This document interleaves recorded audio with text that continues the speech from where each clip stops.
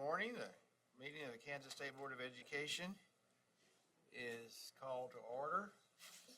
Kathy Bush is not going to be here today. Ken is, are you there, Ken? Yes, I am, Jim. Thank you. And I see that John Bacon is not here. The rest of the members present. At this point, I want to read the mission statement of the Kansas State Board of Education. The mission of the Kansas State Board of Education is to prepare Kansas students for lifelong success through rigorous quality academic instruction, career training, and character development according to each student's gifts and talents. Our vision is for Kansas to lead the world in the success of each student.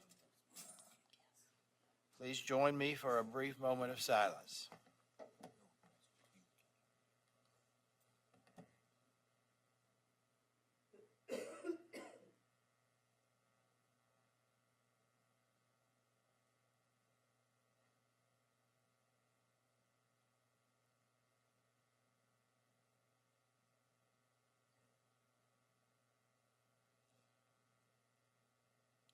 Please join me for the Pledge of Allegiance. I pledge allegiance to the flag of the United States of America and to the republic for which it stands, one nation, under God, indivisible, with liberty and justice for all.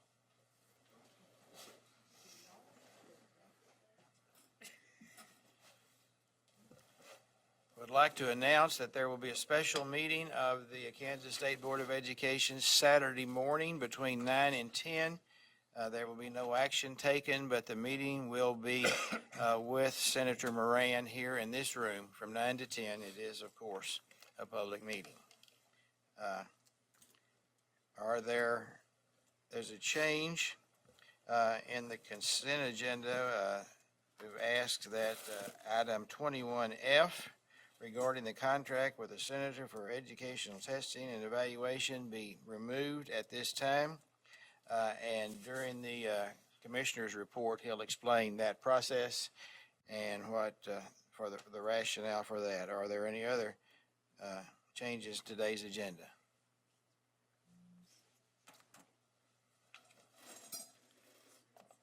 If not, a motion to approve the agenda would be in order. Jim McNeese and Dina Horst. All in favor, please raise your hand. All opposed? Ken? Ken? Yes. To approve the agenda? Yep. Are there any additions or corrections to the minutes?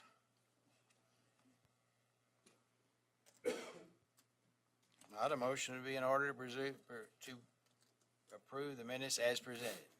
Steve Roberts? Dina Horst? All in favor? Raise your hand. Ken? Aye. Okay, the motion passes unanimously with those present. Mr. Commissioner, welcome. Thank you, Mr. Chairman. We anxiously anticipate your presentation. Well, thanks, everyone. It's really good to see everyone. I told Penny and Peggy it was really good to see them. I haven't seen much of them lately. We've been traveling some. A lot of things going on with school funding and the legislature, even though they're not in session. So continued thanks to Dale and Craig and their team for all the hard work that they're doing. I want to bring you up to date on 3 specific areas today and get your feedback on them. As always, I was looking at this slide this morning and the excitement on the young lady's face, which we'll see in about 30 days or so with many high school graduates across the state and collegiate graduates too. I say this everywhere that I'm at now. I tend to really look in the faces of kids, especially high school age students, and ask the question, are we doing everything we can to help them fulfill what they want to do with their life? And that's a complex answer on many, but this vision you set forward is resonating across Kansas. We have a lot of work to do, and we're going about that. If you have some spare time, we do have some Impact Institute this summer at Washburn, Pittsburgh State, and Barton County. We would welcome your attendance at any or all of those, as our staff go in a lot of details, and helping teachers understand these are well attended throughout the state. And just wanted you to have that information. I know Peggy has shared it with you and will continue to share it with you in the future. I'd like to talk to you about Kansas State assessments and what we hope to get out of the state assessments, what we're hoping to do with those, and why I asked the chair to pull the item for today. When we met a year ago in the summer with the Center for Education Testing at KU, we wanted to make our summative assessment shorter. We felt like going into last year was much too long, and we heard from that, and I think you did too. It took too much instructional time.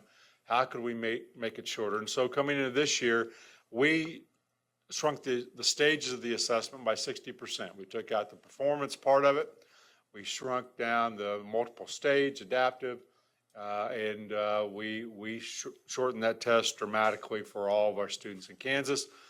The Center for Testing at KU was really good about getting that done for us. We want to get the results back faster. I often joke when I'm out there, like in this decade, it would be nice to see the results. And what that really means for teachers and kids is before they go home for the summer, because after that, they change grade levels, they maybe change schools. And so we hope, we believe, we've been promised that those results will be done at the end of the testing cycle by mid-May. We should have those results to all kids and schools, and then if they want to release those to parents, they can at that time. That would be up to them. Having a predictability of the ACT, especially at the high school level, and other tests, SAT, ASVAB, are extremely important to our kids and our schools. And so what we did this fall, we did a correspondence table to ACT that was available. I've shared that with you before. And this spring, it will be on the student report. So we're excited about that. We'll actually give a predictive score from the 10th graders to what they may score on the state assessment. But what we know about that predictive score at the high school, if you're obtaining into level 2, high level 2 on the state assessment, in most areas you're college and career ready academically as measured by the ACT assessment in the 11th and 12th grade. So we're really happy with that. So on all three of those, on those metrics that we ask CET to do for us, they were spot on and did a really good job.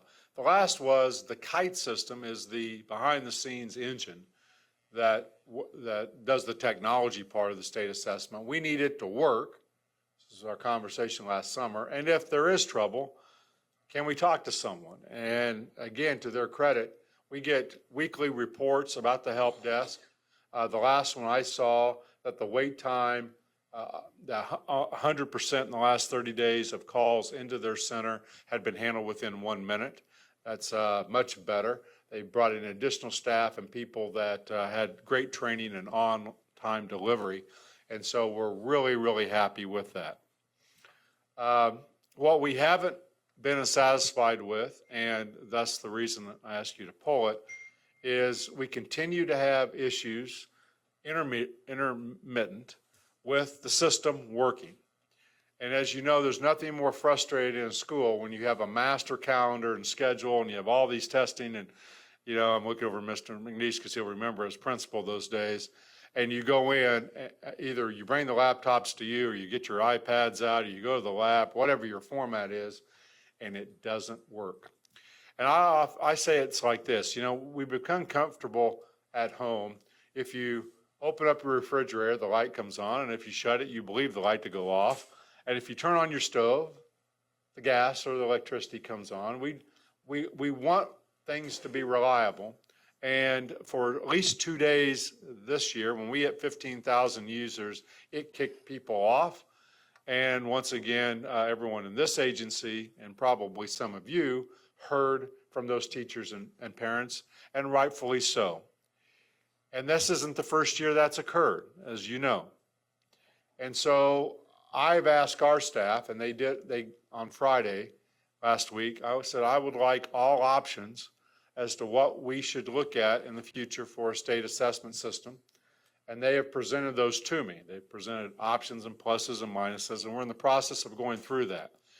But I think it would be inappropriate to award a contract for next year when we're in the process of making sure that we are solid going forward in a system that people need to rely on with 100% reliability, not 99, not 98, not 95, on the window from spring break to May, when we know people are going to be testing.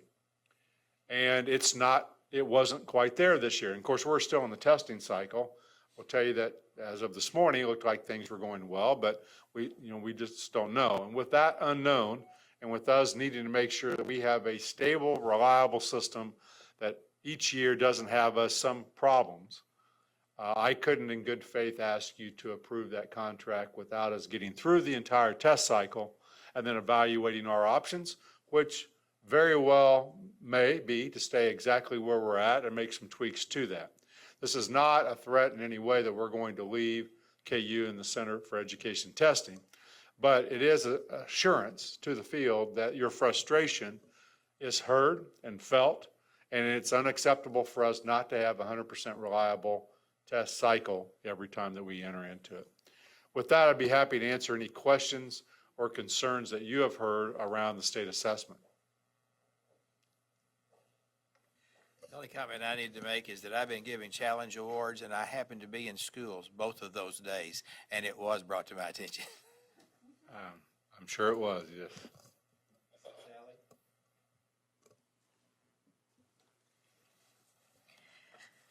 I want to go back to the test itself. I think I've asked this several times and I can't remember the answer. Are these tests, are the colleges accepting the results of these tests for placement of students? You know, at one time, these, we had asked the colleges to accept it as a placement test. Are they doing that? Not to my knowledge. I think Brad's behind me, so if he wants to speak to this, he can. But remember, Sally, we stopped testing at the 10th grade. Oh, that's right. So we don't give any tests that would be applicable to college admission. What we're doing is trying to show some predictability to those now and in the future. But to my knowledge, it would be probably inappropriate to give an 8th grader some, transition to college on that. I forgot that we cut that back. That was when we were a smarter balanced state. Okay, The Board of Regents had approved that the high school smarter balanced assessment would be for a placement. for placement, but when the board chose to move from smarter balanced to CETE, we went ahead. So this one isn't. But like Randy said, what we did then made it at the sophomore level and then predictive to the ACT. Okay. One more comment. I appreciate you pulling item F and looking into all options. It is frustrating for our schools. It's frustrating for our students. I was in a school that they told me later about their I was given a challenge awards, and they were so frustrated from the day before or whenever because they couldn't finish their tests. And they wondered if, what I was asked that day was, if our tests are interrupted and we have to go back, what does that do to our test scores? Does it cause any up and down in the kids taking the test or in our results? And are the results valid when the test is interrupted? That's a common question. I think what we'll have to do as we finish the testing cycles, take a look at those days that we were interrupted and analyze those in reference to other days and make that determination. So I don't think we can say that right now. But I will say, Sally, that it is unacceptable for us not to have a 100% reliable test cycle when kids enter in, that they can finish those tests and not be interrupted because of technological glitches on behalf of things outside their control, that are in our control. They do know how many students we have and how many is going to be going through it. Yes, ma'am. That is certainly correct. Second issue. Oh, yes. Janet Waugh. Not a question, I just wanted to comment, you asked for input. Yeah, I did receive input, frankly, from regarding my granddaughter, because there was a lot of concern expressed, because they had field trips planned, things like this. You know, they had scheduled this test on that day, and then poof, they couldn't do it. So, I mean, they weren't real upset, but it was a concern because of scheduling, so that Yes, was all I had to say. thank you. I understand that Ken Willard has a question. Ken, go ahead. Thank you, Mr. Chairman. I'm very appreciative of the commissioner pulling this item as well, because I think it is a really big concern. My question is, assuming EE cannot guarantee 100% reliability, what are our options? Let me repeat the question because I'm not sure that that everybody heard that the question was and correct me if I'm wrong, Ken, in the event that they can't guarantee 100% reliability, what are our options? Is that correct? That's correct. Okay, thank you. I think we have a multitude of options that our staff is exploring with me. I think those could include, and I'm not here to present any of those as options that we're presenting to you. Do we look at doing away with technology and going to paper pencil? And I know some of you are going, oh, we don't want, I'm not saying these are good, but these are pluses and minuses. Do we look at other vendors? Do we do an RFP for other vendors? Do we look at some assurance in the contract that if 100% reliability is not met, then compensation would be adjusted? And there are many other options that we're looking at. So we're in the process right now of just looking at those. We want to see what happens through the rest of this testing cycle, and then we'll be happy to bring those back to you before we enter into an agreement or an RFP for the next testing cycle. So many good things have happened. We are on the right road, but we need to have reliable testing cycles and not what we've experienced the last several years. Second thing I want to talk to you about and update you about, and John's not here today, but Janet may want to weigh in, and that's our update for the search for the superintendent for Kansas School for the Blind and School for the Deaf.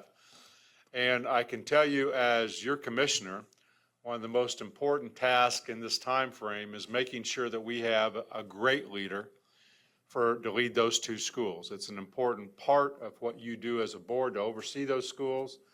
It's a very important position, and we have approached it with the knowledge that it is an important position, and we've placed great high importance on it. So I wanted to walk through for you and for everyone the process that we have gone through and are currently going through to bring you a recommendation. As you know, we set up kind of a selection committee and an interview committee that's made up of 2 members of the School for the Blind, 2 members of the School for the Deaf that were appointed by those schools. Staff members, and they were agreed upon by those schools. 2 state board members, and then myself sat on that committee. Wendy Fritz, our HR director, and I met with the leadership of the state, of the staff of the Schools for the Blind and School for the Deaf. And we asked them, where should we advertise this position? What should the job description look like? What should the flyer look like? What are the qualifications as we go forward? And they helped us draft all of those things, what the flyer looked like to go out to candidates, what the job description should be, and where we should advertise. And so with that knowledge, we posted that job, we produced the flyers, we sent that out, and we received some feedback from some of the advocacy groups that there were other places that they had difficult finding that job opening, and that should be posted in some other places. Upon confirming that, back again with the leadership of the School for the Blind and Deaf, we opened we extended that search to other places where that would be advertised, and we extended the length of the deadline by 2 weeks to accommodate people that maybe had not seen the original postings anyway, because it was critical for us to have a good set of candidates to present for consideration. The selection process went as such. So we had a pool of applicants. We were happy with the number of the pool of applicants that we received. Those applications were given to each of the members of the selection committee independently and asked, could you recommend X a number of candidates to interview? And each member independently did that. And if there was any disagreement or not unanimous, with the people that were selected, there was a discussion among the committee members at arriving to consensus of who they would like to select of the interview pool to select. And I can say that unanimously, those people who are being interviewed were unanimously supported by the selection committee as the people to be interviewed for their possible selection. The process then itself is very extensive and long. It's a full day, spending half of the day at the School for the Deaf, half the day for the School for the Blind, and meeting a variety of people. So I wanted to walk with you through what that looks like.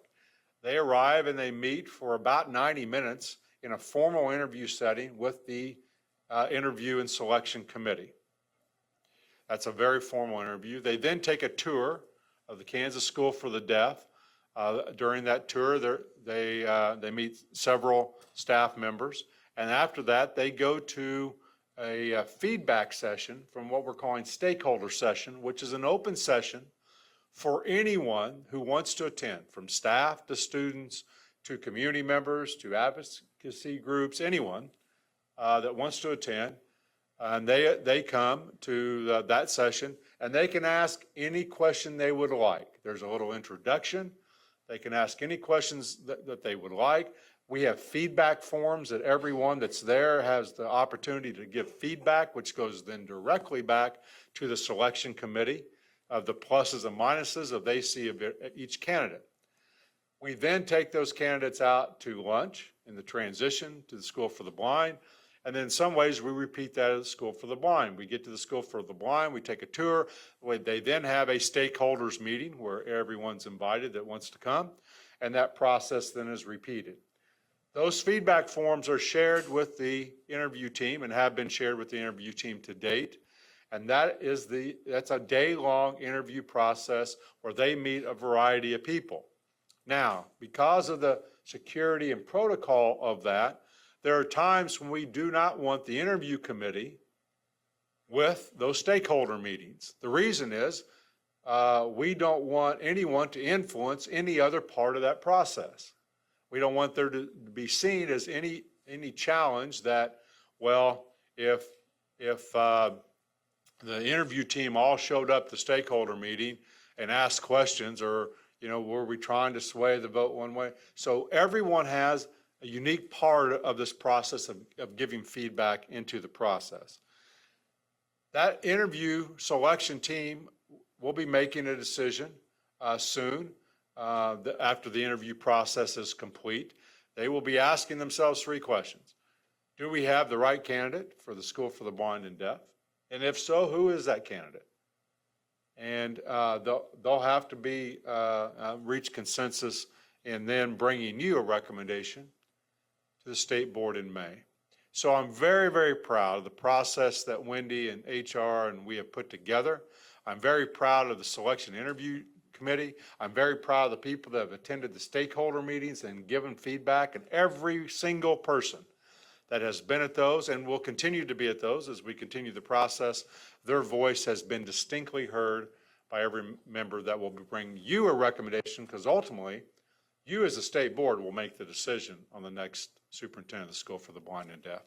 And Janet, I don't know if you want to add anything to that process, or any of you have any questions to that process, but I'd be happy to answer. And I know John's not here today. I think you've done quite well. Any questions I can answer over that? or go to the third topic? I'd be happy to, independently after the meeting also. I shared this with you last time. It's our post-secondary effective data that we're looking at. I just want to go over with you some things that have transpired in the last month. We're working hard on this data. We're working hard on trying to get this data cleaner, if you would. We're scrubbing it, making sure this is new look for us. The yellow, the golden rates going across there are the graduation rates statewide in each of those years, 2010, 11, 12, 13, and 14.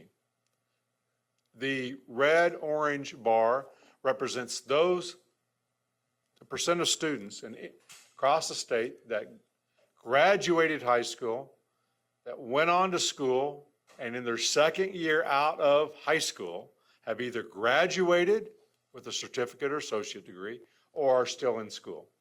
So that 55 you see in the class of 2010, 55% of our kids 2 years out of school were either still going to school or they have graduated. And the blue represents that success rate times the graduation rate, which is effectively from the 9th grade cohort group to that second year out of high school, how many students are pursuing post-secondary, which is one of your goals. And you can see on the far right, just around 46% of students in the last 5 years, average, we'll soon have the class of 15 to show you, that 5-year average, about 45%. We would love to have and be aspirational toward landing that man on the moon, hit 70 to 75%. But this is new information that we're sharing with every district, and it's not state assessment data, so it's very, very different. But with that, I'd be happy to answer questions about this, but with that, you hear, because I hear, Ann will hear in her district, yes, but not all of the schools in Kansas are alike. Some have many more challenges than others. We've talked about that at length. Here are some of those risk factors. This is not an inclusive list of risk factors, but are ones that our staff and researchers say do make a difference. Cumulative poverty. How many years is a student in free lunch? If someone loses their job and gets in a free lunch for a year or two, is that different than those that are in poverty for 13 years in a row? And the answer, our researchers say, yes, that matters. Generational poverty matters. Chronic absenteeism, those students that miss over 10 days of school a year. That's a risk factor. Suspension and expulsion. High rates of suspension and expulsion are risk factors. Mobility. How long or how many schools do they go around to? Janet, I'm sure that you've heard in some of the schools you represent, yeah, that family left, but just wait 3 weeks, they'll be back. Because some of them move around a lot. When you move that many times, that's a high risk factor. The number of kids in your district that do not speak English as their first language. And we have at least 2 of our school districts in Kansas that's approaching over 100 different languages spoken in their school district. And some where maybe 2 are spoken. That's different. That's an extreme difference in our state. The percent of disabled students qualifying for special ed is a risk factor. And then when you generally look at those first 6, it impacts the number of new teachers you're going to have or the turnover of the teaching staff, and so new teachers. So what we've done is that we've taken all the school districts across the state and said, we've factored in your risk factors. And we are starting to maybe have a predictive value that we're looking at with some range of where we think you should be on this chart right here, where you should be, your district should be. And the scatter plot looks like that.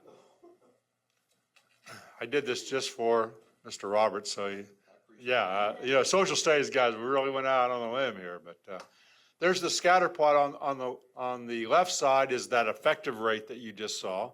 On the right side are risk factors. So we would anticipate the predictive value that everyone would be right along the right along the mean, the predictive value, right? The bell-shaped curve. The problem is that when it slants this way, we call it a negative correlation. That's right. Negative about having to do that. That's correct. It's a regressive scatter plot. But what we find is, certainly that's true. Look at this fairly high post-secondary effective rate by this school district, but it's right where we would predict them to be based upon their low risk factors. Does that make sense? Conversely, here's another school district that scored much lower on their post-secondary effective rate, but because of their high risk factors, they score exactly where we would predict them to score. So when we balance this, and these two examples, both of those are scoring about where we would predict them to score. The question and the magic becomes, so who are these people? Who are the people that over a 5-year average tend to be outperforming their risk factors? And conversely, who are these people? Who are over a 5-year, not a 1-year look, but a 5-year average underperforming their risk factors? And here's what we know. We don't know. We don't know the reasons for that. We can tell you that, obviously, you can see that risk factors play a big role in how students do, but some districts are overcoming that, and some districts are struggling with those. And the research over the next several years, and it will be several years, will probably lead us to some correlates, not causation. That will be difficult to prove, but some correlation data that says this is what we think lead to those districts performing higher than their predictive value than those that aren't.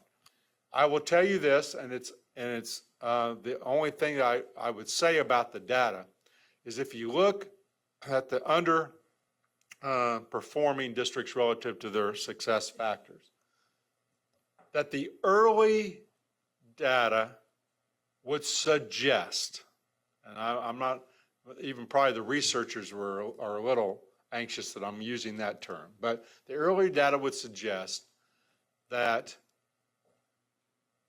districts that are running large scale virtual schools outside of their district walls, their effective rate doesn't appear to be as good as those that do not. Now, I want to say all this suggest and appear. I can't tell you that's the causation, can't tell you but that is what the early look at the data suggests. And that doesn't mean I'm offering online German for 3 students. I'm talking about large scale programming. So we'll continue to look at this, but we wanted to share that with you. It's intriguing when you start to say, how can you then try to balance, again, based upon these risk factors, these 7, that kind of puts everyone on the same playing field in essence, if that makes sense, because you've compensated for that. So with that, Mr. Hampton Chairman, High I'll leave you School with is a this. white school, Mrs. Jackson. Dina Yes, Your Horst. Honor, I'm aware of that. Virginia, still a segregated state. Your Honor, you of all people should understand the importance of being first. How's that, Mrs. Jackson? Well, you were the first in your family to serve in the armed forces, U.S. Navy, the first to attend university. What's the point? I plan on being an engineer at NASA, but I can't do that without taking them classes at that all-white high school. And I can't change the color of my skin. So I have no choice but to be the first, which I can't do without you, sir. Your Honor, out of all the cases you're gonna hear today, which one is gonna matter 100 years from now? Which one is gonna make you the first? So I thought that was appropriate because I think that's how you have to think about policy and this data, that kids are relying upon you, upon teachers, upon the people in the schools to help them reach their dreams. Not to do things, use data inappropriately. We're trying to honestly scale this appropriately through our accreditation system that we can help schools do better. So with that, I'd be happy to answer any questions. There are a number of questions, starting with Dina Horst. Well, in a sense, you may have already answered my question, but when we look at the number of graduates and those who have not graduated, we know that the disabled population oftentimes has the ability to stay in school until they're 21. So does that yellow bar take into consideration those students when we're looking at percentages, or are we including them in the non-graduate component? And I'm gonna make sure when I say this, Brad's still there. I believe the answer is they are included in that graduation count. They're coded in a way that does not exclude them to be a non-graduate. Doesn't exclude them? Right. Okay, They have a right to be in school till they're 21. right, okay. I just wanted to make sure that schools weren't being penalized in a sense by graduation rate because of that fact. Yes, that's really good. And I want to point out this. We are no longer, under No Child Left Behind, chasing an AYP graph. We are in the process of helping improve student lives. That's different. So this data never will be Ivory pure, Dina. It never will be 99 point, whatever Ivory is, 4.444. 99. Thank you. It will never be there. All right, there are some colleges and tech schools that currently aren't in this data set. We'll get better over time. It's meant to drive discussions back home, not to sort and select school districts and make judgments. It's meant to give data so that communities can start to have discussion. That's be a culture shift for all of us. And part of my concern is that there will be someone or a group of someones who will make that division, that separation. And I think we need to be prepared to offset that with the correct interpretation. Thanks. Ann Ma. Thank you. I know I sent Randy a note a couple weeks ago when the the Career and Tech Ed Committee met, because they were wanting to make sure we had a way to include in there the students who got certificates still in high school, who came out of high school and went straight to work because they had the certificates already. And you said, are we getting close to putting those in there? Because that would certainly be successful students we want to count. Absolutely, they are successful students. This data does not represent them, but by the time we get to next fall, we should have the first data sets that do, because we will be adding those back in. Okay. Yes. They'll just show up in that first They're year going to as show up in that, completers or they're going to something? show up in that blue bar and that orange bar. They'll Okay. show up, we'll put them in there. Like the first year out or whatever? Yes. Okay. Because they are certainly success. If they completed a welding certificate in high school, they deserve that recognition. Okay. And who could I talk to in the department about the issue, the chronic absenteeism measurement? Is there somebody? Okay. Brad. We pulled our granddaughter out to go skiing for a week, and they threatened her at school to declare her a chronic absentee. I thought, what? Okay, anyway. And then, how many schools actually have large-scale virtual student populations? Or what you would call large scale? I don't know that off the top of my head, but I can get that data for you. Be happy to get that data for you. I mean, we'd have to define large scale, but I can get you all the different virtual school programs and schools in the Well, I just wondered, since if we'd looked at them, I thought maybe we had a definition of what we thought large school was, if it was a % of the population or.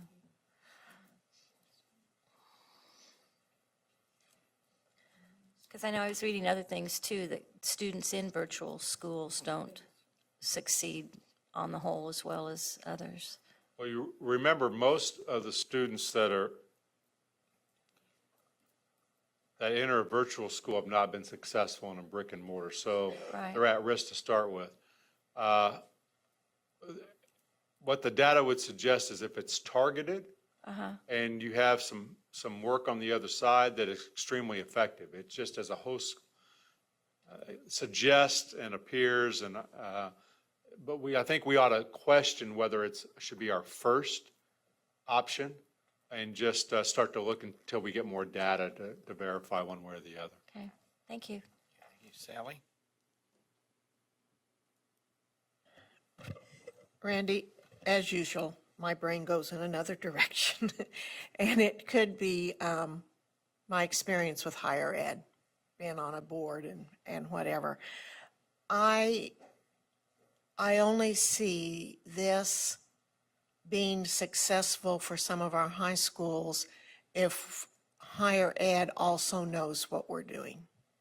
Because I see it a partnership with our schools to help make these students successful. So I guess my question is, how much have we worked with community colleges, higher ed, and letting them know that we are even doing this? Have we presented it to K-Board? Have we presented it to the technical authority? Are the colleges in our state aware of this? I have presented this information to the Board of Regents in a formal meeting, just like this. Okay. Like Flanders and I have worked closely together on the definitions of these. And Matt Lindsay, who oversees the private colleges in Kansas, has also been a part of those discussions every step along the way. Okay. Now, have I had a conversation with every president at a community college? No. Or a technical college or a four-year university? No. And we have not I gotten to the haven't board wanted to level. intrude upon, that's really a Board of Regents issue, but we've worked closely with the Board of Regents and Blake Flanders and Matt Lindsay on this data set. Okay. And they have been, and well, I did present to them. Are you comfortable where we are with this, or, I'm very comfortable where we are as long as we don't make generalizations about what the data says or does not say. I think used in the right context, it gives us a snapshot of improvement that we need to make, and probably improvement that all of us, higher ed, needs to make too, in helping kids complete that want to go on.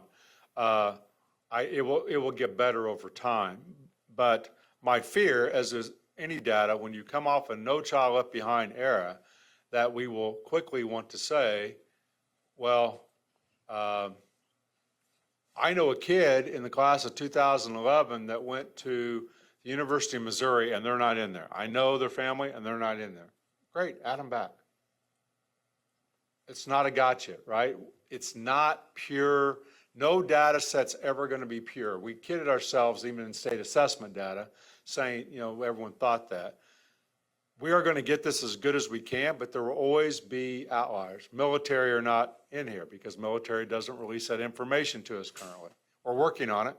We're going to get better. So, Sally, long answer, but we are working very, very closely with Kansas Board of Regents and the private colleges of Kansas. so are most of our colleges now, after you've released this, are they getting on that national? Well, even before, the vast majority were in. Right. Just a handful were not, and our understanding is, as of April, as of this month, all of them are in. Okay. We'll know that when we run our data sets for August. Okay, thank you. Steve Roberts. Thank you, Mr. Chairman. Thank you, Randy. I want to talk about compliance and race. Your risk factors, could you put the risk factors back up there? I did not see race. If race is there, the closest thing to it would be what, ELL population, you think? Yeah, race and ethnicity are not listed there. It would be my considered opinion that we should use that this list of risk factors truly does not include race. That is correct. And so I was thinking about the fine print on our form here, the very fine print at the bottom. The Kansas State Department of Education does not discriminate on the basis of race, color, national origin, sex, disability, or age in its programs and activities, and provides equal access to the Boy Scouts. and other designated youth groups. So, to talk about this just briefly, I looked up the noun and the verb discriminate and discrimination. And they're very similar, and both definitions have both forms, which will be apparent here in a minute. Discrimination, the first definition I saw, is the unjust or prejudicial treatment of different categories of people or things, especially on the grounds of race or age or sex. Discrimination, obviously, the noun. The first definition in the verb discriminate is to recognize a distinction, to differentiate. So what I would like to see we as a board do and the department do is to stand up and say, we can actually take a bite out of racism, because racism has been plaguing us for a long, long time. And I think Kansas has a reputation, deserved or otherwise, of taking a bite out of racism because we had our name at the top of the 1954 decision, Brown v. Board.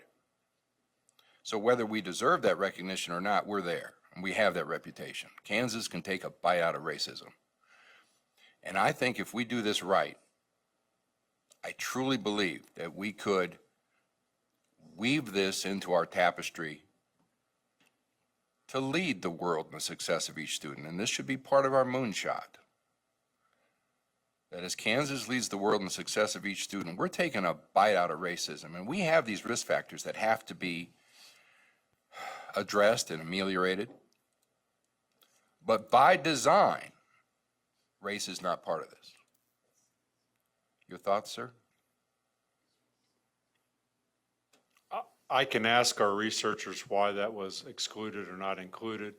I know these are the 7 areas that they felt like were indicators of hurting certain school districts' ability to perform to the level of others. But I don't know the answer to your question. I'll be happy to take that back to our people. Thank you, Commissioner. I now declare the Citizens Open Forum for the Kansas State Board of Education meeting open at 10:47.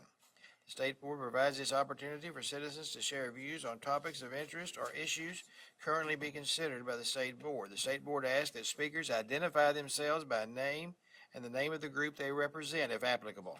The State Board also asks that each speaker focus his remarks on topics. Personal attacks will not be tolerated. Each speaker shall be limited to 3 minutes. Any board questions will be for clarification only. Our first, and based on the information I have, only speaker is Aaron Wall. Welcome, sir. Good morning. My name is Aaron Wall, and I'm the Executive Director of the First Tee of Manhattan. The Kansas Association for Health, Physical Education, Recreation, and Dance has invited me to speak to you today about the First Tee National School Program and the impact it's making on the students in Kansas.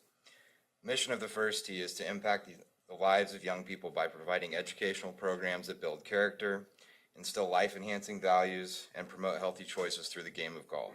The National School Program brings the First Tee curriculum into schools during physical education classes. Through safe and fun activities, elementary students are learning the basic skills of the lifelong sport of golf. By teaching elementary students the First Tee 9 core values and 9 healthy habits, we're putting them on the course to a healthy life and active lifestyle. The First Tee chapters in Manhattan, Kansas City, Salina, Topeka, and Wichita have partnered with 80 elementary schools and have made a positive impact on over 20,000 students in Kansas in 2016 alone. Of those 80 elementary schools, the First Tee of Manhattan sponsors 24 schools in Manhattan, Ogden, USD 383, Gary County, USD 475, and Riley County, USD 378. Through that sponsorship, we give physical educators the tools to get started, including training, equipment, and training equipment and lesson plans that integrate golf skills, motor skills, core values, and healthy habits. In 2016, the First Tee National School Program was delivered to 6,800 elementary students in Riley, Gary, and Pottawatomie counties, and we hope to reach more than 7,500 students in the 2017-18 school year. Additionally, many of the elementary schools in Manhattan have adopted the First Tee 9 core values as part of their building-wide character education curriculum. Students at these schools focus on a different core value each month through daily lessons and applying them in everyday situations. Students who enjoy the First Tee National School Program are given the opportunity to participate in the First Tee Life Skills Experience, which is conducted at local golf courses. The Life Skills Experience includes 5 levels, starting with Player, where participants are introduced to the game of golf and the 9 core values. The highest level is ACE, and that focuses on personal planning for golf, career, volunteerism, and education. The First Tee of Manhattan offers programming during the spring, summer, and fall at Colbert Hills in Manhattan and Great Life Golf and Fitness in Junction City. The First Tee of Manhattan awards 2 students from each school we sponsor a golfership. This allows those recipients to attend our summer program free of charge.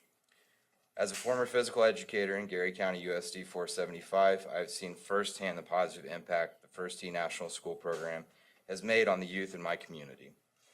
The most rewarding part about teaching the National School Program is not only seeing young people develop an interest for the lifetime game of golf, but seeing them demonstrate the life skills and healthy habits outside of the physical education classroom. Thank you for your time, and if you'd like more information on the First Tee National School Program, you can visit firstteemanhattan.org or thefirsttee.org. Thank you. Thank you. Appreciate that, and I appreciate the fact that you hit 3 minutes exactly. Did you I practice? Thank you very much. We would like to thank Aaron for his presentation. The State Board will determine if any issue brought today will be on the agenda for future meetings. The State Board, the open forum is closed at 10:51. Our next agenda item is to receive curricular standards for world language. Jeanette, it's all yours. Thank you. I'm going to go ahead and let these ladies start as I look for the PowerPoint.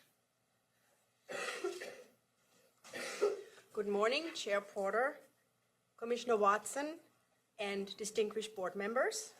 Thank you for letting us introduce the new world language standards to you. Phyllis Farrer and I are grateful to be able to do this today.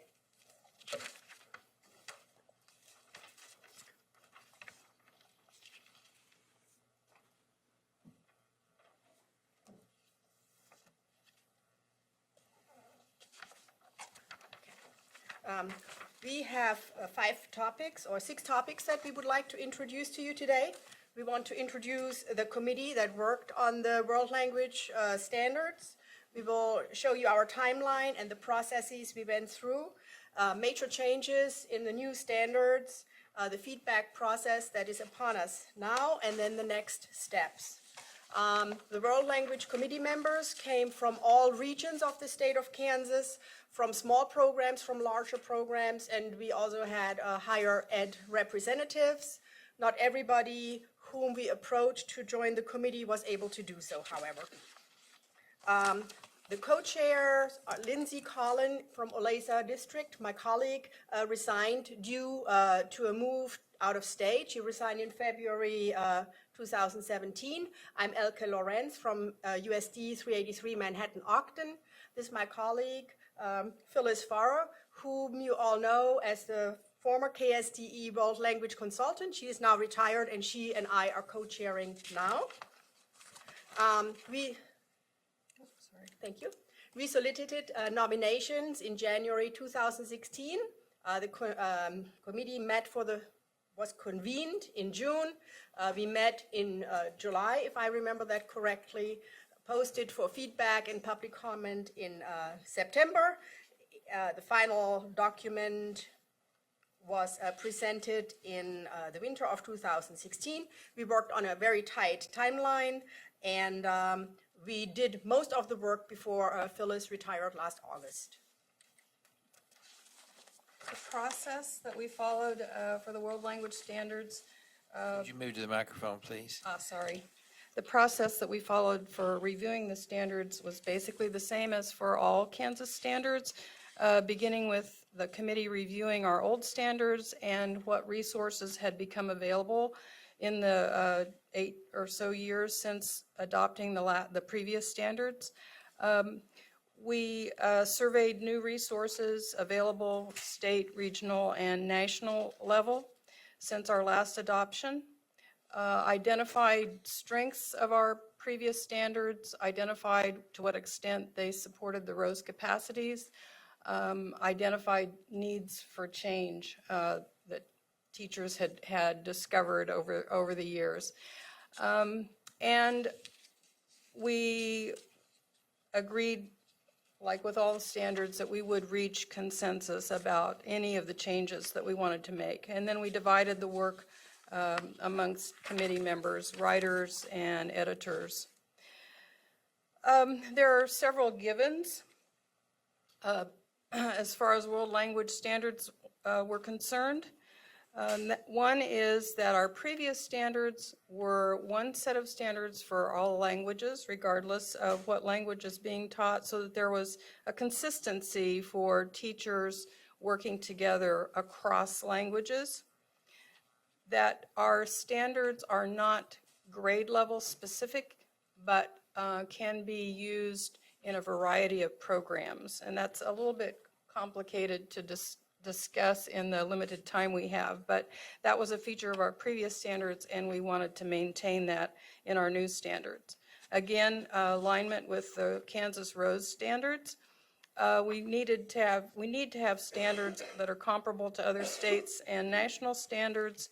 They also need to be rigorous but achievable based on current research, and that rigor helps then teachers set higher standards and have more quality instruction and make sure that our learners are engaged and active learners.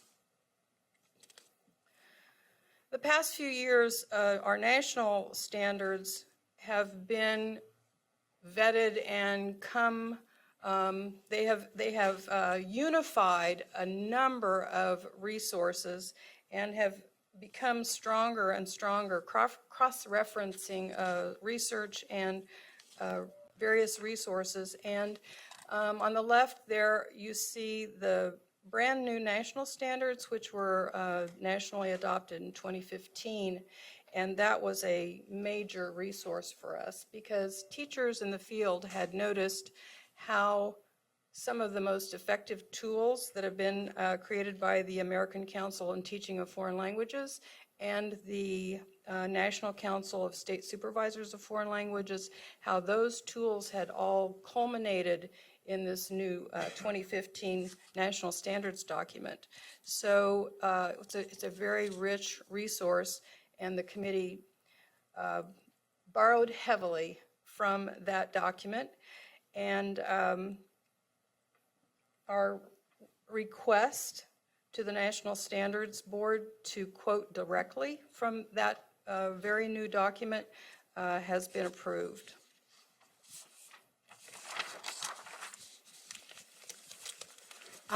As with all standards, we were obligated to make sure our new standards corresponded to the Rose capacities. Foreign language standards do offer themselves to do exactly that. So it was, since oral and written communication is at the heart, discussing different cultures is part of our charge as well, comparing and contrasting different countries. And so we are very well aligned with the Rose capacity standards. Our standards have been and still are the 5 C's: communication, culture, connections with other disciplines, comparison, often language and culture comparison, and communities.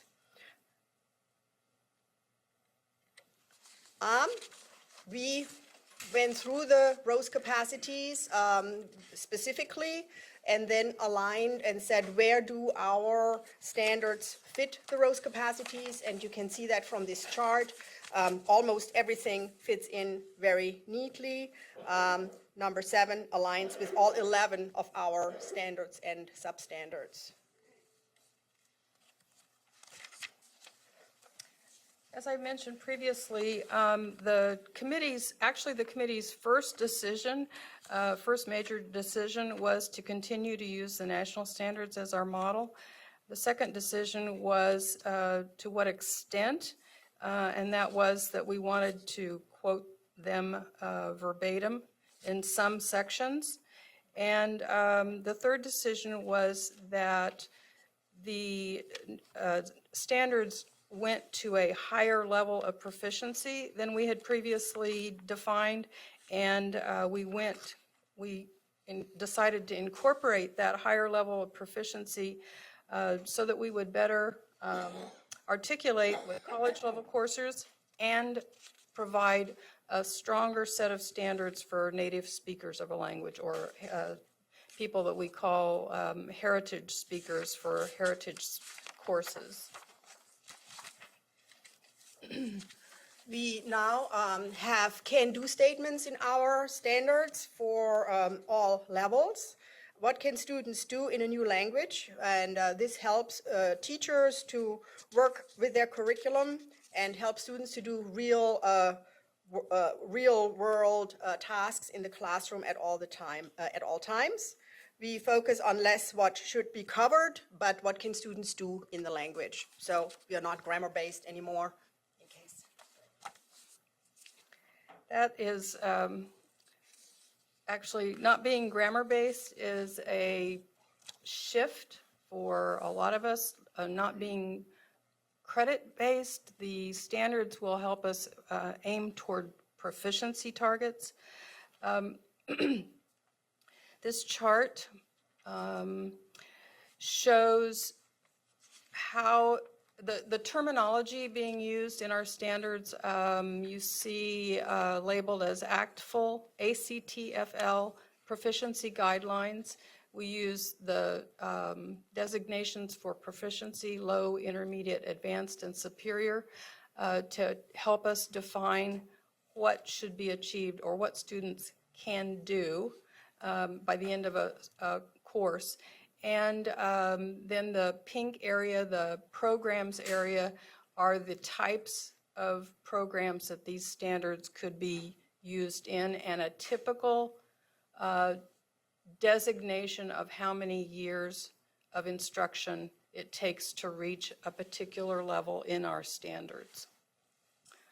And we'll be happy to answer more questions about this, but this chart helps show how our standards can be applicable in a variety of programs. We are now in the feedback process. The standards will be on the World Language website. We already presented a draft during our KSWLA conference last fall. Teachers responded favorably to the new standards. They are easier to understand and less convoluted than our other older standards, so we are very excited about this whole process. The standards are published on the World Language webpage and will go on the KSDE Standards Public Feedback page until the end of May. And then we will review with the committee any changes that might be needed and bring them back to the board for your final approval in July. Once approved, districts would be expected to participate in a transition year of professional learning and curriculum adjustments with full implementation by the 2018-19 school year. So that would be the natural course for these standards should you adopt them in July. We are looking forward now to the hiring of a new World Language consultant. Very exciting for us and very necessary. Until that process has been completed, Jeanette Nobo will be your contact. Thank you very much. Thank you. Steve Roberts. Thank you, Mr. Chairman. That your change requirements or your rubric is easier to understand. Is part of this to require less expertise of language teachers and invite more, what would be a good way to say it, an average common teacher who's got a general degree in education to be successful teaching languages? Are we getting away, I think the essence of my question is, are we getting away from expertise to broaden it and kind of water it down? No, Okay, could you expand on that, please? Actually, the opposite. Standards are for the level at which we want, standards are set for the level we want students to achieve while they're in our school system. And we actually hope that these standards would be used to have a higher level of proficiency with students coming out of our courses. In fact, this is beyond the realm of standards, but say in the accreditation process, rigor would mean that you would look at the standards and see how many of your students achieve a proficiency that's in the green range, whereas right now we measure, or right now, for the last decades and decades and decades, we have said that basically an accredited school just needs to offer 2 years of language. There's a big difference between just counting 2 credits and saying, okay, we have standards now that say we want students to get to an intermediate low proficiency, because that green section of the chart is the minimal functional proficiency in a language. And actually, the seal of biliteracy that we adopted last year identifies or asks students to at least to be in that green range. Is it fair to characterize this as a long-needed change? Absolutely. That's a very fair, this is, yeah, we have been approaching language the same way for, this is not a research-based answer, I'm just guessing, 100 years. We haven't changed the way we approach language. Thank you very much. We appreciate your presentation. We look forward to Mr. Chairman, you coming back. Yes, sir. Yes, Mr. Willard. I have a question.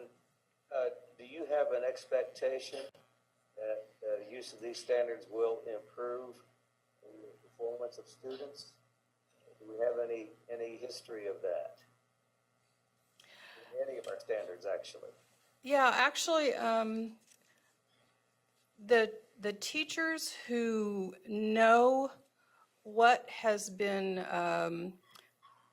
the teachers who understand that proficiency is more important than earning a credit, are going to find these standards extremely useful. And teachers who are interested, or school districts who are interested in that seal of biliteracy label, are going to find these extremely relevant, because they help define the stepping stones to getting to those proficiency levels that will make a student,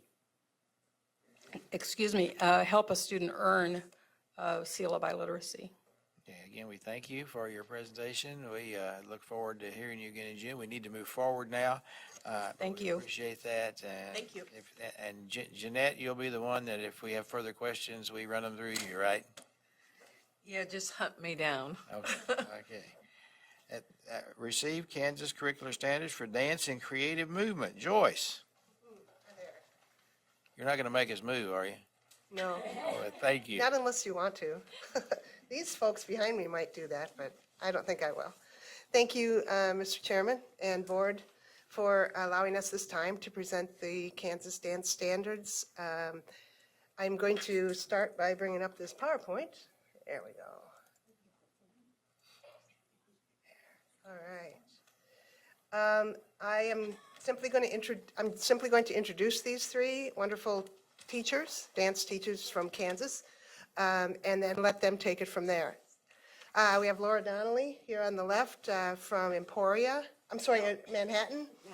She's the owner of Dance with Ease program. She's also a former Kansas State University dance teacher. Then we have Sarah in the middle here. She teaches at Buckner Elementary in Wichita, Kansas, teaches dance and dance integration there at that school. And then we have Lacey Dresnick.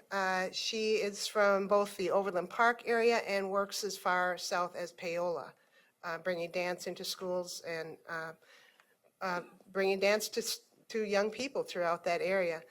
She's the owner of the Miami County Dance Movement Program. I'll give it over to them. Okay. I hate technology, okay? I would just rather move, but we're going to do this the best we can. Sorry. No, we're very thrilled to be here, and we're really excited about the opportunity to share with you the updated Kansas dance standards. In dance, well, in the world, they say there's only 6 degrees of separation, but I'm here to tell you that in dance, it's only 1 degree. Sarah and Lacey went to school together at WSU. Lacey studied from my mom in Great Bend. Sarah and I worked together at a presentation for Dance in the Public Schools. Kansas Alliance for Arts and Education.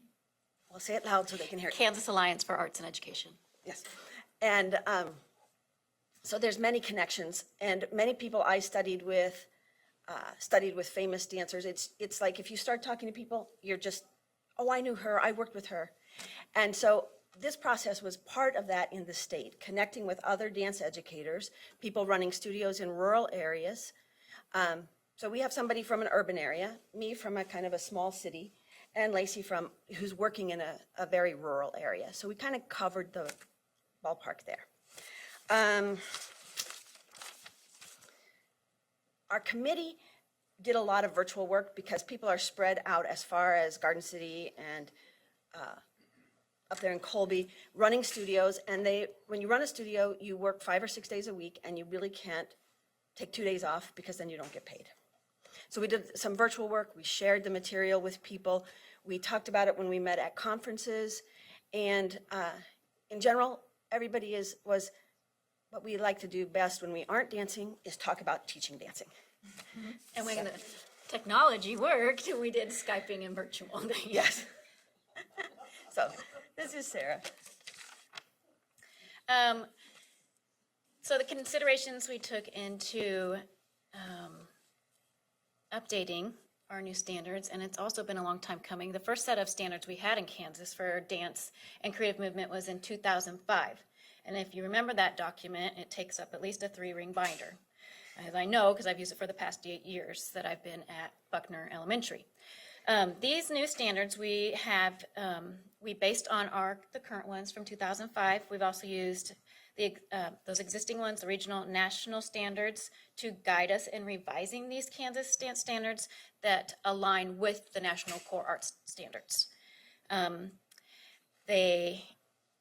We also aligned with the philosophical foundations for the 5 Rose capacities, as you know, are familiar with those. I want to talk a little bit about my school specifically and all that will entail. I want to share this quote. Our artistic literacy. The goal of these standards is to assist teachers in developing curriculum that enhances embodied artistic literacy among learners. These standards are organized into 4 categories, just like the rest of the state's art standards: creating, performing, responding, and connecting. You may wonder why I put the word STEAM down there, because I know that STEM is a very prevalent thing in our state. But in USD 259, we are really pushing towards STEAM initiative. Recently, with the Magnet Schools of America programs, my school, who has been a performing arts magnet for over 23 years, 3 years ago became a performing arts and science magnet. So did Brooks Middle School right next door to us. They are performing arts and science magnet. And so we are considered STEAM schools. When we first did that, some schools wondered, how? How are the arts and the sciences? And I think it's a natural marriage. If you look at the engineering process of ask your question, imagine, plan, create, and improve, it's the same as the choreographic process for a dancer. Currently, there is no curriculum readily available for dance educators like myself. These standards are a great guide to build a stronger curriculum that's differentiated across all grade levels, pre-K through 12. And I want to touch base on, actually, I'm going to wait and let you do that. Sorry, go ahead. That's okay. Hi.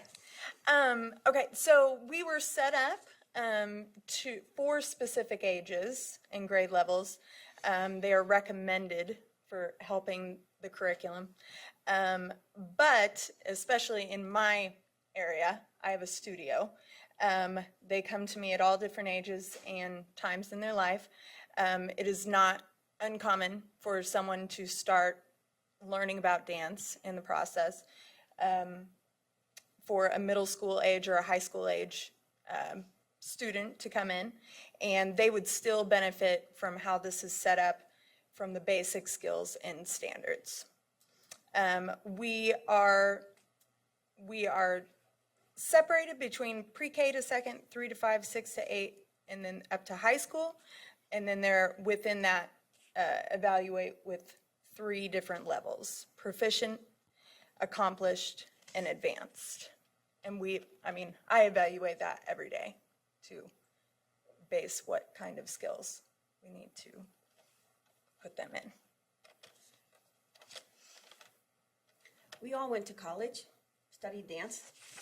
And as a university, educator, one of the things that I really enjoyed when I worked with a whole group of students, because I am passionate about dance, and I think dance makes you a better human all around, not just a good mover, is that my dance students came much more present in the moment.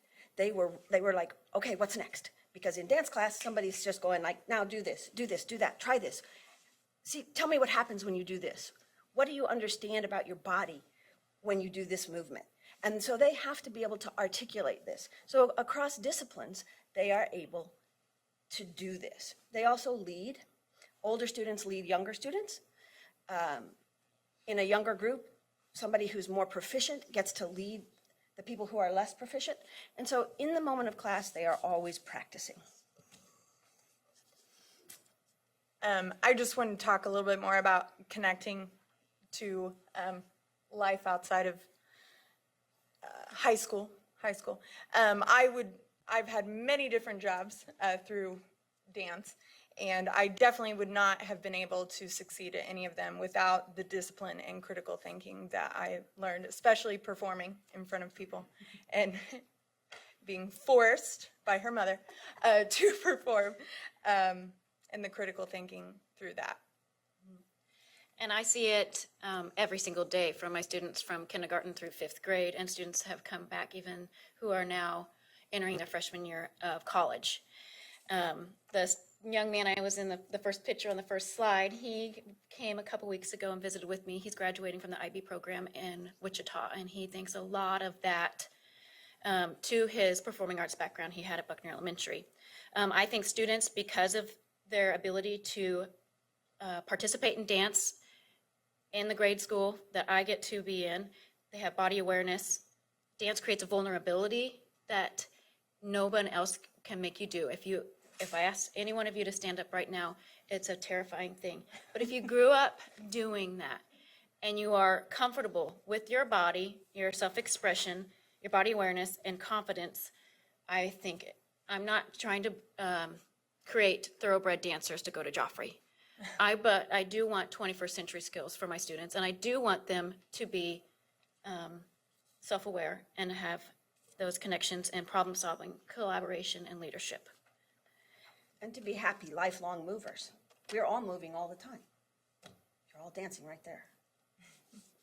And I do want to talk a little bit of our attendance. I know we are the only elementary school in Kansas that does have dance, and the middle school next to us is the only middle school that has dance.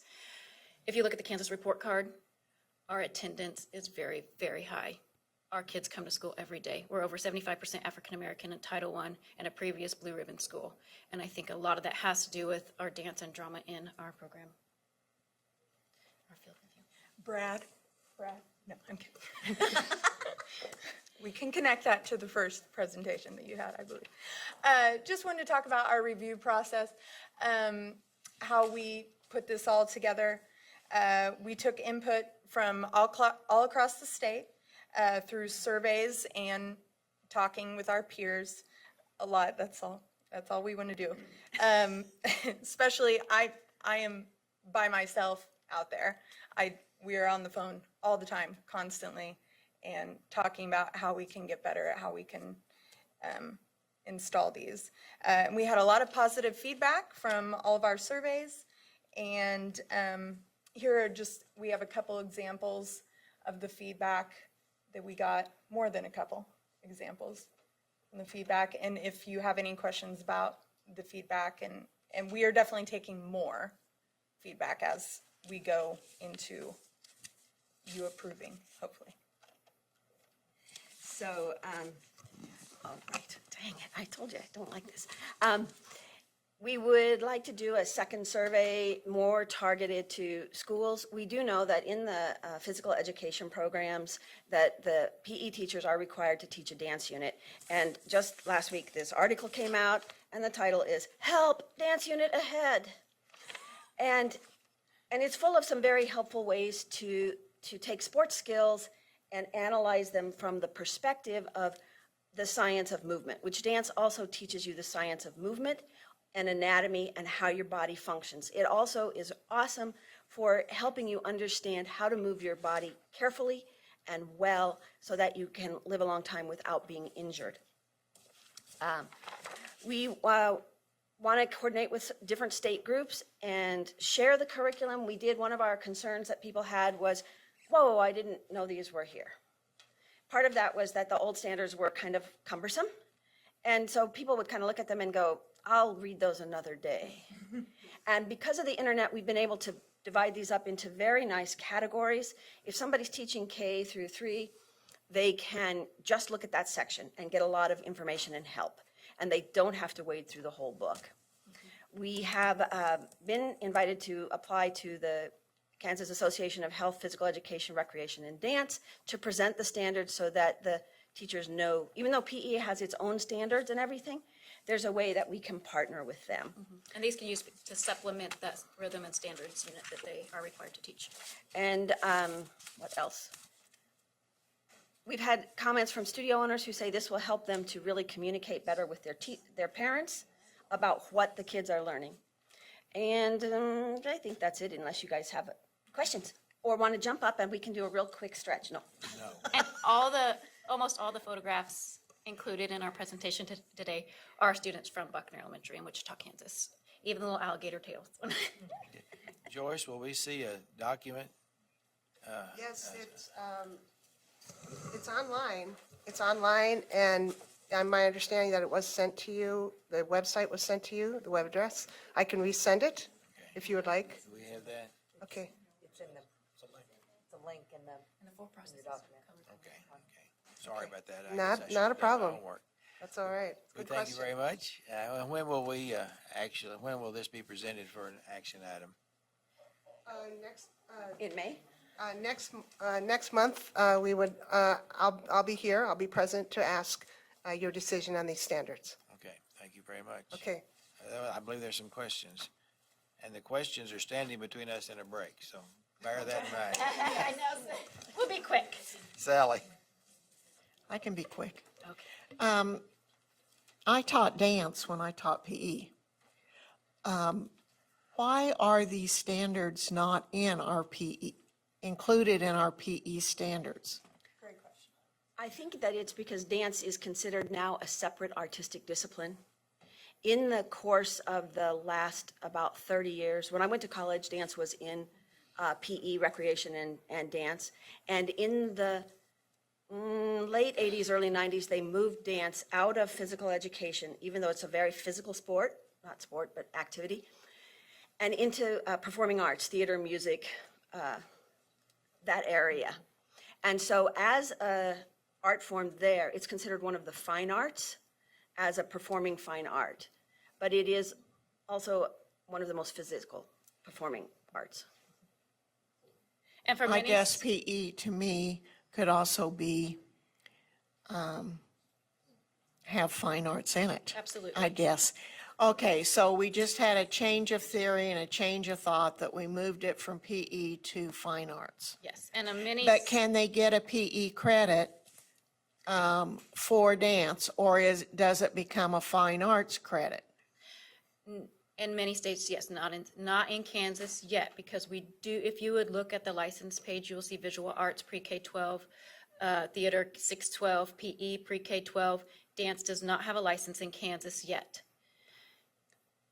So we do not offer that because we don't As a have standalone. certified dance educators. It's not a standalone subject in most schools in Kansas. We're one of Okay. about 8 states that do not. So, Commissioner, does this go back to our theory of if you do things in Boy Scouts or you do things in that you might be able to get a credit? So if somebody is taking dance from a dance studio, that a school might want to give them a credit for either fine arts or PE? I was with you until the very end of your statement. Certainly, in the future, as we're taking a look at standards and achieving those standards, that a community in Paola, for example, could award credit through a dance studio through validation of that, if their school board wanted to do that. Would it be through a fine arts or a PE credit? I would need Jeanette or Brad's expertise on that. So it would be an elective. I don't know that I would get into where we would place it, but certainly it could be a credit, and I think further discussion may be As of long where as it the goes. standards were met. Yes, the Well- standards would have to be met and validated. So could the local school board determine what that credit was in? Yes, it would be up to the local school board whether they gave it a fine arts or a PE credit in terms of that. But the idea is that if that studio is following the standards and they've met them, then they have a dance credit. And then how the school decides to offer it, whether through fine arts or PE, since right now we don't have that necessarily established, it would be up to the school district. Okay, that does what I want it to do. Thank you. Dina? Thank you. And my question is kind of along the fine arts arena. I recognize the terminology of the categories. And those, am I correct that those have been used in all of the fine arts? So, That's aligned with the so national it can, so we can see how each type of fine arts actually address that specific area. Yes, they are aligned, and that makes the consistency among the states for all of them. Okay, Yes, ma'am. thank you. Yes. Thank you very much. The board will reconvene at 11:40. Thank you. Thank you.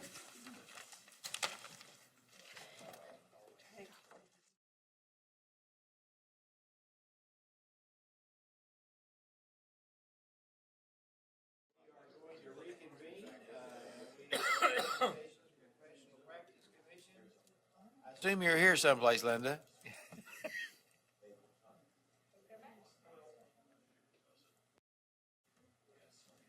Welcome. Thank you. I brought my fellow PPC member, John McKinney, with me today because the February meeting, which we have a couple cases on our docket, I was at parent-teacher conferences. And John happens to be my principal as well. I stayed back and did parent-teacher conferences. So he's going to speak to the February cases if you have questions. So is there one motion you prefer to hear about first? Which one would you like to go with? Okay, we're on 10A. Okay, There are, so I can tell you a little bit. I'm going to have John speak to the Caitlin Thompson case. That took place in February. thank you. And then I can address the other ones. Morning, good afternoon. Thank you for having me here, and I just want to let the board know how much I value the Professional Practices Commission and appreciate you providing that opportunity for us and allowing me to be a part of it. I'll tell you kind of a quick overview of the Caitlin Thompson case and then answer any questions about it. It was a very complex case, and we left here later than I'd ever experienced this meeting going. We left somewhere near 7 o'clock at night. Many witnesses, a lot of discussion, a lot of contemplation, breaks in the middle. Essentially what you have is a case where a middle school teacher was on her plan period and went to visit another middle school teacher, a PE teacher. They were volleyball coaches together. One was an assistant coach. They were new to the profession together. They were relatively, I think, second year for Caitlin, and other one, but Mrs. Nelson, but relatively new in their career, and sort of found some common ground. She went there on her planning period to talk, and the girls were warming up. The girls in the PE class were warming up and getting ready, and at some point, Mrs. Thompson took out her cell phone and videotaped some push-ups, and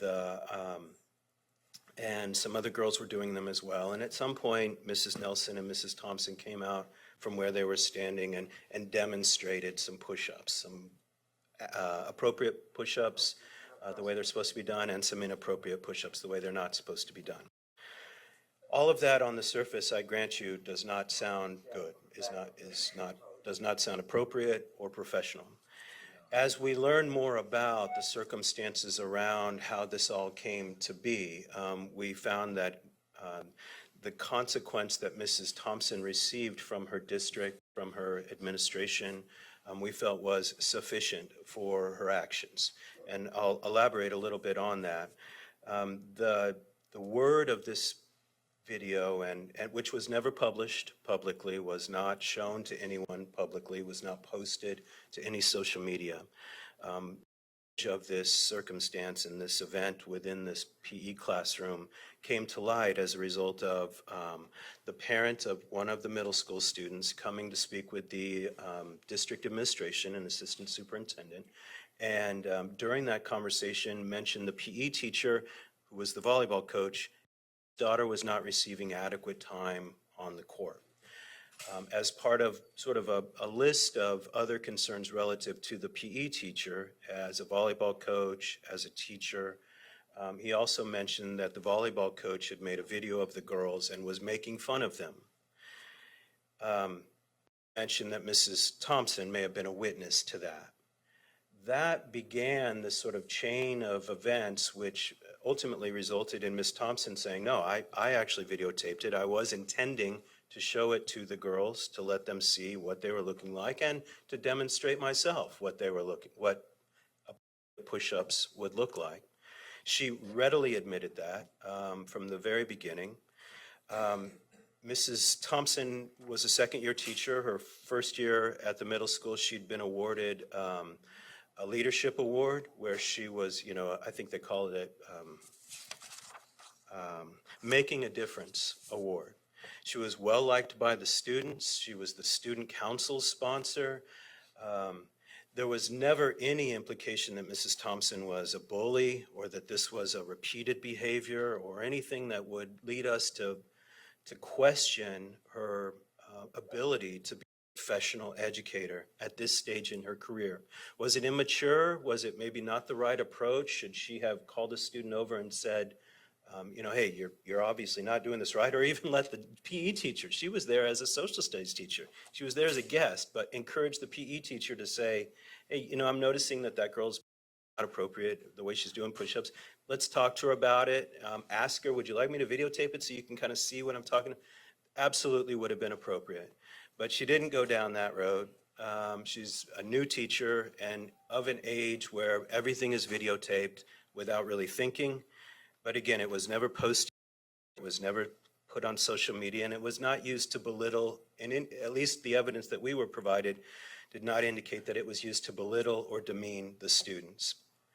So as more information sort of came out, the district made the decision to bring in Mrs. Thompson and take away take away her non-renew her license for the following year.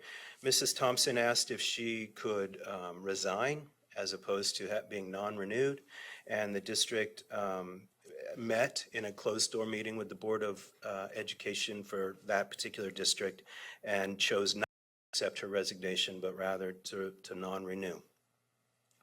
Like a lot of situations, there's much more to this than just a teacher making a poor choice and videotaping some kids and then the parent coming forward and saying, I'm upset that that happened. In our opinion, PPC's opinion, that could have been, should have been addressed within the building, discipline within the building, mentoring within the building, working with that young teacher within the building, teaching them why it's wrong, what we do differently, but mentoring them. At the very most, at the district level, discipline at the district level, which would then necessitate training, mentoring, working with that teacher, and helping her see what she did wrong and what she could have done better. She was beloved by the kids, or well-liked by the kids, well-liked by the staff. She brought a number of letters from staff, fellow staff members saying she was a great teacher, a motivated teacher, a young teacher, but one who was worth saving. And in our opinion, the consequence of the district non-renewing her license and coming before the PPC was consequence enough. And so we made the decision not to revoke her license. And that's sort of an overview of how that decision was made. Thank you. And I believe that there are five cases here. They're all pretty much explanatory. If you have questions for anybody, that's fine. I'll also entertain a motion, the appropriate motion at this time. Jim? Move to Okay. accept the recommendation. The motion is written here, right? Yes. Is there a second? Nina? Is there any discussion? Not all in favor, raise your hand. Ken? Aye. Okay, unanimous. Thank you. Thank you. We move now to 10B. 10B, and several of these are defaults or people who did not show, and there are 2 voluntary surrenders. And if some information on that, I'll have John speak to that since he was gone. Mr. McNeese, I move we accept the recommendation. is there a second? Dina, any discussion, any questions? One quick one. Chairman. The date of April 1st, 2019 for, looks like Mr. Eichbauer. How was that arrived at? This one. Number 2, Yeah. April 1st, 2019. Most likely when his license expires. Would that be, was a suspension? Steve, I'm not privy to deliberations, but there were some questions about that before the PPC went into deliberations regarding when his license expired. So for practical purposes, if they had moved it back a day, he would have just renewed his license. Here, he'll have to submit new paperwork. That's really the only reason that date was chosen, I believe. All right, thank you. All in favor of the motion, please raise your hand. All opposed? Mr. Willard? Ken? Aye. Okay, motion is unanimously. We thank you. Thank you. See you next time. Thank you. Kelly, Defensive Driving School.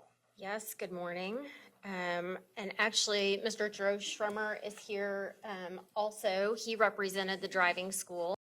And so we provided you with a brief explanation of the procedural history in this case. The short version is that we sent Mr. Winterhalter a letter saying that we were giving him notice of non-renewal of his application. We had a 2-day hearing. A multitude of witnesses testified before a panel.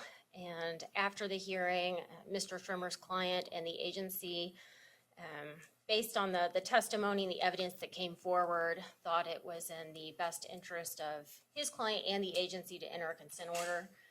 We negotiated it, the panel reviewed it and adopted it as their recommendation to the state board. And so it is here for you all to review today. And the parties are requesting that you adopt it as your final order. And so actually what we are being requested to do is approve the consent order and deny the application, the 2016 application. That's correct, because one of the terms of the consent order was that the parties agreed that the 2016 application would be denied. And so if you adopt the consent order, that naturally follows. What is the practical application of that since 2016 is expired? And at the conclusion, based on the order here, the 2015 license, which at the expiration of which told during the pendency of this matter, will no longer be told. And so Mr. Winterhalter will then have no license. The 2017 application has been reviewed by the agency and forwarded to you for approval. Okay. So he will not have there will not be an approval until we approve it at some point in the future. The 2017 application, that is correct, sir. Okay. Any other questions? I'll entertain a motion. Ann and Sally. Okay. And that's the motion as written in our packet. Discussion? Seeing none, all in favor, raise your hand. Aye. Aye. Motion carries unanimously. Thank you very much. Thank you.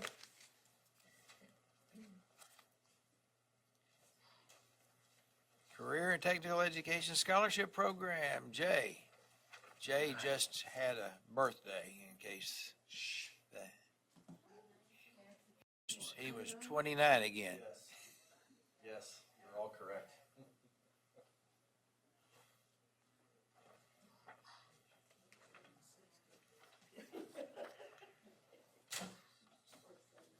Well, it just means that I'm going to take that off of Facebook, that people can't see that on there. So.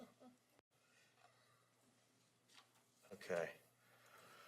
Well, thank you, Mr. Chairman. Thanks for the board for your attention today. I am very excited today. It's good news before lunch, but I'm excited to unveil to the board the inaugural class of Kansas CTE Scholars, class of 2017. You well know, probably very well aware of, there are other student recognition programs in the state of Kansas, and those are largely academic-based programs, and academics are important. But we've never had a state-level CTE student recognition program. Now, in your districts, I'm sure there are a lot of schools that locally do a great job of promoting and recognizing student achievement and student excellence in CTE, but we've never had anything at the state level. And while we know academics are important, Kansans all across the state told us that of equal importance are cognitive skills, technical skills, employability skills, and the need to be civically engaged. And so this statewide program recognizes students in those areas. So we're very excited to roll this out today. And in a way, this CTE Scholar program really hits at the heart of what it means to be a successful Kansas high school graduate. So these are our construction crew members, and this started 2 years ago. It's funny, it started in the same year that President Obama put out and created the first CTE Scholar recognition program at the national level.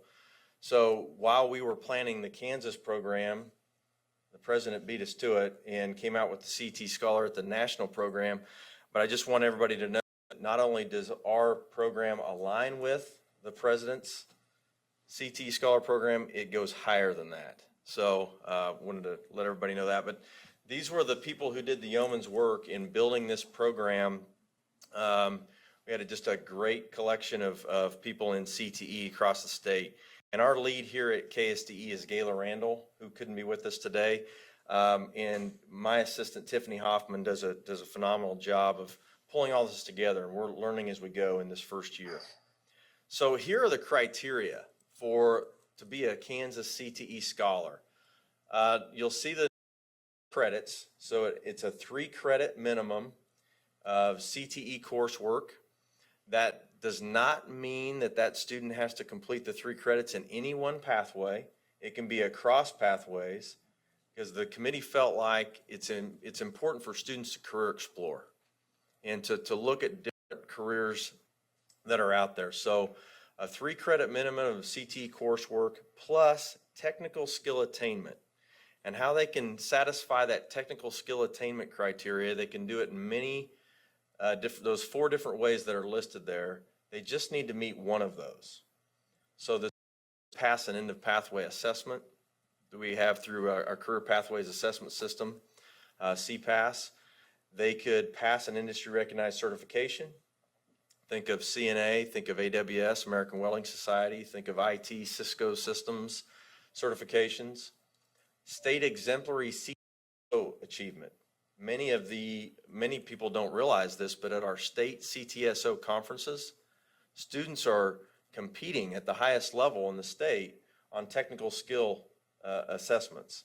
And so exemplary levels at CTSO events could also satisfy that technical skill attainment criteria. And then the last one is 80% competency achievement with industry validation. So what that means is, as a student, if I'm taking a residential carpentry 4 class and I achieve 80% or master 80% of the competencies, it's not only the teacher saying that, it's somebody from business and industry validating that I have reached that level of competency.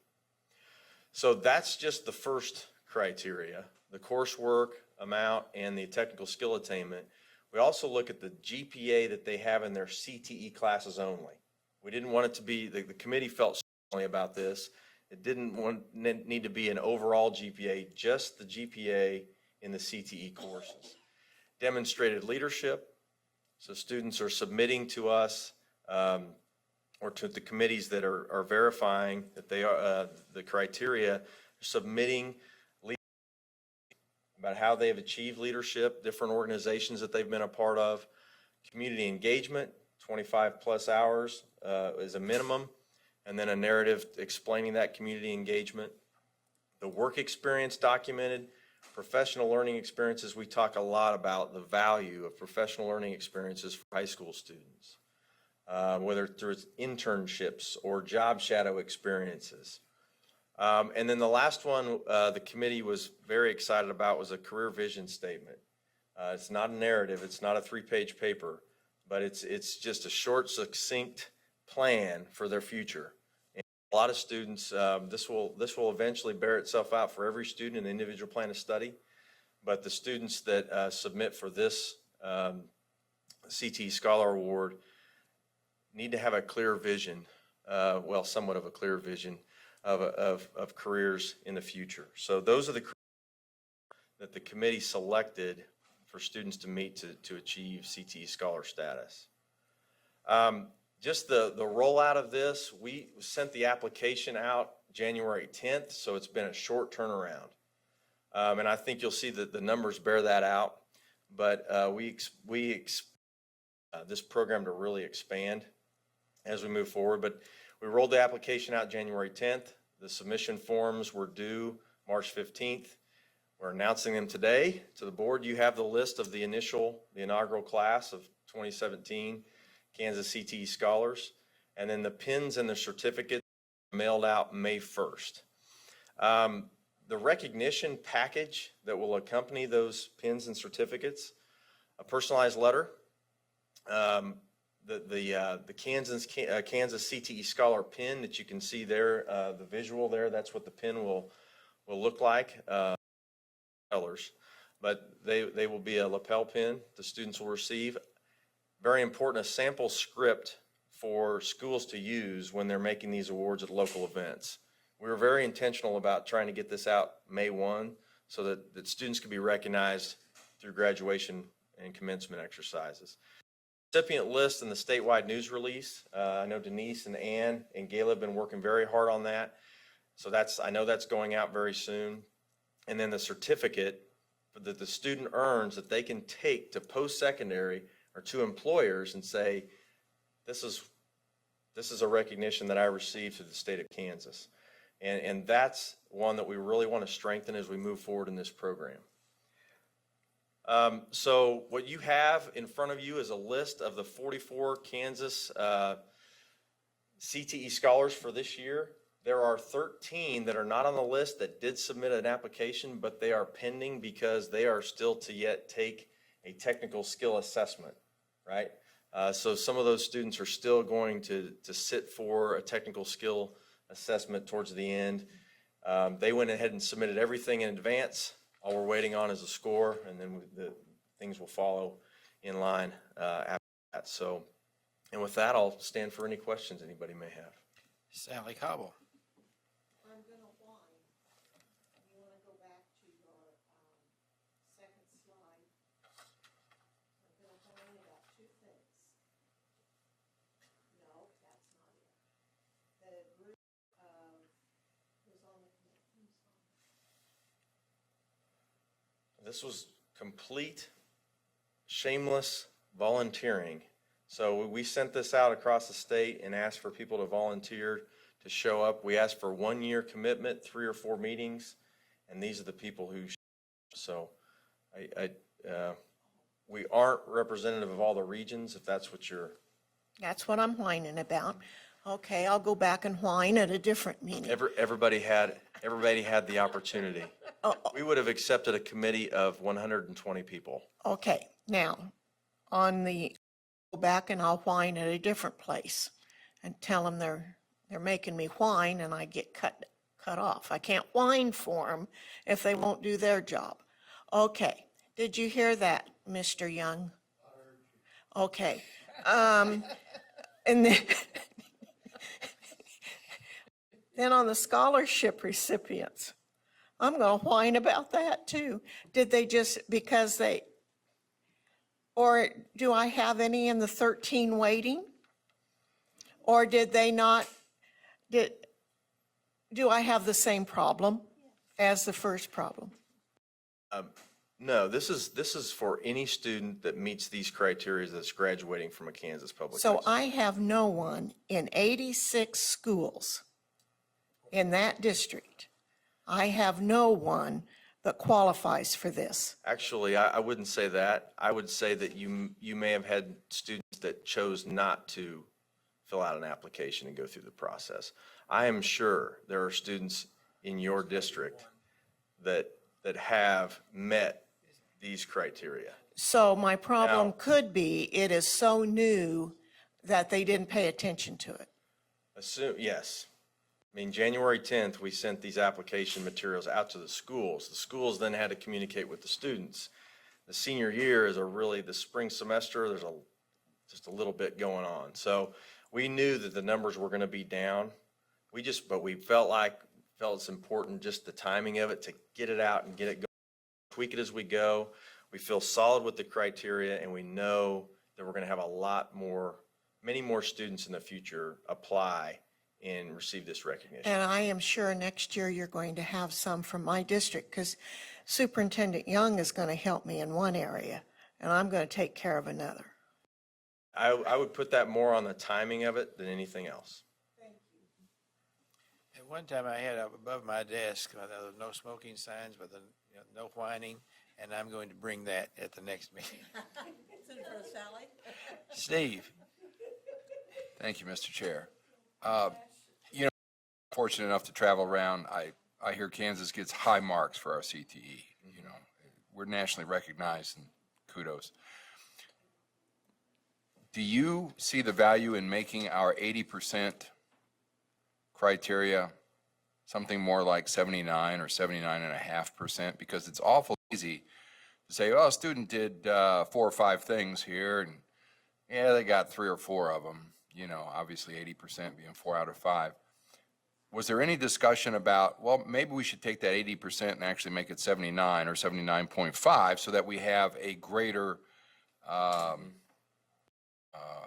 effort in taking more measurements, I guess would be one way to say it.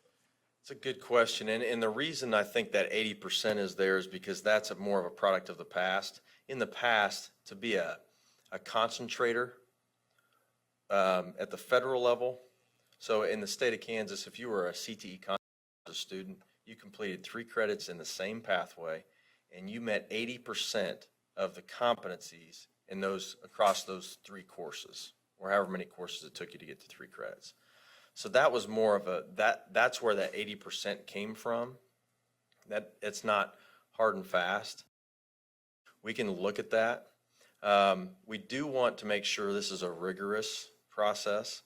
And I'm not sure if there's any type of, I know in the presidential CTE Scholar Program, there's a technical skill attainment piece, but I don't think it gets down to maybe the grade or your mastery of the competencies in the course. This is just another option.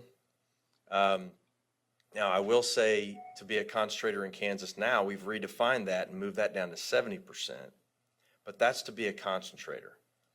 If someone were involved in a construction pathway, would having a nail straight be part of what would be measured there in that 80%? I mean, it's, when we're talking about the competencies, we're talking about the knowledge and skill statements that each course has. So in Residential Carpentry 4, you're going to have a page full of, these are the things that you need to know and be able to do to pass this course. And then it's, when we're talking about, yeah, driving a nail may not be explicitly listed as a competency, but the related, you know, activities in driving a nail, which I probably need to take that, but those are listed in there. And so students would be graded on those, on the mastery of those competencies. I think you can appreciate that with 80%, we don't have to take very many measurements. If the number were different, that would almost force us to take more measurements. Mm-hmm. Thanks, Jay. Yeah, you bet. Dina? Thank you. Well, I think a great deal of my questions have been already answered, but just to clarify, any student that qualifies will receive this designation. It's not, there's a cap on how many. Right, that's a good question. We took that on early on with the committee, and the committee felt strongly that any student that meets those criteria and successfully applies, should receive this recognition. So it's not much as a competitive process. It's more, those are the criteria. If you as a student meet the criteria and apply successfully, then you'd be a CTE scholar. Okay. And now I'm trying to remember what my question was that hasn't been answered. Perhaps I'll remember it later and grab you in the hall or something. Thanks. Thank you, Jay. You're welcome. Thank you. We will Do you have reconvene. a question? Yes, I do. Go ahead, Ken. Looking at the list, is Russell not part of Sally's district? Not anymore, Ken. I had that same question, Ken. Not after the reorganization, Ken. I share some of the voters with Dina, but the school district is in Dina's area. Oh, but she graciously agreed that I could share that district with her. So I have one. But I'm going to still whine. And I'm still going to bring the sign. Also, I wanted to ask Jay, first of all, I really like this recognition for these kids.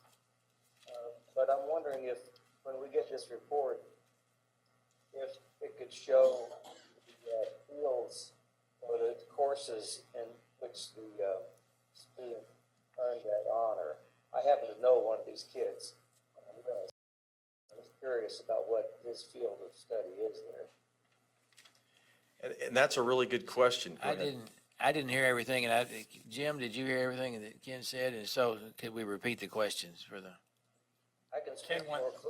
Well, we're having trouble hearing you, Ken.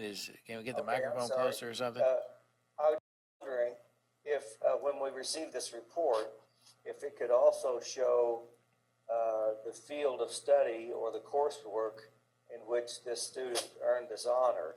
I happen to know one of the kids on the list, and and I'm just curious about what his field of study is. Okay, thank you. Go ahead. That's a good question. This year, we decided on a hard copy application. But next year, we know with the growth of this, especially in Sally's area, with the growth of this, that we will need to move to something electronic. And with that, then Ken, we can capture more of the data that kids include. I don't think they included their courses this year, but we can certainly consider that in the future in applications. And what's really interesting with that too is comparing the courses that they took and completed with their career vision statement and looking at those kinds of things, so. Yeah, I think it could be valuable information for us to know what fields are attractive and if they're actually ones that are going to be helpful to them as they enter, as they leave high school. Absolutely, thank you. Okay, Dina. Thank you. I remembered what my question was. Who at the school level received the notification about this? Was it counselors or was it superintendents? We rolled this out across our listservs in the fall semester. So we let schools know that this was coming. We coordinated mainly with the CTE coordinators at the school districts. But we also got that information to principals and superintendents that this was coming out. All right. I just wondered who I needed to talk to, since I noticed Nemaha Central has a person on the committee, but there's no one recognized. Yeah, And like one of the 13. She had since retired. She actually retired. Oh, and so hopefully it had that's nothing to the do with us issue. having her on that committee, but she retired that year that the program was actually put in place. Okay. So But a lot she of times wasn't it's there to push it. It's the building principal or the CTE coordinator district. Okay, thank you. You bet. I fear that there's another question, but I'm going to have a commitment that is not a whine question before I call on her. Sally. He does keep me straight, doesn't he? I wouldn't whine much about this, Scott, Jay. It's okay. And what's your name? And if it wasn't for the fact that I think this is great. I think this is what we really want. I think this does what Randy's been going around and telling them that we want them to do. And if I didn't think this was so important, I wouldn't whine quite so much. So I thank you, and I thank your committee for getting this off the ground and for getting this done. And I will make sure we're part of it next year. So thank you. Thank you. Thank you again. We appreciate this. This is exciting, and we appreciate this opportunity. Thank you so much for the support. We appreciate it. I'm going to ask for our legislative liaisons and Sally to meet in the commissioners' conference room to discuss plans for Saturday during the lunch hour, or during the lunch hour in 11 minutes, and we will reconvene at 1:30. Okay, the State Board of Education is called back to order for its afternoon session. Our first presentation is going to be on digital citizenship, and I will recognize Denise to make the introduction. Is this on? There we go. So a few months ago, Board Member Waugh had asked for a presentation about, how schools are incorporating social media, what kind of, we got feedback? How they're teaching good digital citizenship. And so today, I immediately thought of Krista Majette. She is the Director of Communications with the Eudora School District. And she's also pretty much a social media guru. She's the past president of the Kansas School Public Relations Association, and she's actually written the book Embracing Social Media, Manage Risk and Leverage Opportunity. So today she's going to be talking about some of the things that are happening within her district and just kind of some probably practical guidelines for it. So Kristen, come on up. Thank you, and thank you so much for the invitation to share this. I actually, Eudora is a pretty small district in a tiny town, and I have been able to tap into a much bigger network around Kansas and my school PR colleagues around the country to say, here's what I'm thinking, what are you thinking? So hopefully, although my examples today are from Eudora, I did a lot of crowdsourcing on what might be presented in digital citizenship for schools, public schools. So very excited to share. So, the first question that often comes to mind is sort of an agreed upon definition of digital citizenship. And I did not Google it. I did not go to Wikipedia. I did not look in a dictionary. I asked my school colleagues, how are your districts thinking about digital citizenship? And, the first thing that comes to mind, and I'm a parent, I have an 11-year-old and a 7-year-old, and they are online in different capacities. And so being safe is always the first thing, just like in our schools, keeping kids safe, physically safe, emotionally safe is always our top priority. So this comes from everything from understanding privacy, understanding your own privacy, but also understanding your classmates' privacy or your parents' privacy, and understanding the role that consent plays in that. So being safe isn't just about keeping yourself safe, but it's also about not putting your classmate or your neighbor in harm's way, to make sure that you are also keeping them safe. Communicating with respect. And this, my little community, we kind of bounced around the word positive, being a positive voice, communicating positive information, but we all came back around to the idea that sometimes there are difficult situations that aren't positive, but we can always communicate and teach kids to communicate with respect. And respect means that whether it's something that's challenging or whether it's something that's being celebrated, that is something that's always a goal that we can set. And then thinking in terms of a digital tattoo. Now, I know probably you all have heard of the digital footprint. A colleague of mine, and I included this in my book because really the thing about a footprint is that eventually it's going to get washed away, raked over. A footprint is temporary after a certain period of time. But a tattoo is permanent. And a tattoo, people may not see your footprint when you meet them every time. But if I had a tattoo across, on my cheek, you all would see it right away. You may not see the footprints I left walking in, but a tattoo is permanent and it's public. It's something, and, I don't think people often get judged by their footprints. That maybe it was too big or that they had bad shoes. But certainly people are judged oftentimes by the tattoos that they have on their body. So understanding and trying students understand that the sum total of the content that they are posting, sharing, commenting on, retweeting, liking, favoriting, the sum total of that is the way that they are tattooing that's the digital tattoo that is coming onto their body, so that people will understand them, whether it's fair or not, doesn't matter. I could be a wonderfully kind and professional person, but if I have a tattoo, a skull and crossbones on my cheek, you're gonna assume some things about me without even talking first. So those are some of the issues that we are trying to address with our students.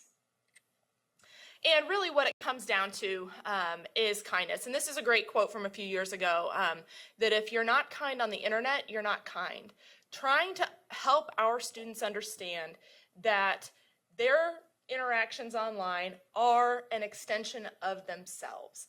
And that if we believe ourselves to be kind, respectful, professional, friendly, interesting, curious, any of these things that we would use to describe ourselves. If we believe that we are that person, then we need our social media presence, our digital tattoo, to be the same. We can't say that we are kind and friendly and supportive, then create a different voice on social media and expect that people are not going to consider that as part of us. So always focused on kindness. So how do we teach digital citizenship? This is something that we address in Eudora, and in other districts I know do the same. Different means. One is curriculum. Another is simply modeling appropriate use of social media. And we can do that as a school district, how we reply to comments, even on a district level.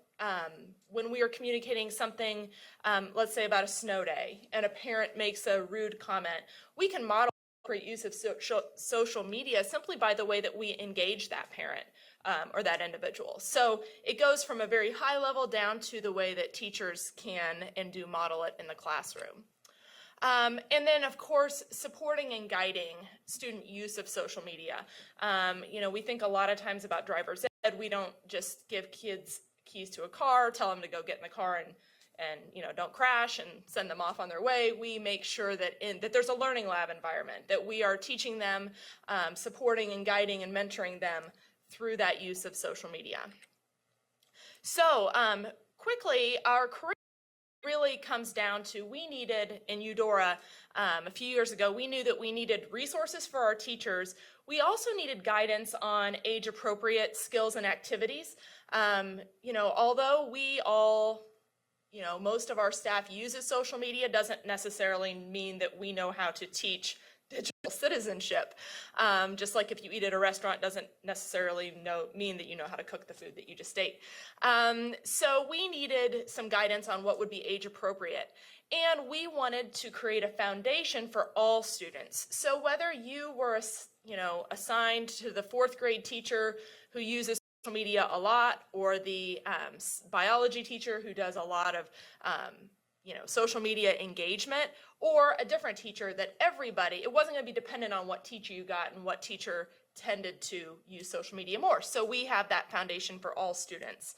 The curriculum we use, and unfortunately, my slide cut off at the top, but it's called Common Sense. It's from commonsense.org. It's a fantastic resource. It's a low-cost investment for our district, but you can see that it has everything from scope and sequence to professional development, resources for teachers to use, resources for professional development for our staff, and this has been a really positive fit for us. And we talk about digital citizenship not just as happening in technology classes, but also in English and social studies. And because really digital citizenship skills are things like critical thinking and communication. They are not just things that happen in a computer lab. So we think about it more broadly than that.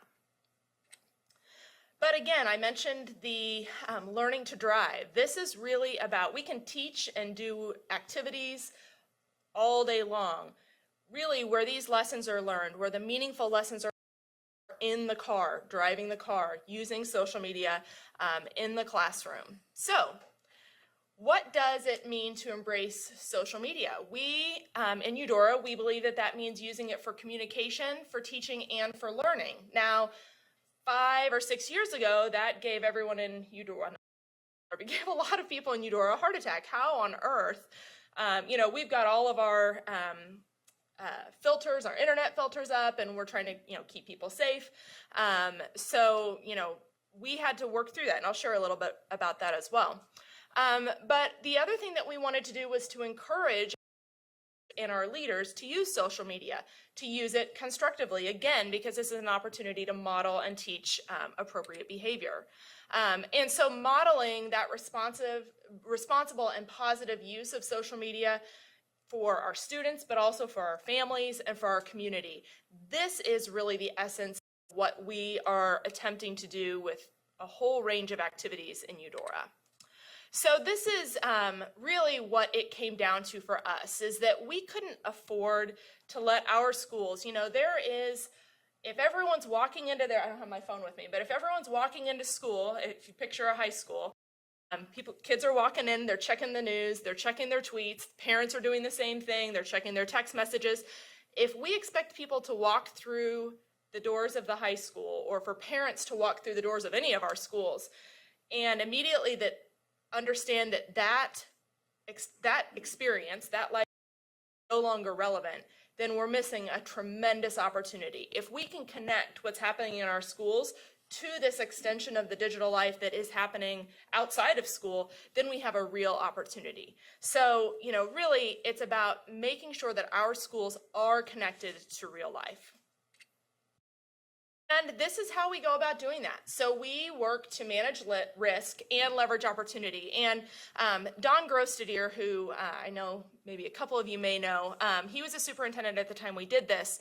And he and I decided, I think it was his idea, but maybe I realized there were 3 Ps involved. But he said, you know, the way we manage, because we put kids on buses, we serve hot meals, we let high school students take metal shop. There's a lot of risk in what we do in the schools. We put kindergartners on monkey bars. And how do we manage that risk? We manage it with policies, procedures, and professional development. So the policies, when it comes to social media, policies are the expectations that we, our board, and our administrators have, and the consequences for that. Just because we say we encourage you to use social media doesn't mean that there's not consequences. It doesn't mean that you won't be held accountable if it's used inappropriately. It simply means that we encourage you to use it, and here's the expectations that you need to meet. And I should say that we have those expectations. As I mentioned before, the digital tattoo, you know, Kristen, the wife, mom, lady who was mowing her lawn last night, it'd be really difficult for me to make the argument that that was different than the Kristen Majette who's standing right here today. So understanding for our employees that your use of social media is whole, that you are a whole person, and if you think that you can make comments about your students or your workplace that don't reflect appropriately on our district, if you think that you can do that, you know, between the hours of 4 p.m. and 7:30 a.m., and that somehow that doesn't affect your capacity to do your job, you know, we need to think through this. We need to think again. We need to look at ways not to certainly not to infringe on their rights to comment on the workplace, but rather to think about what is your professional reputation, and understanding that your professional reputation is tied to your identity online. So policies, procedures is how we organize the chaos.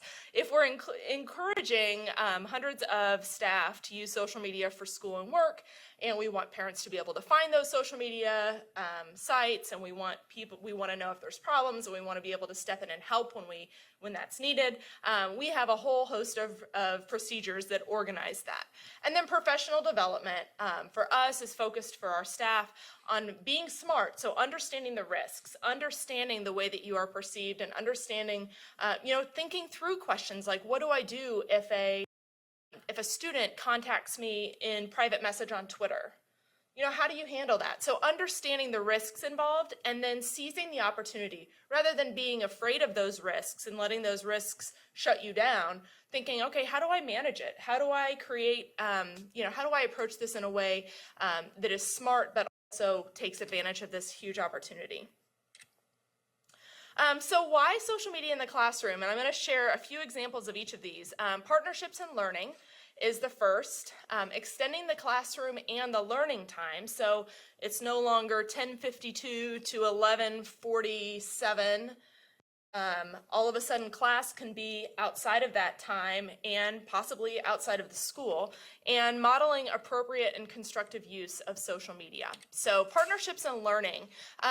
This is a first grade class. It's a first grade teacher who, when she started using a Facebook group, she had been teaching for 30 years. And so the whole idea that this is just for, our new graduates out of college is, she kind of destroyed that. But she set this up, and I was talking to her about 3/4 of the way through the year and said, oh my goodness, her name's Becky Topol. She teaches first grade. Becky, I have loved seeing all the stuff you're doing. And she said, honestly, this has been the best communication I've had in 32 years of teaching. And that right there told me that she's meeting parents where they are. Parents are meeting her in the classroom and are having an extended relationship with her. She does a fantastic job. So again, partnering. Mrs. Peavy teaches 4th grade, and my son actually was a 4th grader. She taught my son math. And I'll tell you as a parent, so she says, here's your video to help with tonight's homework. Expanded algorithm again, but with 2-digit numbers. Good luck and never fear. We will learn that standard way of multiplying very soon. Because there's nothing like having your 4th grader come home and I'm trying to show him how to do multiplication the way that I learned it, and he is getting so irritated with me because that's not what Mrs. Peavy said. So now I was able to watch Mrs. Peavy do it. So I looked like a smart mom coming home and saying, hey, well, let's work this through together. So she had a little video that she would post on regular, to help us to help the moms and dads. But again, a way to partner, make those ties between home and school in a really positive way.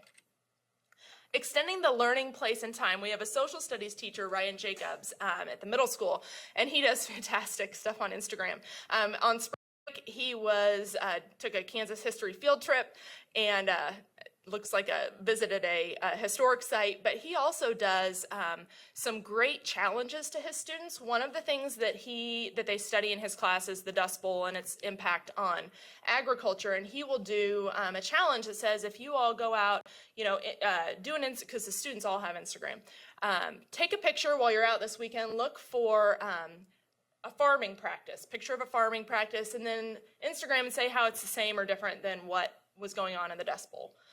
So it's a way for them to go out, they're out and about. He does a similar thing with the Civil War, the border wars. He'll say, because we're right outside of Lawrence, if you're in Lawrence this weekend, look for historical sites that tie to the Quantrill Raid and Instagram those. And so he's got kids, on their free time in the evenings and on the weekends saying, hey, Mom and Dad, will you drive me out in the country so I can look for farming practices? They're thinking critically. So again, extending it outside of the class time and space. And a science teacher who I happen to be married to, Mr. Majette on Twitter, every now and then he'll do tweet-alongs when there is in this case it was called Your Inner Fish. It was a PBS little short series that was from a book that he read, and he and a science teacher, high school science teacher in New Hampshire connected that they were both going to do this tweet-along, and so he invited his students. It started at 9 o'clock, I think on a Thursday night, and said, hey, if you tweet along, while you're watching, students, if you tweet, got this other class tweeting too. I kind of settled down with him, in the basement at 9 o'clock, turning on PBS, and I'm like, do you really think any of your high schoolers are going to get on? Sure enough, they start tweeting. They are sitting in their, bedrooms watching PBS and making connections to the curriculum. So just some really great and the learning. And I would argue too that it really helps build that relationship between a student and a teacher to have those less conventional conversations that are totally tied to the curriculum and to learning. Really a great thing to watch. So all of the things that I just showed you help to show appropriate use, right? They are our teachers and staff creating content and engaging in content that is appropriate and constructive. And that's really, in so many ways, we understand respectful driving because we've grown up watching our moms and dads and drivers all over the place. So in many ways, we are helping to set that horizon or set that kind of landscape for our students. But also mentoring and troubleshooting. Sometimes, if you're using Twitter, I know in another district, a French teacher who uses Twitter I was a French student in high school, and so the teacher would say, comment vous appelez-vous, and then you would go around the room and you say, je m'appelle Christine, and then the next person would say, je m'appelle Eric, je m'appelle blah, blah. Well, now she tweets out the question, and every student tweets back their response, which is really fantastic too, because then you get spelling and practice with conjugating your verbs. And I asked her, do you ever get like weird stuff, people doing things? She said, oh yeah, it does happen. We get inappropriate tweet back or inappropriate follows, but she said, I actually love those opportunities because we immediately, here in the class, we immediately say, okay, what do we do when this happens? We look at blocking, we look at reporting, we look at telling an adult, sort of say, okay, well, how do we troubleshoot this? You don't have to be a victim to that. You've got tools in your toolbox and understanding those. So the last thing I'm going to share, we had an incident, and I know these kinds of incidents happen in schools across the country. It was a student newspaper. Our student newspaper had printed, very controversial, that got a lot of people upset kind of on both sides of the issue. And students were tweeting a lot. And Megan Black is fantastic. She's our assistant principal. She's going to Olathe next year, which is a huge loss for us. She's a fantastic advocate for kindness and respect online. And she just sort of interjected her. A lot of students follow her too. Life lesson, learn to respectfully interact with those you would disagree with. It will take you much farther than words laced with disdain and ill will. And then she did a little series of tweets. As soon as to insults or name calling, people stop listening and your argument becomes invalid because the focus is off the issue and on you. There's nothing wrong with differences in opinion. It happens in life. It's how progress and change happen, but let's do so in a productive manner. At the end of the day, we're all people. Find common ground, make peace with those you're at odds with. It's a much better feeling than hate in your heart. So she goes on, and she said, this was, well, March, so about 6 weeks ago. She said that she got so much feedback, both on Twitter, students liking, retweeting, that kind of thing, but also just in the hall. Ms. Black, thank you so much for that. It really shut down this, you're bad, no, you're bad, no, you're worse, no, I think you're terrible. Well, if I'm terrible, then you're horrible. You know, that kind of back and forth. It really shut down and created a new space for those interactions to occur. We can't change. Teenagers are teenagers. They come by it honestly. All we can do is help them how to handle those situations and how to process these things in a way that, again, goes back to their digital tattoo. Do you really want, you know, these negative, kind of nasty, mean tweets to be part of how people understand you? So I always appreciate, and she's not the only one who does it, teachers and principals everywhere are hey, guys, I think we're better than this. Let's regroup. So I would be glad to answer any questions that you have, any comments, anything like that. Okay, Steve. Thank you. I think this is very timely, and I think it was Janet who asked for this in the first place. Thank you very much. This is good information. As an instructor, natural math teacher, I'm wondering if we need special rules for special kids. You know, it's great that we advocate that if something pops up, it's a teachable moment. You know, in the news recently was the that was posted on Facebook, I guess, a video, and I just read at lunch today that that particular person killed himself. There would certainly be a lot of feedback. We would get our phones, you know, ringing constantly if that happened in a Kansas school, I think, if it was shown to a classroom. But my concern is more with the special child who just doesn't process very well. So do we want, as a board, do we want to have things in place, guidelines that have exceptions and exceptionalities written into them? How would you counsel us on that? Or do we need a broad brush, simpler approach to, you know, guidelines or principles to follow? Thanks. Well, we have employee guidelines. Well, we have a whole lot of things that I did not share. I have done all-day workshops on this. So there are a ton of, in my website, KristaMajette.com, you can see a copy of our policy and employee guidelines and that kind of stuff. You know, my sense of it is, and I can only speak for a small school district. That's my experience. But we have supports in place with our exceptional students, whether that be, you know, really anywhere on the exceptionality, whether that is gifted and needing more enrichment, whether that is needing special supports and interventions for autism or for learning disabilities, and, you know, in the whole range.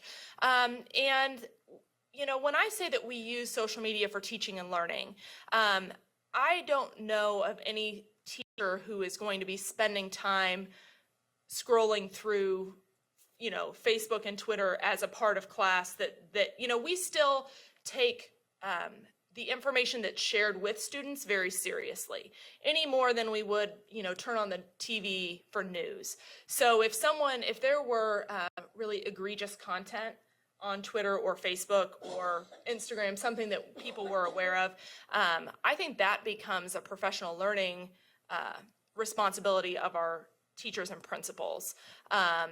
Just, you know, no different than if there was a newspaper article or a book or those are decisions that are made really, when I say at the local level, I mean really just at the classroom level with support from a principal. I had one other thought with what you were asking and it's escaped me, but does that answer your question? Yeah, it really does help. Thank you very much. You're welcome. Janet. Thank you so much. This is exciting. I'm pleased to hear what's happening. My biggest concerns were over the negative social media that students oftentimes participate in, particularly specifically bullying, inappropriate pictures, things like that, you know. And I had assumed, I did not know for sure, but with the advent of iPads and laptops in the schools, I was hoping more of this was going on. But do you have any feel for how other districts are? I mean, throughout the state, I mean, are we pretty well? I know a few districts that I'm familiar with that are certainly educating their students on some of this, but do you have any feel on that? I think we're all grappling with it, and it's a good question. I think every district is doing the best that it knows and kind of feeling their way through we don't have 20/20 hindsight yet. You know, we're still kind of pioneers. So we gave Chromebooks to all of our, or we provide Chromebooks to all of our high school students this year. And our administrative team has had discussions about, do we block those sites when they're away from school? Do we, we came to the answer is no, that we are going to, we're going to leave them the keys to the car. And if we find out that there is an issue or a concern or a threat of some kind around the students using that, then we'll revisit that. One thing I did want to say too, and I didn't share earlier, but your question made me think of it. When it comes to bullying or inappropriate activity that is related to our school environment, we take that very seriously. And our board has been very consistent in holding individuals accountable for those decisions. Decisions to tweet bullying or highly inappropriate, slanderous type information. When those incidents have occurred, which has not been often, but I would compare it to like a lunchroom fight. You know, most days, most months, we do not have fights in our lunchroom. And we kind of handle those disagreements on a different level. But when it does come to that sort of explosive moment, our students and families have learned that they will be held accountable. And I think it serves as a lesson to everyone else to regroup. And I think that's in large part what Megan Black was trying to do, was to say, guys, do you really want, we know what happens in our district. We know, your face is right there on your Twitter, and we know who you are. And do you really want to risk your success, your well-being, your positive high school experience on a disagreement over a newspaper article? So we have had multiple disciplinary consequences that have been leveraged over several years, or connected directly to social media use. So it's not something that I like to brag about, but sometimes people say, oh, well, but you never get in trouble. They can tweet and they can post and they can do all that. And actually, our board takes that very seriously. So. Well, I'm really excited about this. I really appreciate you coming here because, like I say, this has been a real concern of mine, and hopefully, maybe our kids can go home and maybe teach some of their parents, because I know I have had certain emails, Facebook posts, and things that I would consider extremely negative by adults. Right. And no, we hope that. I'm hoping that they can be because I guess I compare it to recycling. When recycling started many, many years ago, it was my grandkids that started yelling at me about it. Gran, you got to do this, and I think, so the children were leading us into living a better lifestyle, I think. So I remember telling my parents to buckle their seatbelt every time we got in a car. I mean, really. Because it wasn't a law. I remember when it became a law. And so let the little children lead us, so if we can get our kids knowing the appropriate. Plus, another thing that really concerns me, it's my understanding that employers research social media prior to hiring admissions someone. reps have been known to do that too. And I think we better make sure everybody knows this, because when they're posting some of these things, it could come back and bite them. Right. Well, we try. The hard thing about being a teenager is that you don't think it'll happen to you. I mean, you don't think life will happen to you, I think, as a teenager. But we try activities where they will Google themselves to see the posts see what kind of content comes up with a simple Google search, and then be able to address those things that, oh, I didn't know that was going to come up. Well, I'm glad it's being done though throughout the district, though, not just by the computer teacher. Oh, no. This is wonderful. No, I mean, my knows, and she said one time about sharing information, and I said, well, what kind of information do you share online? And she says, well, never my name, and never my address, and never my phone number. And, I said, okay, well, who do you want to be online? She's Pug Lover 22 or something like that online on her game. But no, we are having those conversations in kindergarten and first grade.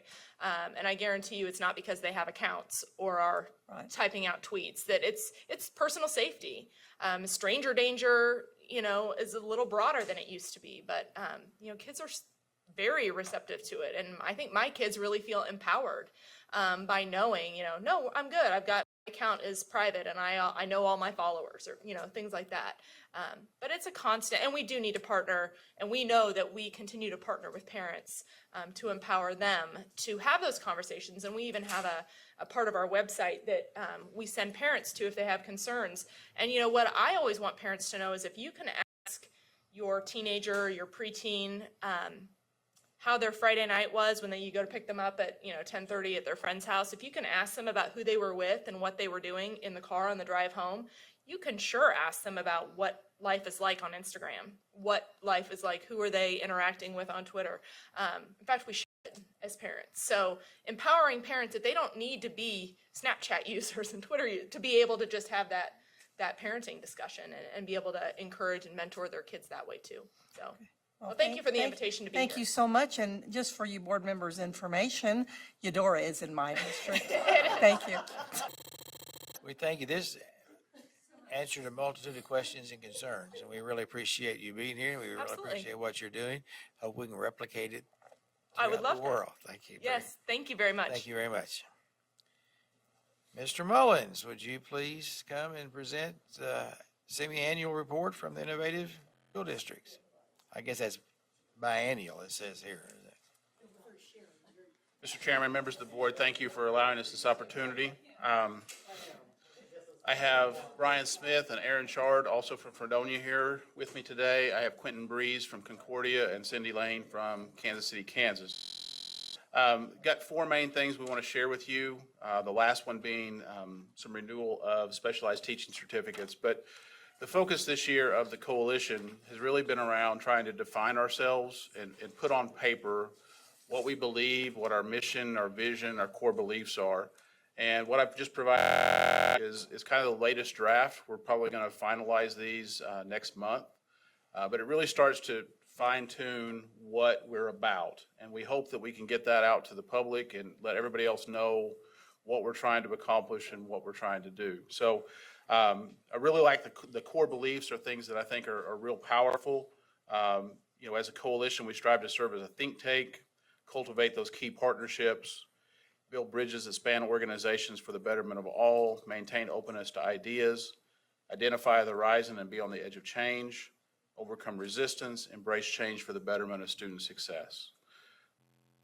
The mission and vision, I think, are equally powerful, and these will be things we work on going forward. We've had two subcommittees that have really worked throughout the course of the year. We've really dug deep into two main ideas. The first one being social emotional learning, which is one of the board outcomes that you have that will be measured locally. Our committee has been working on defining some outcomes, defining some things that they would like to accomplish. Just recently, they've turned their attention to how can we teach these skills inside a math lesson, inside an English language arts lesson. We've been developing a series of lessons, K through 12, that we can then take out and really demonstrate to teachers how we can make social emotional learning a part of what we do every day, not as something we add on. So we're really interested to see where that's headed. We've got some great counselors and great teachers working on the committee to really lead that effort. Just recently, we've also turned to the measurement idea. How are we going to measure the social emotional learning? We've been looking at panorama education as one opportunity. We've also been looking at the KU College and Career Readiness Wheel, I think is the proper terminology for that. So we're looking at how those two things mesh together, and do they give us the information that we want in terms of social emotional learning. There was a conversation about that last week that I was unable to be a part of, and if any of these guys want to expand on that, they can, but I think that's a real interesting piece. In terms of graduation requirements, we've got a subcommittee that's been working on graduation requirements and individual plans of study. We've had a lot of great conversation. We've looked at a number of states to see what's happening in other places. We've actually reached out. Last week, we had when we had our meeting, we had a phone conversation with people from New Hampshire, people from, I think it was Wisconsin, about what's happening in those places. We're really like some of the things they're doing. We're looking at different ways kids can earn credit and what that might look like. We're also we brought Keisha into our conversation last week, and if we do this, how's that going to impact eligibility? There's a lot of things that build off how we assign grades and how we assign credit in a 7-12 or a 9-12 high school. So we're really having a lot of conversations about what does that look like, and if we change this, what's the impact and how is it impacted over there? So I think that committee is really starting to gain a lot of ground, and we're getting a lot of positive feedback, and I think we're moving in a really, really good direction with those two subcommittees. So you guys have anything that you want to add to? They're going to leave me up here by myself. So any questions on those three things before we turn our attention to the specialized teaching certificates? I just want to say that I'm very interested in alternative ways to assign credit. So I encourage you to continue that process. I think there's a lot of ways to make sure that students have the skills necessary without sitting in a chair for 80 hours a semester or something like that. So, And that's really where we're looking at New Hampshire and Oregon as two models. I would really like I believe that under our certain current process, that's doable if school districts have the courage to do it. I think everybody has that, and I would certainly like to see examples. I'd like to see somebody jump out and do that and give us something that can be replicated. So I don't have a question. I just encourage that process. Ann. Thank you, Ms. I'm the newbie on the board, and I know I've seen Dr. Lane's presentation on bringing new people in to license, and I think that's really cool. But outside of that, what do you see as maybe the top one or two things that innovative group can do that you couldn't do without being the innovative group? That's an interesting question. And I think this board has been real receptive to everything we've brought to the table. Initially Concordia had asked for the ability to continue using advanced ed as their accreditation model. Mm-hmm. The new KISA model allows that to take place for everybody across the state. But that was one of the things that we had originally asked for. We had also come to the state board and talked about some testing relief, but the state board and the State Department has granted that across the board. So the real receptive. At this point, the only thing outside of the teacher licensure that we've requested, Marysville has requested a waiver from. There's a law that says teacher evaluations have to be done in a certain time frame. Mm-hmm. And with the new teacher evaluation system, we felt like that was too restrictive. Those are the only things that we've asked for and been granted. What I look at going future is where some of those things are going to start popping up. I think the graduation requirements, the individual plans of study, and what we're doing with social emotional learning, we may uncover some things that we need to ask for relief from. Okay, but right now the focus has been on let's be innovative, okay, number one, and then let's figure out what the barriers are. And I think that's been a real deviation from where we have been in the past. I think those things are coming, but we still have a few things to kind of put in place so that we can know exactly what those things would be. Okay, thank you. Steve. Thank you, Mr. Chair. Among my talking points in a document that I've humbly entitled, I Know How to Fix Education, is talking points are two ideas that I think are going to be hard to sell, and I'm looking at this bullet point, overcoming resistance. And I like all 7 of these bullet points, I really, really do. From my experience, the hardest thing to overcome in the educational community is the idea that you don't necessarily have to attend a college of education to be a great teacher. I think we're moving in that direction. I think the resistance comes from the educational community. I think out there, the electorate doesn't realize the value of having smaller classes in lower socioeconomic areas. And I think that's going to be the hardest sell to make. So I would like our focus to be on that as much as anything else. Thanks, Bill. And Bill, I see no other questions, so. Okay. At this time, I'll turn it over to Cindy Lane. She'll talk to you about the success of the program in KCK in terms of the teaching fellows that's been revitalized, and we have some recommendations for renewals of those specialized teaching certificates. Thank you, Bill. Good afternoon, everyone. Welcome, Cindy. Always good to be here, and good to be here to share a little bit about how Teaching Fellows is progressing and what we're learning and what we think is critically important. But let me start by kind of building on what you said, Mr. Roberts.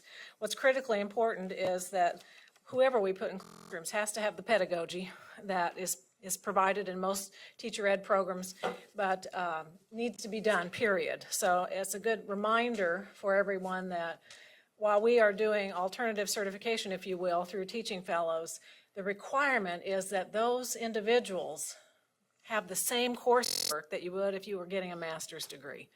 And that is critically important. I am not a believer, and I've seen no evidence that you can walk in off the street without strong pedagogy and meet the needs of children, even if you know content well. So how are we doing in Teaching Fellows? We've learned a lot this year. We had 26 last year go through a very rigorous interview process and be invited to join our Teaching Fellows program. Teaching Fellows is done in collaboration with Pittsburgh State. Of those 26, working with your team here at KSDE, 5 of those individuals were able to be certified using the pathways that you have articulated. So we were real pleased with that. So we had 19 individuals start in our coalition this past year, and the team updated me just this week that we've had several of those enter into the master's program and will be on track to receive a restricted license following that pathway. So we have 17 individuals who will be returning next year into the Teaching Fellows program. The majority are still on the KCK certificate through the coalition, but many of those individuals have decided to move forward with restricted license preparation. So that's great. They are well positioned because, as I've said, they take the same coursework. So they begin in summer in what we call boot camp, and it truly is. It's 8 weeks, 8 hours a day of intensive professional development, half the day spent in classroom learning with master teachers, and the other half of the day face-to-face with real live kids presenting real live challenges to engage them in summertime instruction. So that can be a challenge for any master teacher, but our Teaching Fellows spend 8 weeks doing that. And then throughout the next 2 years of their career with us, they are taking level classes a semester that, if they choose, will end in a master's degree, but if they don't choose, they're fully prepared and they can continue on our certificate. So we've only had 2 individuals that we are not inviting back out of our group. We think that's pretty good success. And for moving into our cohort next year, we have invited 17 to be part of the Teaching Fellows program, and they'll start their boot camp with us this summer. Most of the areas of content, as you know, are math and science, although we have gone out of that in a couple of exceptions with social studies teacher and a computer technology teacher.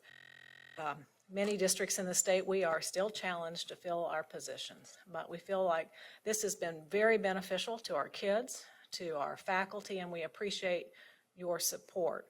We also are engaging in a partnership beginning this summer with Teach for America, who will augment our candidates and provide similar training for those individuals to help us fill math and science positions. So with that, I stand for any questions or comments that you might have. You indicated that 2 you were not inviting back. Did anybody not come back at their choice? No. Okay, so that's pretty. That's a good question. Pretty good success. Yeah, right. Right. Sally. Thank you. I'm on the TVS committee, and your program comes up quite often on how successful it is going. And so I've got a couple of questions that I need to be clarified. You get, right now, we have agreed that the teachers get a license just to teach in Kansas City only. It's actually called a certificate. but A that's right, for certificate, it's not a KCK only. license. That's right. Okay, I got to write, just a minute, I'm not through. Right. But I got to write certificate down. Okay. Now, would you, what we've had a lot of discussion on, well, not a lot of discussion. Most of the programs on the alternative ways to education, they get a master's. Right. Somewhere in there, they get a license before they get a master's. Okay.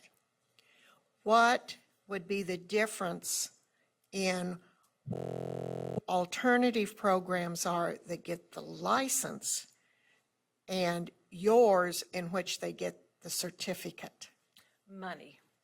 And when I say that, I mean the individuals in our certificated program are not paying for the college classes, but they're required to participate and pass the classes.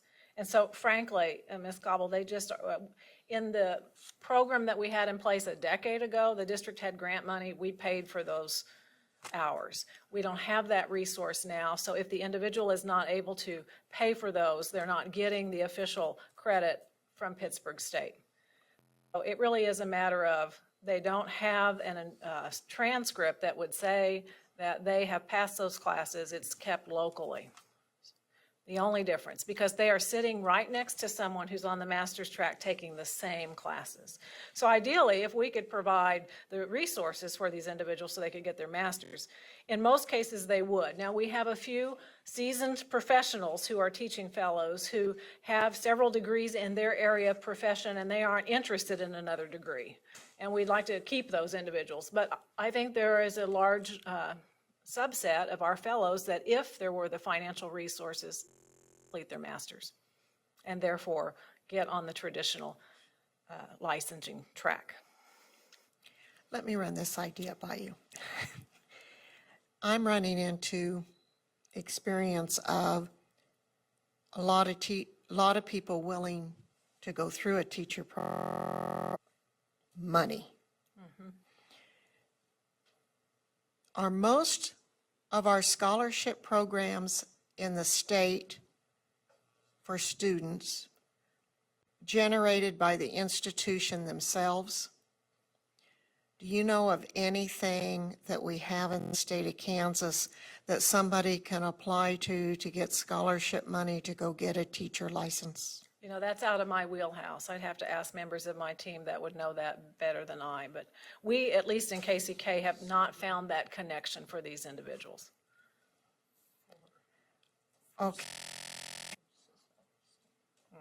But I think if we could find a way to provide those resources, the majority of individuals that we are, number one, inviting into our Teaching Fellows program are committed to becoming effective, highly qualified teachers. And if they have those resources, they're doing the work. Why not get the credit full license? This is just sad. Right. To me. Okay. The second question has to do with elementary. None of these positions are elementary. No. And we are talking about an alternative to elementary. And I'm hoping that our board passes what we're suggesting. Is that something that's going to help you out at all? You know, fortunately, at this moment in time, we have a pool of qualified candidates who are traditionally licensed to select from for our elementary programs. And I remember Ms. Bush asked us to whether or not we needed to explore something for our elementary schools. At this point, KCK doesn't have the need, but I know that there are districts across the state who might. I know it's desperately needed in my district. What about your fellow innovative school district? Do you have an elementary need? I would tell you, we have a pool in Marysville but it's shrinking. We have less today than what we might have had a few years back. So I think that's the common trend. Right now, I think there are some school districts that Hugoton might have a different answer than. Okay. Exactly.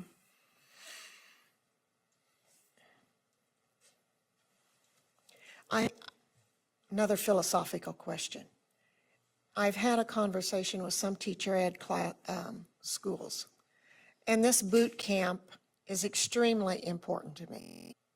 And we have some colleges that if they can't start the boot camp, they go ahead and let them in with the program. And to me, you need some type of boot camp, whether it's 3 or 4 days or 5 days, but putting in education into this field without any type of boot camp, to me, we're setting them up for failure. And what I'm hearing from some of my teachers that go through other alternative programs besides yours is that they get overwhelmed, and once they get overwhelmed, they can't get caught back up, as a teacher. Would you disagree with my philosophy on needing some type of boot camp, or are these people doing okay? And if they're going to have a classroom where they're solely responsible for the education of the students assigned, they need extensive training up front. Okay. If they were elbow to elbow with a master teacher, then they can learn perhaps in that avenue. But we have found that summer experience either affirms that we made a wise choice inviting the person in, that they are coachable, they understand it, and they can relate to kids. Or frankly, some will say in our past history, I'm not sure this really was what I thought it was, and make some other choices. So that experience has been invaluable for our program. Well, and I'm sorry, kind of off your innovative thing, but you guys kind of start us in a direction, and I'm on this committee that I got to make other decisions. And so, from your work, really, is it too much to expect from a school system to provide even a long-term sub for the first 4 days while they do a boot camp for somebody that they just hired? I would grapple with 4 days worth of experience, because what our individuals end up doing besides the experience, they have their lesson plans developed out for the first several weeks of the program. So when they have students in front of them and they are the sole instructor, they are fully prepared and can hone their craft. 3 or 4 days seems very minimal to me, and I would be concerned about that. It would be better than nothing. Well, absolutely. But I think my colleague John Morton in the back would say 3 or 4 days is not nearly enough to prepare someone that our students, our children, deserve to have happening in the classrooms. So, well, some of our concern was that, some places just can't hire. They don't have anybody till the first day of school. Right. And I say it's better to put a long-term sub in there and let them get some, so and get discouraged, because at least a sub has had the experience with in the classroom. Not all substitutes would have extensive experience, so it would depend on the substitute, and if they were a master teacher, and I would say more than a few days. What would in your professional opinion, what would be the minimum? Well, what I hear you reflecting on is, an emergency. Well, it is an emergency. What we think is needed is what we've designed. Now, we realize that KCK has resources, we're large enough that we can assign individuals to oversee the program, but they need several weeks of preparation. Otherwise, what you have is an emergency sub. Okay, thank you, Mr. Chairman. Janet. Thank you. Thank you, Mr. Chair. First of all, I want to thank the entire group.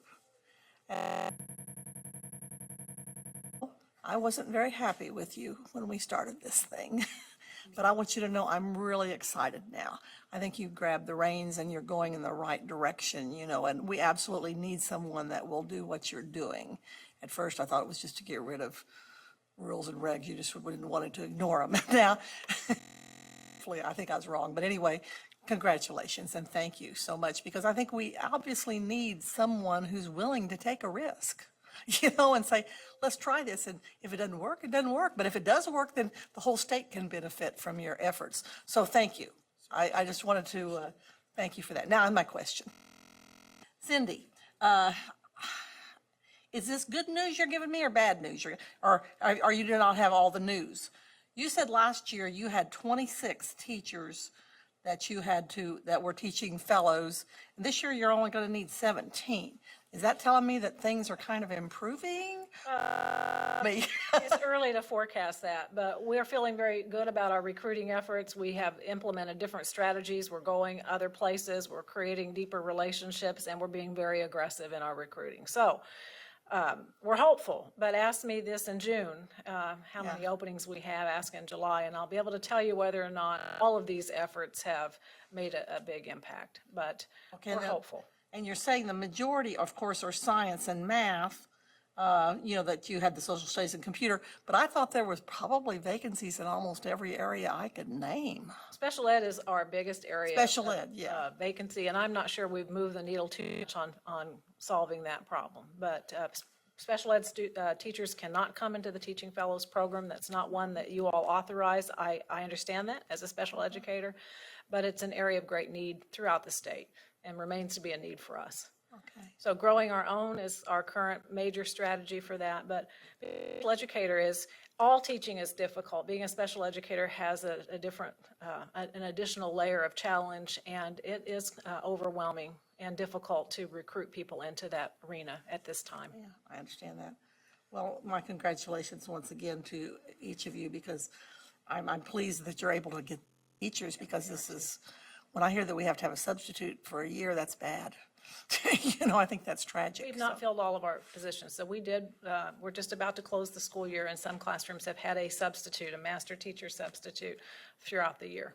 That's sad. It's not good. So we've got to, Yeah, so all tools on the table to figure that out. hopefully our recruitment and retention committee will Hopefully. do wonderful work.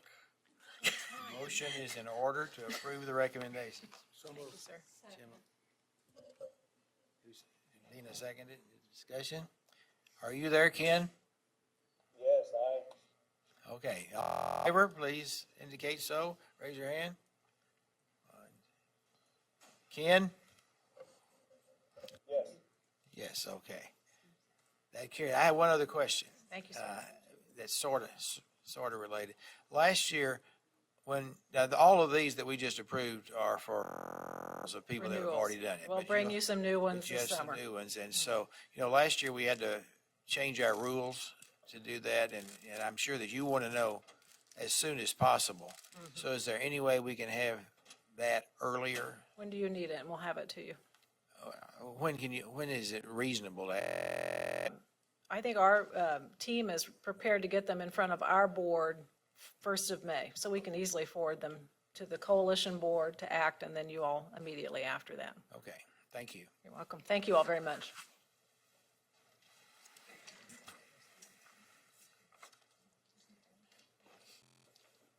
It's time to receive higher education preparation programs in the ESOL for speakers of other languages. Scott.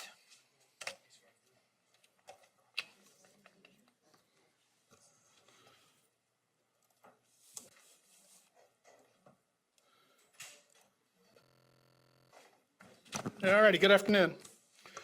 I have the honor of coming before you again with another set of program standards for you to receive this month for consideration for next month. Today we have Dr. Socorro Herrera, the professor and the executive director for the Center for Intercultural and Multilingual Advocacy, College of Education in Kansas State University. As you know, the program standards are utilized for a variety of purposes, to create the preparation programs that are run in the various universities and colleges. And they then utilize these program standards to monitor and redesign the programs to make cutting edge to meet the needs of the candidates and more so the K-12 population.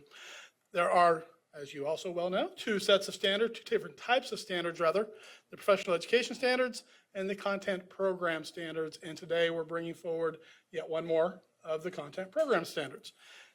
And that is specifically the program standards for the English for speakers of other languages, ESOL, kindergarten through 6th, 5th through 8th, 6th through 12, and pre-K through 12. And with that, I will introduce you to Dr. Socorro Herrera. Good afternoon, Mr. Chair and Board. Thank you for this opportunity to present. Our changes this time around included that the standards terminology was updated and the expectations clarified on key content area elements in order to be able to update based on our needs, the state in districts, as well as current literature, current research in the field. Standards were reorganized and condensed for clarity so that in the teacher preparation program, we are able to better align our content, our coursework, and have more fluid work that we do. Added evidence-based teaching strategies and professionalism were added as our numbers continue to increase across the state. It is very important to base our work on not only what's happening in our classrooms across the state, but also, again, on current research. Also, we updated the expectations for teachers' knowledge and cultural dynamics and differentiated instruction. As we know, no longer can we have merely pull-out programs across the state. We are now needing to prepare our teacher candidates in order to understand whether they're an ESOL teacher or end up in a grade level, which many of our teachers do, or content area, that they are prepared to work with the diversity of cultures that they will be addressing in those classrooms. Thank you. Any questions? Do we have questions? Okay, go ahead. Are you an advocate that we should continue to put all ESL or ESOL students in such an environment and treat all languages at once instead of sort of having more breakouts, you know, Burmese kids over here, Spanish speakers over here? Well, my original work was in New Mexico and Texas, and so I'm very much an advocate for bilingual education for a variety of reasons, but that is for another time. I believe that all children can be in a grade level or content area classroom with a properly prepared teacher, and we don't need to separate. Oftentimes, if the child is non-schooled, non-literate, or has interrupted schooling, it does become necessary to have that pull-out time so that the interventions for that particular student can address those skills they might need immediately to be able to be successful in the classroom. But I believe that German speakers and Arabic speakers and Spanish speakers can be in a classroom and learn from one another and teach others about the different cultures within our communities. Dina. Thank you. Are these standards intended to be embedded in teacher prep programs, or are they a separate add-on? They are actually an endorsement for ESOL. So they're separate in a sense. Because I was talking to an individual, and perhaps she's from Florida and perhaps has this wrong in her memory, but she talked about how every classroom teacher had some education that was embedded with the ESOL. So have we thought about doing anything like that? It's one of the areas, again, you know, at the center where we work, that we continue to advocate that as our numbers continue to increase and the diversity within our content and grade level classrooms population is diverse, that it would be a benefit for all teachers to be able to have these courses. I work across the country and internationally, and many states now require every teacher in the state, one of which is Florida, to have at minimum 9 hours of coursework in English as a second language because of their diversity. Thank you. Sally. I'd like to respond off of Dina's. It's been my feeling for quite some time that if we could have all teachers coming out of colleges with some ESL, that's right, that many of our schools are having to fund teachers going back to school to pick this up to service their needs. And that would lighten their budget a little bit in what they're having to do if we could get it in the graduates coming out in their classes. So I'd kind of like to see get a little more serious about that, Mr. Commissioner. And because I think Down for joy over here. Very serious. I think that's vital for all teachers in the state of Kansas anymore. It's not just in my district anymore. It's at the whole state. Maybe somebody else around the table, Dina, will join my bandwagon. Thank you. Ann. Thank you. Looking through the standards, it looks like there's a lot about pedagogy and knowing about how people learn a second language, but is there actually a requirement that these teachers know a second language? It's very difficult, whether we're talking about the state of Kansas, which is our dear state, or across the country, to require teachers to have a second language. I'm very much an advocate for study abroad experiences and for our candidates to go out foreign language. Of course, to require that would require more financial support for students, but it is very beneficial when a candidate goes and has tried to learn a language themselves. Well, I think it'd be more than beneficial. I think it'd be a requirement that they themselves have to have tried to learn another language. Why isn't that part of the standards? That's beyond what I can respond to. Maybe Scott? I speak from the standpoint of my wife was an ESL teacher. And, you know, and my sister is ESL director. And the idea is the learning and the acquisition of the English language. And so it's been a long-held belief that it's not necessary to be bilingual in order to teach the English, because they break the language down so far and utilize a variety of pedagogical approaches that help the individuals, whether they speak like in 8 different languages, they break it down into the language to learning English. Now, would it help for someone maybe to speak Spanish with a classroom full of Spanish speakers? Probably. But I think that's pie in the sky. I think when we have individual districts with 30 languages walking the halls, to expect us to have Burmese and German and Spanish and Mandarin and all the different things that come our way. So the academic area has gone the other way and said it's the acquisition of English, and so it's not necessary to be bilingual.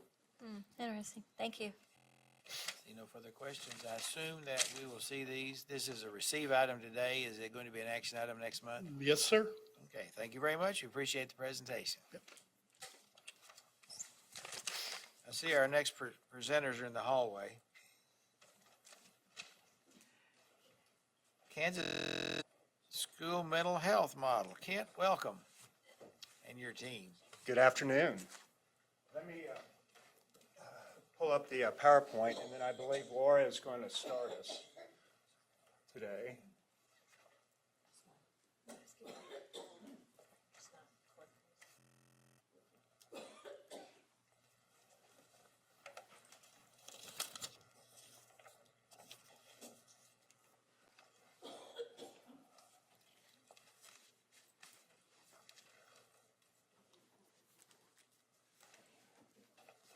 Good afternoon, Chairman Porter and state board members. Thank you for having us back again so quickly. I'm going to just start out very briefly by just giving you a recap of what we came here to talk to you all about last month, what we were tasked with doing, and now we're back to talk with you about that. So last month you had an item on your agenda about Aaron's Law, which is a bill pending over in the Kansas legislature that would, among many things, require training for educators on detecting childhood sexual abuse. And so we came an overview of that bill, and then went on to talk about some other really important pieces of legislation we've seen over the past few years, such as the Jason Flatt Act concerned with suicide prevention in youth, Senate Bill 367, the Juvenile Justice Bill, all of these different things that are coming to us. And we thought all of those things were very important, but something that we have been working on both here at the Kansas State Department of Education and in our Technical Assistance System Network is a more comprehensive approach to school and addressing adverse childhood experiences comprehensively, rather than in a piecemeal approach. When one bill comes along, we deal with this, and another bill comes along, we deal with this. So we talked to you about the approach we're taking. We talked to you about the various KSDE and Technical Assistance System Network initiatives that we have that we believe address school mental health, and where we see this work going, including, what partners outside the agency are we collaborating with to work on this across systems, and not just in the context of school.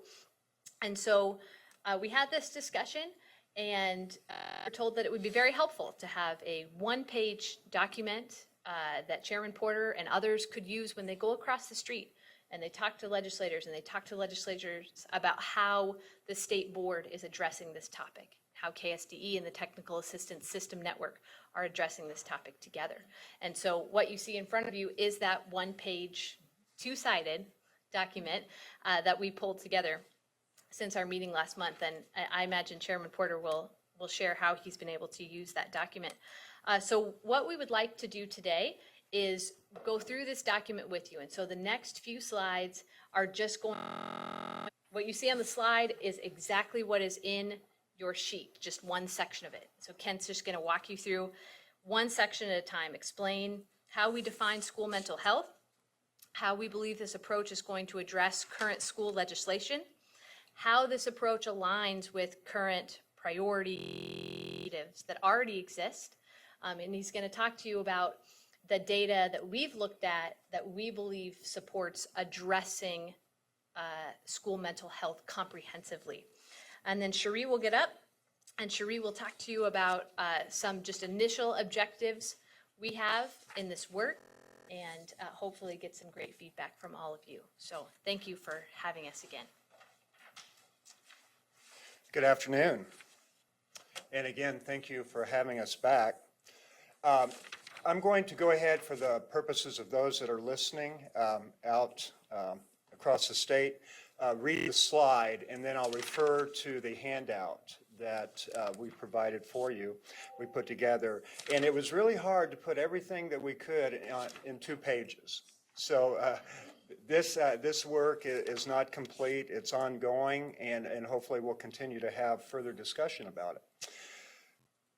School mental health refers to a comprehensive multi-tier system of support throughout the school community to enhance the social, emotional, behavioral, mental health, and academic outcomes for children and youth.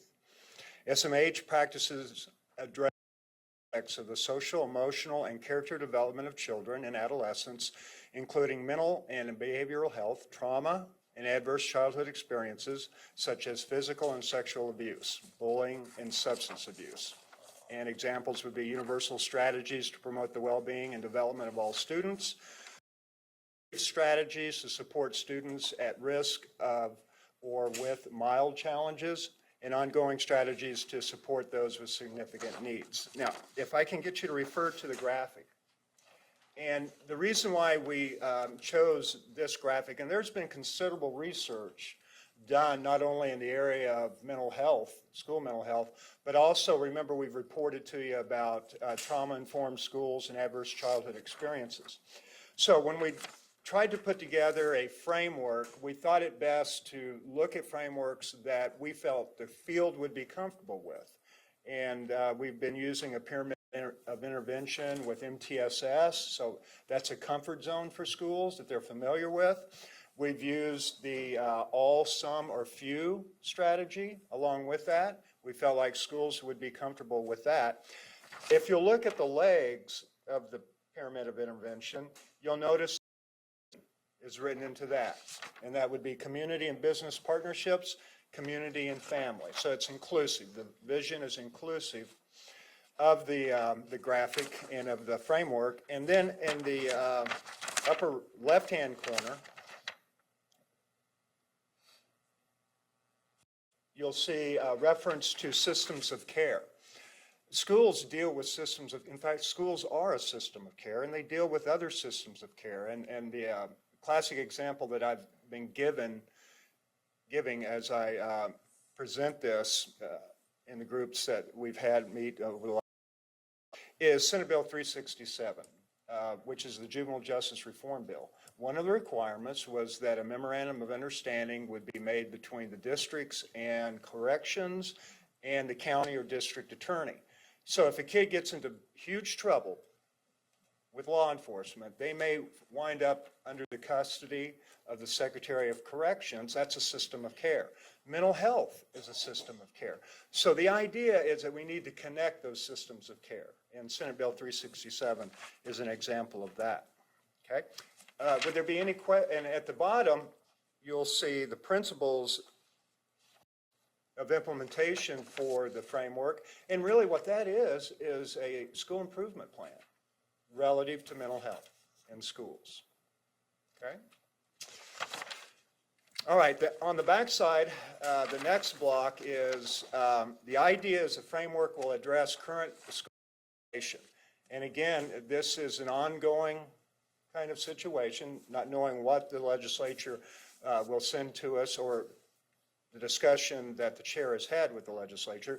But with this framework, we can address Aaron's Law, which is child sexual abuse, the Jason Flatt Act, which is suicidal ideation, juvenile justice, the bullying statute, and then provisions of Every Student Succeeds Act and IDEA. So we thought it was pretty comprehensive. However, we'll continue to have conversations, hopefully as part of the next step, to make sure that it's more inclusive than it is now. But we thought we did a pretty good job in fitting all of that in. The next slide, or the next section, is the framework aligns with ongoing priorities, initiatives, structures, and supports. I mentioned the vision, how the framework, the graphic, the vision fits into that. It aligns or will align with the SECD standards. And you'll remember that one of the criticisms, something that was in the bill, was revision of the SECD standards. They didn't mention the school counseling standards because we address appropriate and inappropriate touch in the school's counseling standards, as well as refusal skills. But that'll be part of the conversation whenever those standards come up. Okay? Obviously, I reference MTSS, and that's a wonderful framework by itself. And now we have school mental health in an MTSS format. The Kansas Learning Network, Cherie's group, we mentioned before, and mandatory abuse reporting requirements, code of ethics. All licensed professionals have codes of ethics that they're supposed to follow, and licensing requirements for school-employed professionals. Some of the data resources that have been utilized in the study of this, and also adverse childhood experiences, are listed there, as you can see. I might mention that the Communities of Care Survey has incorporated a depression scale, and I was told that their pilot now includes 130 different districts. So there is a lot of concern and a lot of momentum out across the state and districts to address school mental health. And Sally, we added Kansas Kids Count data. Yeah. Okay, so to this point, any questions? Yes, Ann Ma has a question.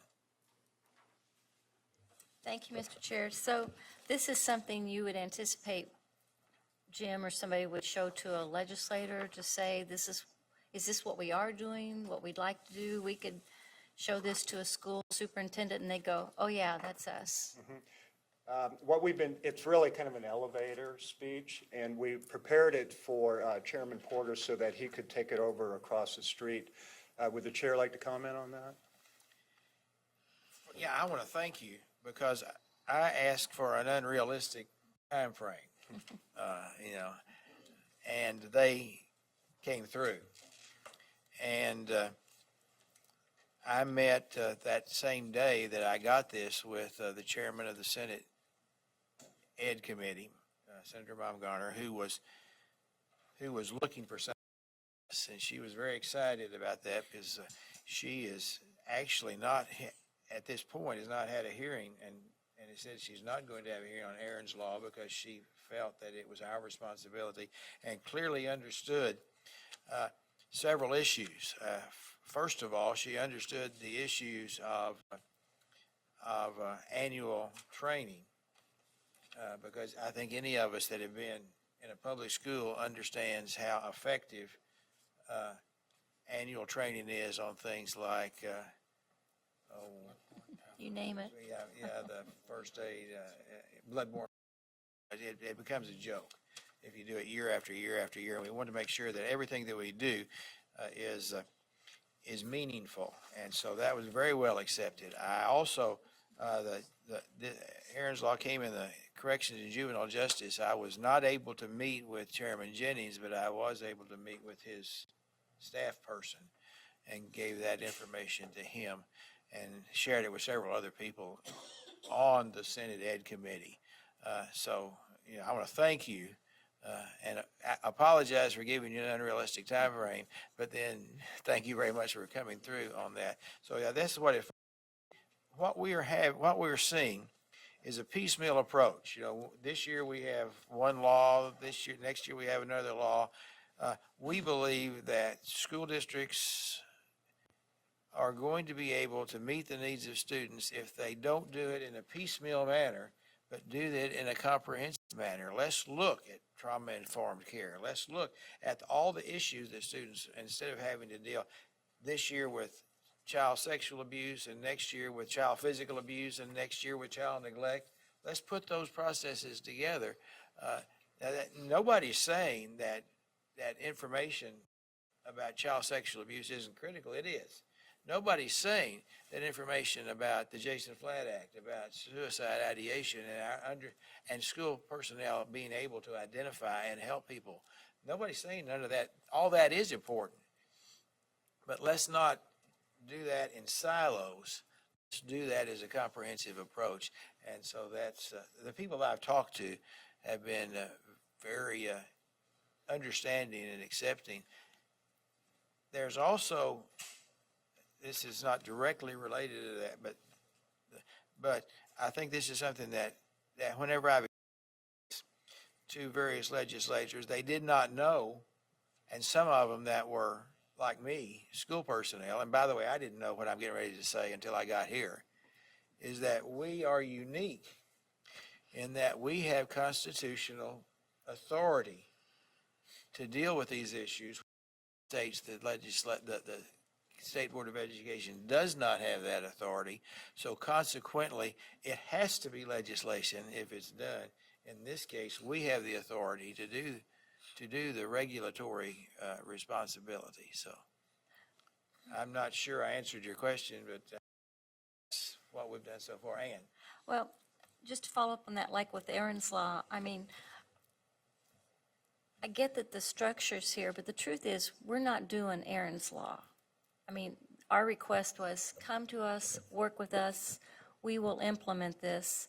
So shows, I mean, certainly we're not telling somebody we're doing Aaron's Law, because we're not doing Aaron's Law. Is this just to say the framework is there, give us the chance to do it? May I respond to that? Yes, you may. We have to start with the foundation, and this is the framework. Curriculum you're talking about will be designed, and in some cases, we already have it, and Sharia may discuss this in a moment. But this gives us a foundation, a framework from which to work, and then we can take bullying prevention, or we can take Aaron's Law and specific curriculum that addresses each one of those and fit it into the framework. And I can give you an example if you like. No, I get that. I just want to make sure I know the context we're presenting this in, like, don't worry, we got it covered. Well, no, we don't have everything covered, but we do have a framework to make it happen if you tell us the issue you're interested in. Would that be? I think I would agree with that. Would you guys agree with that? I think that's fair to say. And believe me, there's plenty of content that can be and will be inserted into the framework. Because there's so much to deal with. I mean, we had at the Kansas Learning First Alliance, we spent over an hour just talking about mental health issues in school, which you guys all know are, and everything's not okay out there. We have a lot of work to do in this area. And so I think as Jim said, things are going to continue to come up every year as these issues rise to the top through some incident or people's awareness of it. And we probably need to get, we had the funding, but. And we believe that we are in a better position to provide a comprehensive program and address those issues than individual legislative acts. Right, right. So we're just presenting this as, if you have an issue, we have the framework, here's how we would do it, give us the chance to do it. That's kind of the. We are requesting may be a little soft. We're almost demanding that we be allowed to do our jobs. Yeah, even if it takes a couple more attorneys and a lawsuit, maybe. Thank you. One other question that you had, Ms. Mall, was do we hand it out to superintendents? Mr. McNeese was at the Innovative Districts last week when I presented to it, and I thought, and again, I'll defer to Jim, but I thought they were very receptive of the framework, and hearing their discussion previously this afternoon, I think they're on board. Would you say that? Oh, I'd certainly agree that school folks, individual, and especially superintendents and school leaders, are very, I think, very supportive and, quite frankly, eager to take on the framework because of the ramifications of single pieces of legislation that are costly in their implementation. Responding to a very needy situation, but with overkill. This gives us a chance to put those pieces together in an ongoing process that supports all kids in all manners and the needs that they have. And the next step may very well be, as just text me, is that we need to get this, we need to have a plan to get this framework before key decision makers, legislators, people in the executive branch, so that whenever the thought process, whenever something comes up, the thought process is is a framework. Let's move it in that direction. Regrettably, so many of these issues come because of a tragedy. Yeah. And there are response, and people have an emotional response. Well, this framework gives us a logical response. So you're saying that if you ask any superintendent out there, all of them would say, yeah, we have safe practices in place? They should already have them in place. That's what I'm. And one of the things that happens that we need to communicate to the legislature is that many of the districts are responding to this either directly through district supports or through supports through the service centers. And sometimes they're not even, they have these supports because they've never faced that situation. So there's a learning process that goes with this in two parts. One is, what are the necessary responses to emotional supports that we have to have, and then our preparedness to meet new ones that we're not even ready for. And what we didn't said, and Sally, I'll get to your question. What we haven't said is to have these sorts of support requires more skilled counseling professionals in the school system. Hence the reason we've asked for more social workers and counselors. But it's not just to the leadership, Jim, that we need to be talking to. It's to the legislators themselves. But we need to communicate better within our own communities and outside of our educational communities that we are responding to mental health issues. There isn't a school district leadership team that isn't a regular, if not daily, weekly basis, planning, organizing, responding to mental health issues within their district. And I might add, Senate Bill 367 also addresses that. It requires superintendents to attend training relative to trauma-informed mental health. And I don't know if you guys saw it, but I asked them to include Aaron's Law in that training, and that should be rolled out into May, beginning of June. To kind of bring it together relative to the objectives and then turn it back over to you folks to discuss next steps. I'll turn it over to Cherie, and Cherie, Chris. He has a question. Oh, I'm sorry. I have a very simple question. Is this digital to where you could send me a copy of this? I would be more than happy Please. to, ma'am. I did visit with Representative Jennings, and he said when he had something, he would like to see it. And that, so I would like to email this to him. And I want to thank you. This is, I can understand this. I appreciate it. And thank you for adding the data. Thank you. Now, Well, as I was mentioning, Kristen, Laura, and Cherie were really champions in the development of this work and will continue to be champions for us. So, Cherie?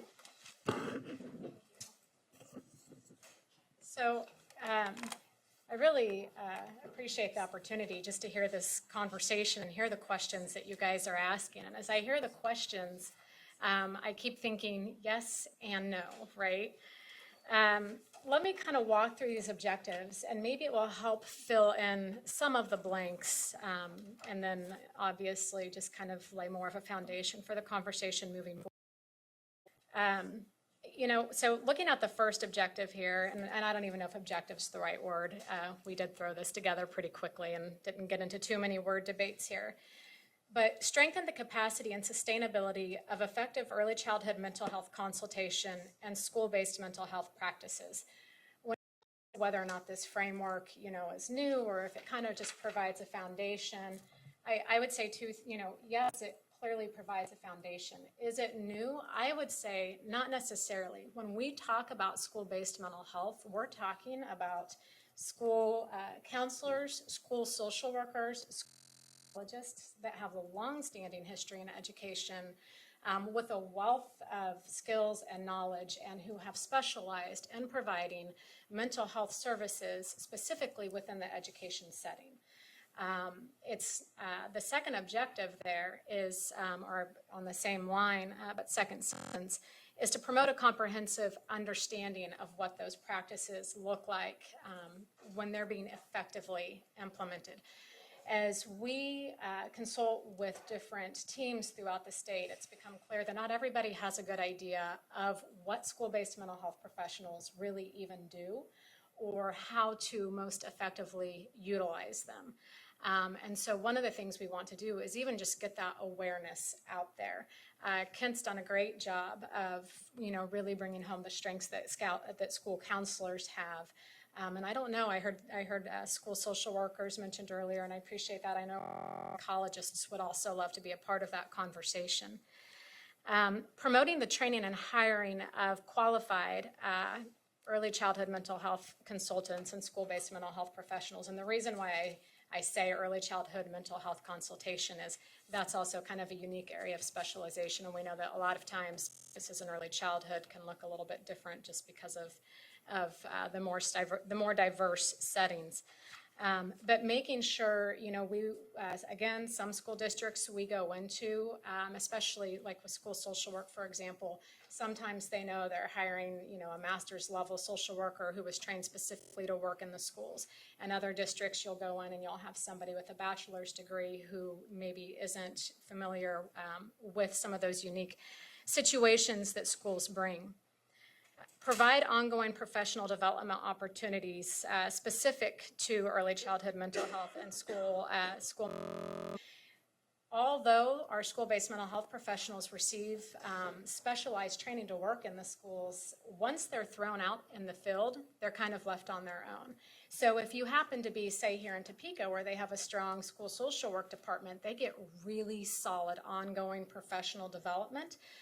But again, you go to other parts of the state and it's kind of a mixed bag. So in the same way that we want to provide ongoing professional development to our teachers, we also want to be able to do the same thing for our school-based mental health professionals and our school mental health teams, because ideally we're not working in isolation.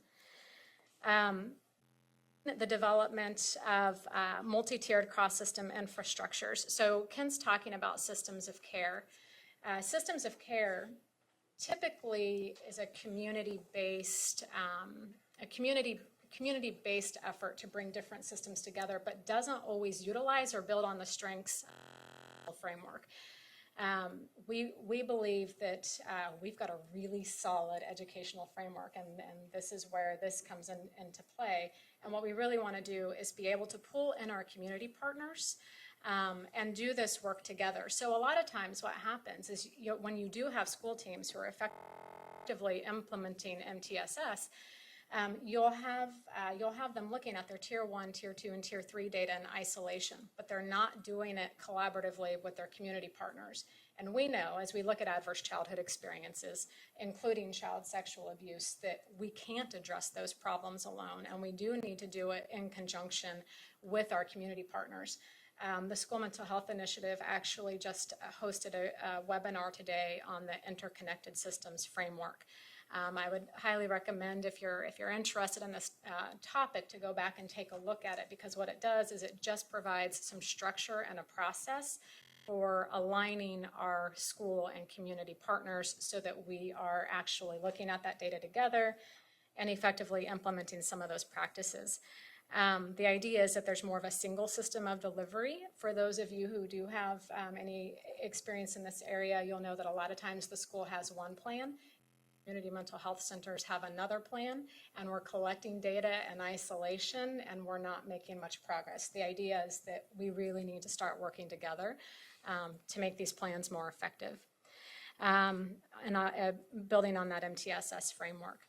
That bullet point, the third, develop a Kansas School Mental Health Framework, Practices, Protocol, and Resource Guide. What you see here would be the beginning. You all might be familiar, as we showcased last time, the School Mental Health Initiative Resource Guide that we pulled together. And what that is just what we know to be the most current and effective practices related to mental health.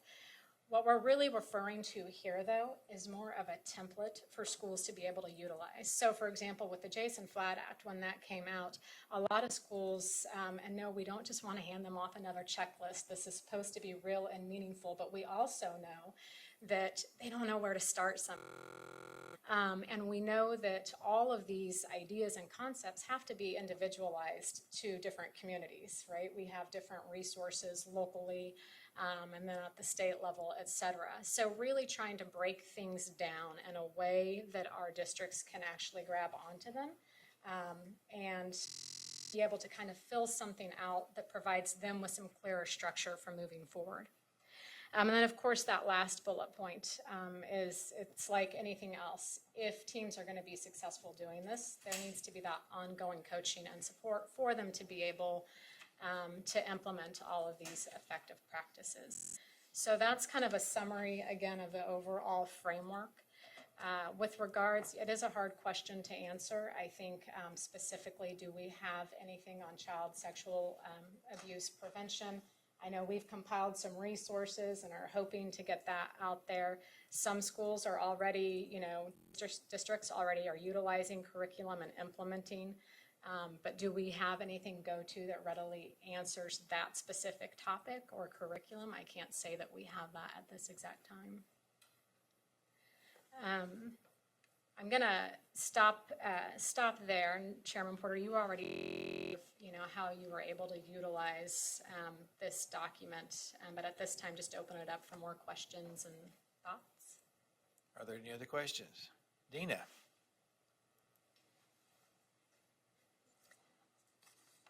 Thank you. I think I heard you talking about how, Aaron's Law, as I recall, had a component in it that required education for the classroom teacher. And this is more of a all framework. And I think the purpose was early identification and how a teacher could keep a watchful eye for what signs might be there. So are we assuming that every district will then start teaching their teachers what those signs are? Or how? I have some of the same thoughts, and it may be because of my legislative background, the two of us sitting here together. But I'm not sure we're directly addressing what their concerns, some of their concerns. I think it's partially the support for the and educating them, but it's also the education of the teachers. And I see this as appearing to focus more on how are we going to support students. And while there's a piece in there where I can see it fits, there's no real explanation back here. What does that mean to us, and what the expectations would be, at least if they had new teachers who came to the classroom. I am one of those who gets to take all of those little education things for bullying and so on, even as a substitute teacher Over and over. every year, and take the test. I don't have to listen to the information because it's the very same stuff. So give me one time and then I hopefully know it. I'm wondering how we tell Representative Jennings we're really addressing that component of his bill. And I'm going to defer to Cherie, but I'm understanding, much like we've done with bullying prevention and suicidal ideation, we pull together curriculum based on best evidence. And in this case, it would be child sexual abuse. We have wonderful partners, by the way. Kansas Children's Service League has a curriculum. School Counseling Association has a curriculum for that. Curriculums out there that we can borrow from, present it to you guys, and then take it out to the field. But it would wind up in the resource guide, right? Yeah, I mean, I think that's the trick. I agree. I mean, this is where I keep struggling, both times in this presentation is we don't have something that directly addresses that question. And that's what keeps bringing us back around to this, where we pull out and we say, look, we want to address this. We want to address all adverse childhood experiences, of which child sexual abuse is just one. As far as, gosh, since this all kind of transpired within the past month, on our resource hunt and tried to pull in stuff, and just like anything else that comes across, we're having to look at, essentially, are there already online modules developed? Is there already curriculum? Is it evidence-based? Do we have access to it? Is it specific to schools, which a lot of times it's and when we run into that, of course, it's like, okay, well, so do we just share resources and tell schools here's a good place to start, which is all we've been able to accomplish so far. Ideally, we would be able to go and put together some online modules or what have you, but that's just one component of it. I think the other thing we're trying to say here about building on the strengths of already established school-based mental health practices. As I think about this, so far we've been providing youth mental health first aid trainings. We've been providing trainings on trauma and self-care for teachers, in 4 different regions this past year. there's 2, maybe 3 of us who are going out and providing these trainings, and there's no way we can really effectively reach the numbers that we need to be able to reach. My own thought is we have professionals in the schools, our school counselors, school social workers, school psychologists. Can we build these materials? Can we develop these and get them into the hands of people who also know how to provide this training, so that we're able to reach the masses? And I know that still doesn't get down, do we Well, have something? Although I think that helps because those individuals would be expected then to share their knowledge and their expertise with colleagues that they work with. And like I said, it wouldn't have to be every year, an hour every year, or 3 hours every year, like some of the legislation has required.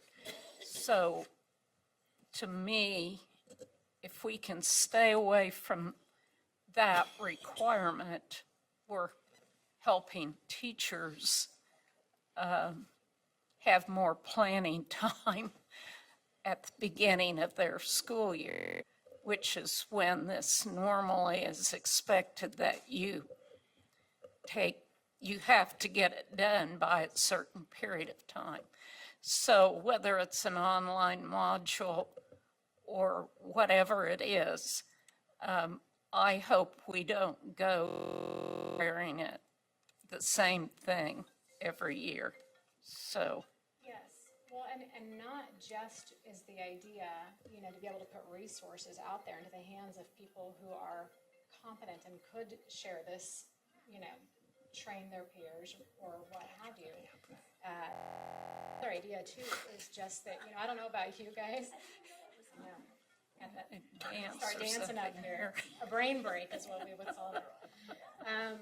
The idea is that, just to provide a training, even if we were just to provide a training one time a year, or access to an online module one time a year, that's not going to make an impact in adverse childhood experiences or address the needs. No, because So it's you kind of ignore a lot of it. It's kind of a way, just to kind of throw it out there, say we did it, and we're saying, no, we genuinely want to address these issues.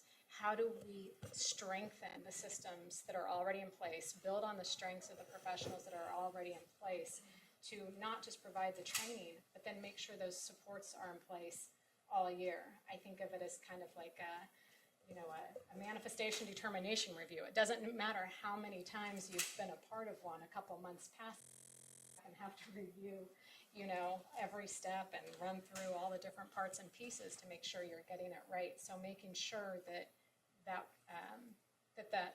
knowledge is available to teachers when they actually need it, and not trying to draw on recollections from a previous incident. There are 2 questions you're going to, you can say what you want to, and then that's it. After these 2 questions are asked, we're going to move on, but go ahead, Ken. Well, I was going to say, if you want us to come back with an idea of what we would share with the field and what we already have shared with the field, we'll be more than happy to do that. Our chair is to come up with a 2-pager so that the chair would have something in hand when he dealt with the legislature. If the charge to us is to bring back a curriculum, we will do that, and we will do it post haste. And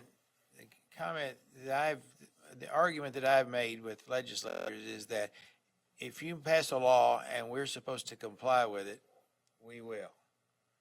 But compliance is a whole lot different than participation.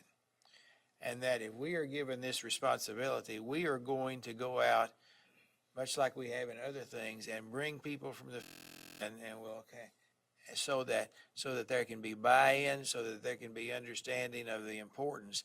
And compliance is a whole lot different from collaboration. And by having a collaborative process, it becomes much more effective. Compliance in many cases is just checklist. And and passing laws that say you've got to do something for a certain number of times every year becomes compliance and is much more likely to be ineffective. Mr. Roberts. Thank you, Mr. Chairman. Ken, you're familiar with what I'm looking at. It's from NewYorkCity.gov. Apparently, models of service. There's about 10 bullet points here. I just Googled for school-based mental health programs, eliminating barriers to academic achievement. That sort of caught my eye. But just touching on these quickly, so many different models of service. On-site licensed mental health clinics offer individuals, groups, and family treatment. You could have school response teams. You could have what they call STARS, screening at-risk students. You can just identify at-risk for high and middle school and train teachers in that.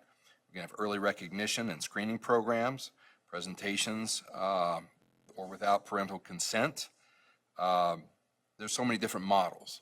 So what I would like to see is that whatever we can proffer from the state perspective and suggest to localities, you have to pick a model, involve your families, and it's going to be different in every community and every size district and all. Now that's no mean feat, but it seems to me that without that family buy-in, trying to pick up on what the chairman was saying, our greatest partners are our families, and sometimes these families weak in some areas. So I think that's a tall order, but that would be what I think where we have to go. Ann. Again, I want to thank you. You have, in my case, far exceeded my expectations. I appreciate it. You gave me something, as I say, an unrealistic time frame, and we appreciate it, and we look forward to, we'll be discussing this the next time we have a workshop, how to implement. Okay. And it's not scheduled right now, but we're taking a break. Thank you, Board. Thank you.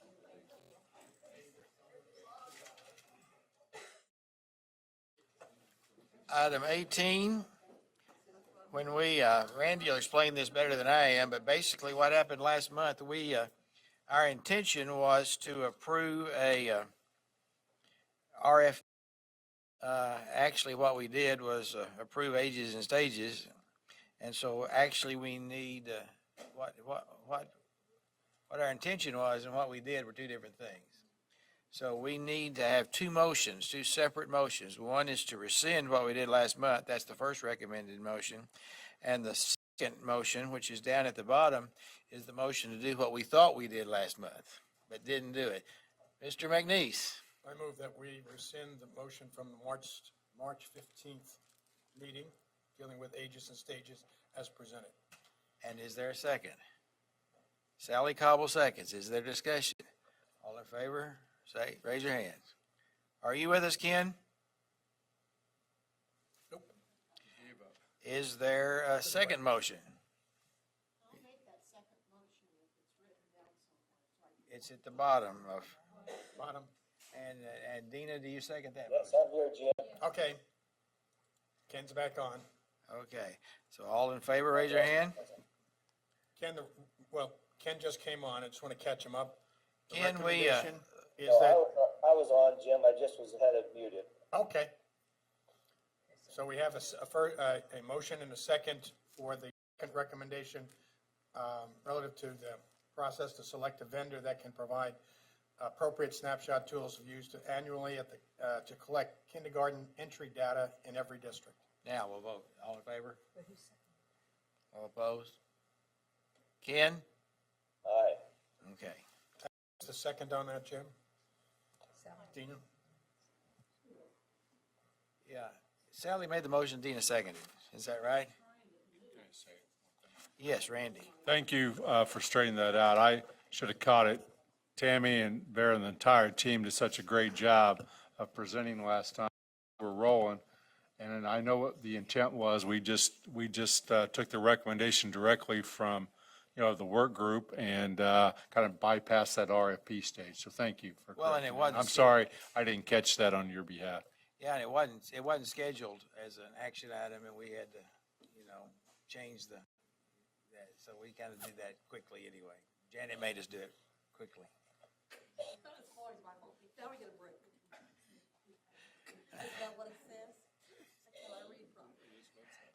Moving right along. It's time to act. We have annual renewal of our attorney contracts. A motion would be in order to approve the renewal of the contract. Jim Lambert, Jim McNeese, Steve Roberts seconds the motion. Any discussion? All in favor, raise your hand. All opposed? Ken? Aye. Okay, it's unanimous. You can breathe. Where are we? Legislative matter. I have been told, and this is a procedural issue with the members of the board. I have been told, and I feel really hypocritical saying this, that that we follow the hand waving procedure real well till we get to this point, and then we all just kind of start asking questions. And I need to point out that I was probably last year the biggest offender there. But others of our members, others of our membership have asked us, said that we felt that we need to be more formal. So if you're going to ask Dale a question, please use the hand waving thing, and I'll feel like a hypocrite every time I call you. Mr. Dennis, welcome to the State Board of Education. It's an honor to be with dignitaries. We're going to give you a little printout, and we'll do this within our time frame, I hope. But I want to go through with you the major policy provisions. So this is a pretty big deal. And I want to emphasize that this bill was worked on for, what, Randy, 2 or 3 weeks in committee. It has not come out of the first committee yet. It's in Mr. Campbell's Budget Committee and a 17-member committee. They worked long and hard on it, and there's some technical changes that has to be made, and that I think will be done when they return. But we'll go through this rather quickly. But notice on the first bullet under proposed under the major policy provisions, the 5-year phase-in on the base amount per pupil. That whole concept's important because that's what drives the train. Probably the court's going to rule on, in essence, because that's the piece that the weights all apply to. And will 4,006 with a $200 increase each year thereafter meet the court's requirements? And we don't know that. We'll probably find that out unless there's further changes. But I want to point out, this will come out of committee probably when they come back in the first day or two. Then it'll go to the House floor. And the House floor, when it's out on the House floor, there could be all kinds of opportunities. And usually on school finance and taxes, it takes all day. So they'll be on the floor probably quite some time. Bullet number 2, after the first 5 years, the consumer price index will be, the base will be increased by the consumer price index. Special meal levies, which really boils down to cost of living ancillary facilities in current law, they're going to continue. Now, this next piece is important. They wanted to try to, as near as they could, without hurting schools, nail down how we count enrollment. So what they is, it's the preceding year, second preceding year, whichever is higher. Not a whole lot different than what it was before, but it's a little bit. Prior year. Now, the other piece of this and is that all the weightings will be current. The weightings will be current. You pretty near have to do the weightings current because there's too many things could happen. The second piece of that we'll get to in a little bit. But the at-risk down a ways, on at-risk, it goes back to the free lunch count. We went through all kinds of different variations of this. And the bottom line, we're back to free lunch. They looked, if you remember, they looked at the poverty rate, U.S. Bureau of Census poverty rate, went through that, and I learned things out of that. The poverty data is not very good at the federal level. There's some challenges. You get in a, like in Garden City, and this is public. Garden City, they appealed their Bureau of Census poverty rate, and they had a big trailer park. I don't know, 300 or 400 trailers, and they said there wasn't any kids, and they finally got it up to 4, and then they got it up to 6. Well, they pick up busloads out of there. That many. So, and then the guys up at the Indian reservation says the data there is not very good. And so after we looked at it, the committee backed off, said we're going to free lunch.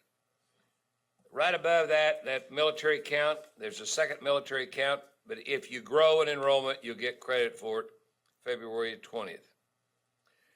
We went through all kinds of variation, but the at-risk, density at-risk, Clay come up with a new formula and went through all that. And the bottom line, we got all done, we went back to the old way. And that was quite challenging because it didn't kick in until 2,500. So any district give you an example, Fort Scott, Pittsburgh, Winfield, Ark City, several of those districts like that, their high density at-risk dollars went down substantially. So they went back the old way and solved that. They put a floor. Any district that has less than 10%, you arbitrarily 10% for free lunch count. This next one is really big time important, is all-day kindergarten. And that committee was not satisfied with phasing it in. It was very evident. When Dina, you were there, that was very important to that committee that we not phase it in, but do it immediately. Career and tech ed, we had a new idea there, and guess what? It didn't work either. We're back on the old formula, but there's a provision in there. We'll do a study this coming year, if it stays, and determine the cost of all the pathways. And then the goal would be to adjust the formula based on the cost of the pathways. Actual cost. Pardon? Actual cost. Actual cost. Mm-hmm. The what? Each pathway. It's quite a job. We did this 3 years ago, Craig. Yeah, we did. I went through and did that. And you could probably take those that are going to be pretty close right now because the ratio hadn't changed. But that's significant because career tech ed is the future. And anyway, we'll have a year to study, and then we had to have January. Virtual, they didn't change the law. This next one, I want to point out this one, and I haven't talked about this much. A motion was made to exclude non-residents in computing the assessed valuation per pupil for bond and interest and capital outlay. Well, the person making the motion got a little confused about that. And he was looking at a printout on local option budget, but he applied it to capital outlay and LOB, and it didn't work. Now, follow me on this. This gets a little touchy. The LOB is based on the 81st percentile of equalization. But the capital outlay and bond interest starts at the median. All right? We pulled those out, and the valuations went up or down when you pull out those virtual kids or non-residents, which is most of them, pull those out. But what it did, it raised the 50th percentile.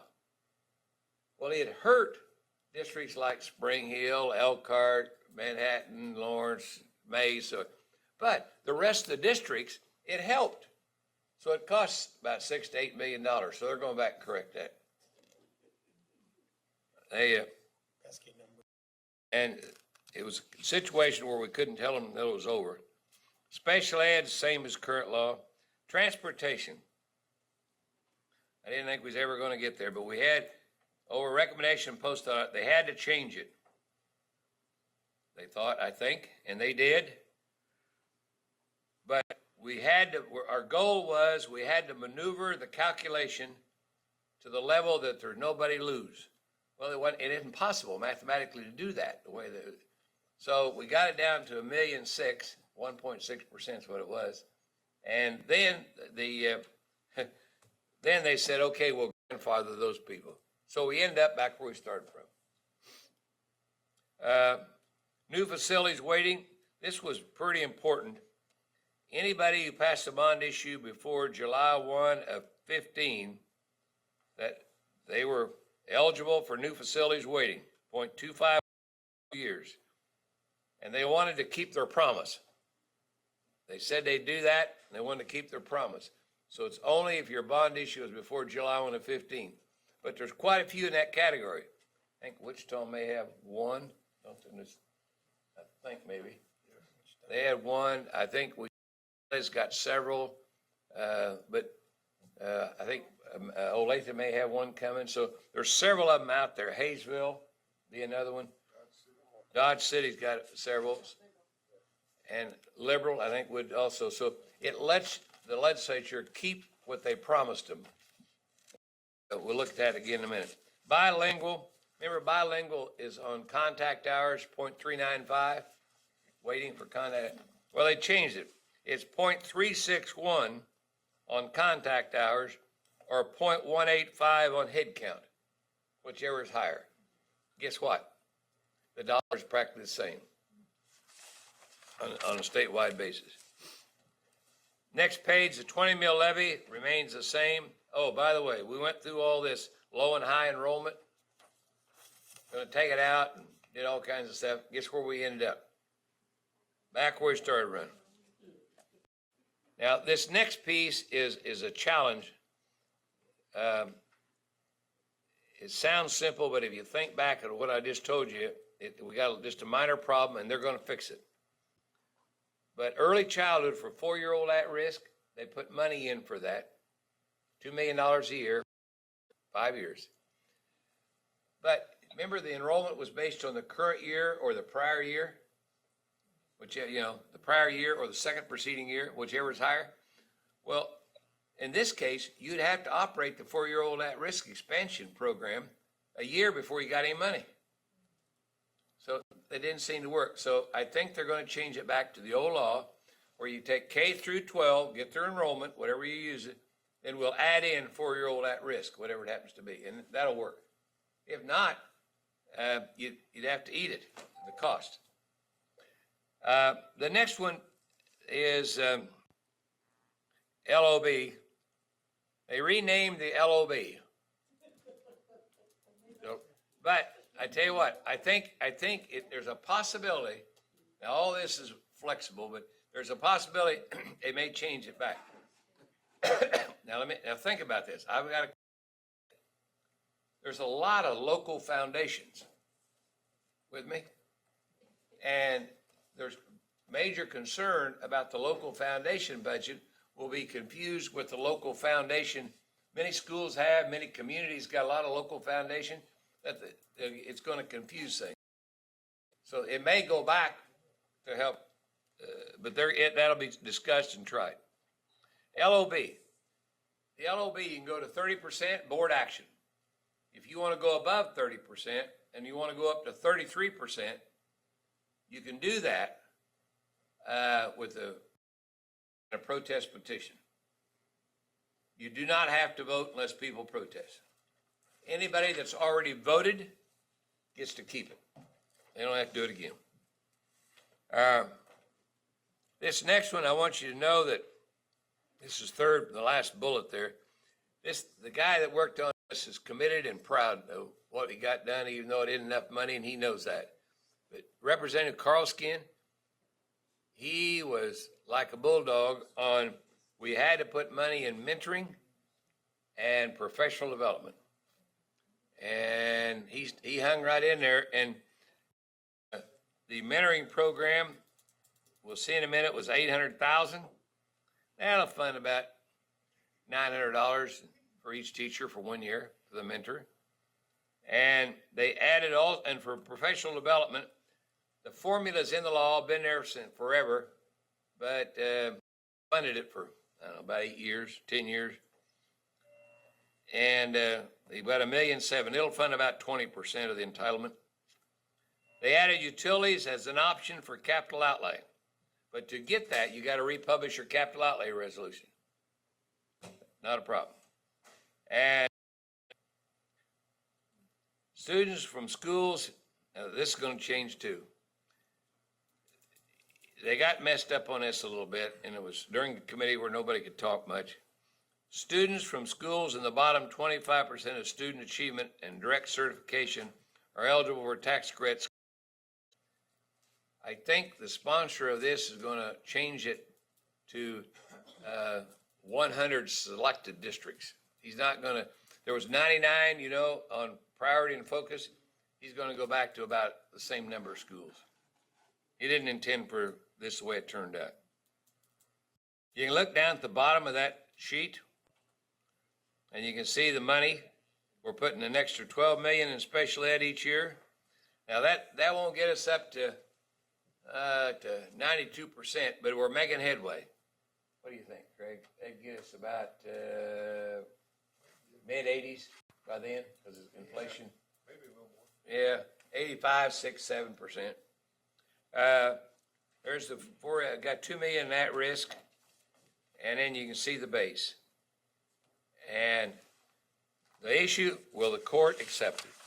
One more thing, I'll show you a printout. We won't spend much time on that, but go to the printout. I'll just pick several columns. Columns 2 through 10, all the weightings. And then we excluded special ed, and then we showed special ed separately, and then brought it back in. But the real peanut is column 15. We compared what we think the budget would be in 17-18, and in column 14, 15-16, because we're under a block grant, and that was an audited year. We knew what the amount was. But column 15, school people were having a little trouble. They look at state aid. That's not the peanut.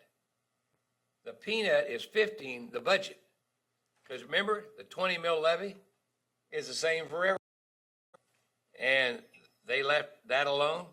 So the budget increase is shown in 15. Now you're going to see some minuses there. And those minuses are caused in most cases by declining enrollment. Gary County, you'll see one over at Junction City. They have a big drop, but their students, they're down what, Craig? Over 1,000? Yeah, right at 1,000 students.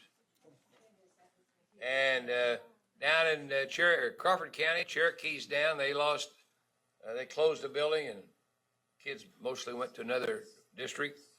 But then in southwest corner, why oil went and gas has gone to pot, and what's happened is a lot of those workers have moved out, and they're really kind of down over that. And it would not surprise me, because we had a call on this, that's all it is, one call, about a grandfather clause on the budget. And if they chose to do that, because see, a year from now, if they did this, the base goes up $200, and that helps that. You could do it for less than $11 million if they wanted to do that. We got a long ways to go, and we don't really know how the Senate will react to any other plan. They haven't discussed it. And there's been a few committee meetings and talked about parts of it. Senator Denning and Molly Baumgartner, the vice chair, and they've had meetings and talked about it, but there have been no votes. And what we hear is that when the Senate's through, they'll take a look at it and then decide what their opinion is and go from there. They've hired former Senator Jeff King as their legislative or their legal advisor. And so we'll see what happens there, but he'll advise them whether he thinks it meets the court test or not meet the court test and that sort of thing. Is there any, that's the biggest, in our area, that's by far the biggest issue. We have one more issue, but. Okay, we have questions from Ann Ma. Thank you. So Dale, what's the difference between 15 and 18? Is 15 the 15 real is the number? budget and 18 is state aid to fund that budget. So See- the number people are going to look at is in 18? That's to see the okay for a total? legislator, because that's Yeah. state aid. But for a school district, they want to look at 15. Okay. And the difference between the two is local effort. There's a lot of little small revenues they get, federal impact aid, and is one, and what we got? Recreational vehicles and severance tax, interest, there's several little, So are they talking about because my other question was about the grandfather thing, because some of my districts would be the losers, but you think there's talk about the grandfathering is pretty serious? That's something they'd consider? well, Would it the just be person for a that talked year? to us was very serious about it, because he had quite a few districts that was affected by it. But it boils down, I think, money they got. Yeah. But I could see where some people might support this a little stronger if those minuses scare them to death. Yeah, but were they talking about just for a year or put it in Well, there and leave it? It would probably be a year or two, and the reason I say that is because the base goes up in the second year, they and catch up. it eliminate half of them Gotcha. in this third year. So 1 or 2 years out there was all that would be needed in all likelihood. Okay, thank you. Sally Cobble. Thank you. The 20 mills, are they going to send it to Topeka or keep it like they They used to? decided just leave it like it is, comes to us, and we just use it for state aid. I think they just decided it was simpler not to mess with it, because they end up the same spot. Yeah, well, the banks didn't like that. Yeah.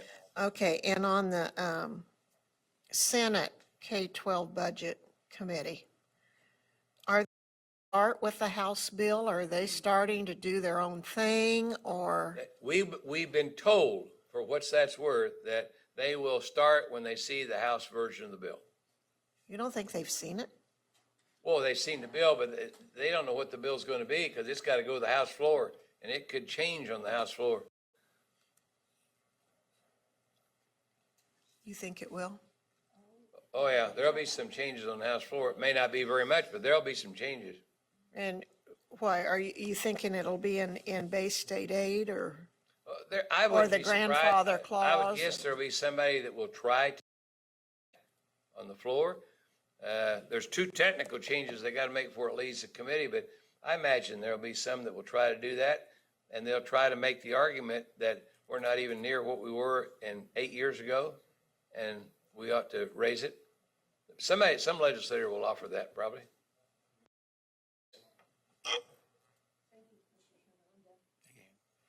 What's next? One more, Mr. Chairman, and we'll get out of here, but don't celebrate yet.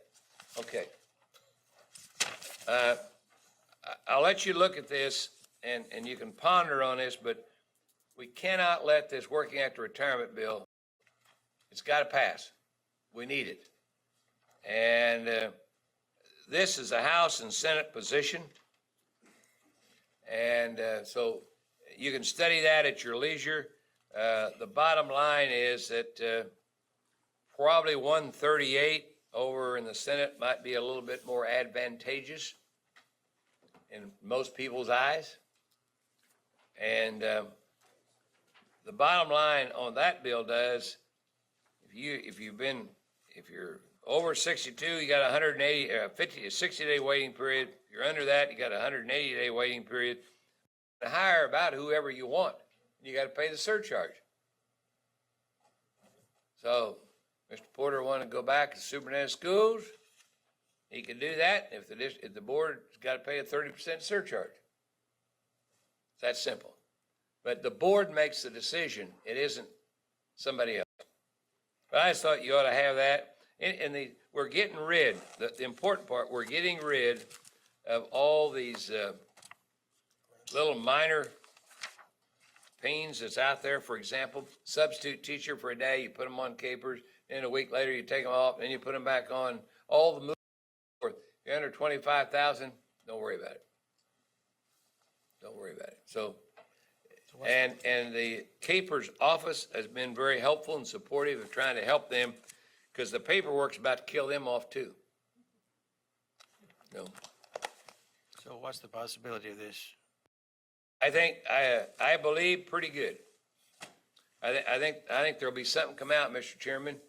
I talked to the director the other day about this, and there was somebody who was down in your area where somebody was trying to steal a ag teacher into Oklahoma, and I called and said, here's the situation. You think we're going to be able to help him and keep him? He said, yes, I do. And he don't go out on a limb very often. And he's very, so he thought they could help, so. Sally? On the question I get the most, hire anybody, or do they have to be only in declared hard-to-fill positions? Hard to fill goes away. It goes away. Will So, not be doing, and this bill, if it passes, it'll disappear. The board will be able to hire, hard to fill goes away. Steve Roberts? Thank you. Very quickly, Dale, if I'm walking into a school with someone who worked 30 years and retired, and then she's like me, a long-term substitute working through Morgan Hunter in one of the 3 districts that I work for, making anywhere from $150 to $175 a day. Does that affect her capers or retirement at all? Technically, if this bill passes, the answer would be no, it wouldn't, because the district would have to pay the 30% surcharge, or they can hire who they want to. Thank you. Any other things that? I told you, Mr. Chairman, but these are the 2 biggies, I think, for our kids and our schools and our people, and the other issue, just toss this in before we leave. It's still unknown what the revenue will be there to fund it. Randy knows, but he hadn't told me yet. We'll try to pin him down. I get a lot of questions about due process. Where's that? Due process, as I recall, is sitting in a Senate committee. And likely to stay. Come over. It probably will, but here's what could happen, Mr. Chairman. What could happen is a bill that the Senate's passed goes over to the House, but the subject matter is such, somebody could add that in, and they would add it in and get it to conference. Then they could negotiate it. That could happen on many occasions. So I wouldn't say it's dead, and the House, if they get the opportunity, they'll probably put it in a bill that the Senate's passed if it's in the right subject matter area. Okay. Anything else? Thank you, guys, for your time. We appreciate you very much. Thank you. We've come to the consent agenda. I remind you that item F has been removed. Is there a motion to approve the consent agenda? Sally Cobble, second. Somebody second the motion. Dina. In favor, raise your hand. All opposed? Ken? Aye. Okay, that passes. And were you opposed? I will abstain. Okay. Thank you. Sorry I didn't.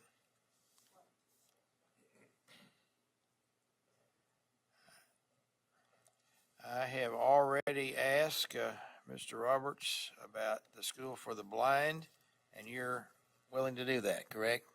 Yes, sir. School for the Deaf. When John's not here, do we want to? You were talking about like the commencement exercise. Yeah, yeah. Janet, would you be willing to do that? School for the Deaf? Yeah.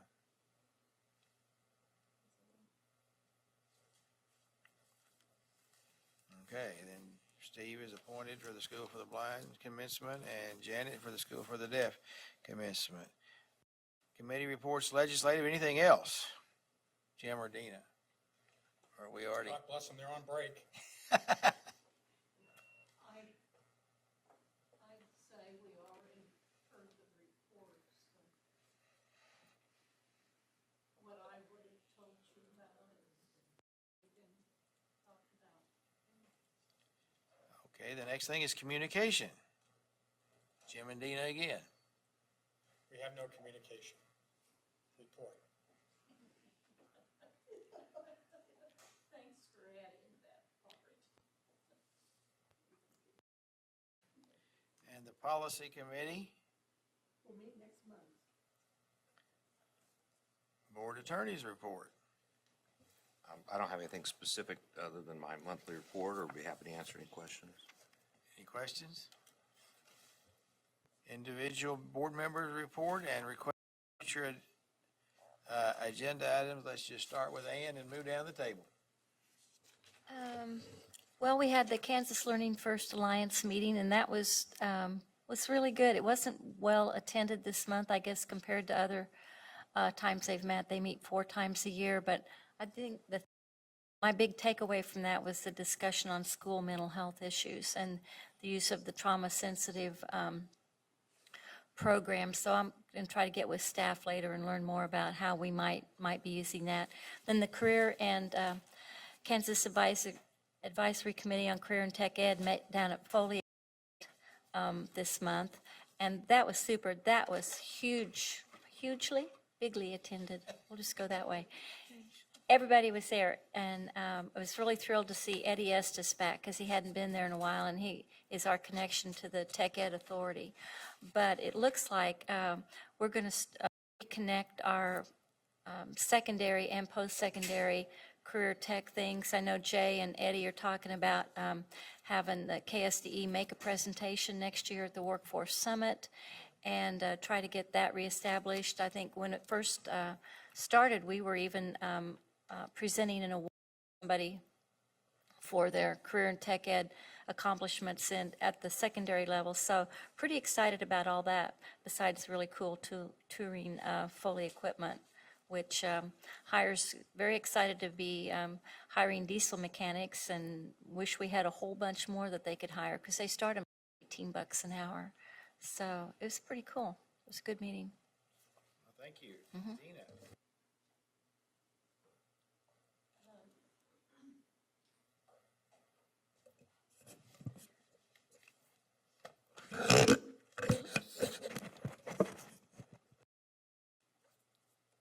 Well, I've started giving my challenge awards, and last night I went to Geary County, which is, for your information, that's Junction City. And one of the things that they did that I thought, or a couple of things that they did that I thought was really outstanding, they have a Superintendent's 3 R's Award.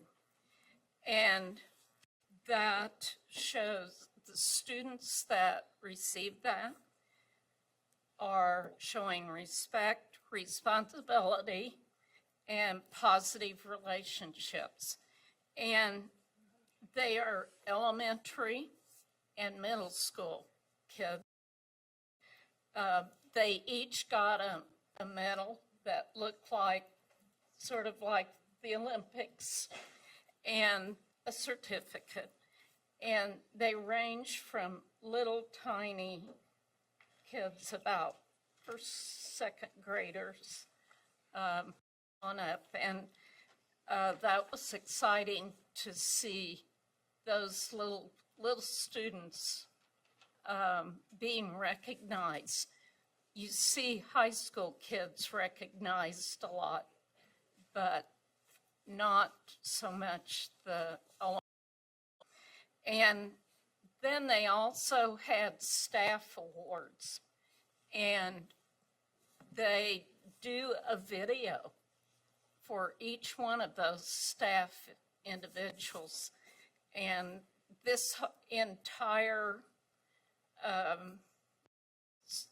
board meeting was dedicated to awards. And I'm not sure how often they do that, but it was exciting to stay and watch the rest of what went on that night. Also, I attended the event that was in Emporia that included the teachers of teachers, so to speak.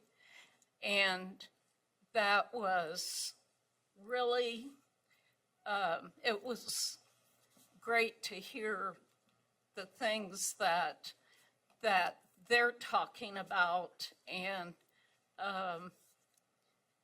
I think they're wanting, there's a lot of young individuals who are involved with teacher education, and you see a lot of new ideas coming forth, and it was exciting to listen to their excitement and their enthusiasm about what the future could be. And they want to bring more of their student body into the education field. So they're talking about that issue as well. And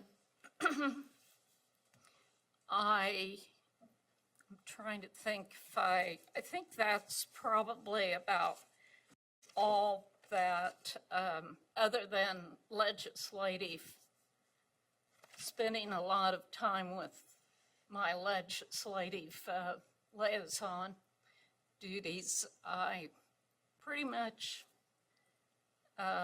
spent most of last month doing that. So I think we can move on probably to the next person. Okay, Sally, I appreciate your sending us that message, but I understand there's other things you want to talk about, so go right ahead.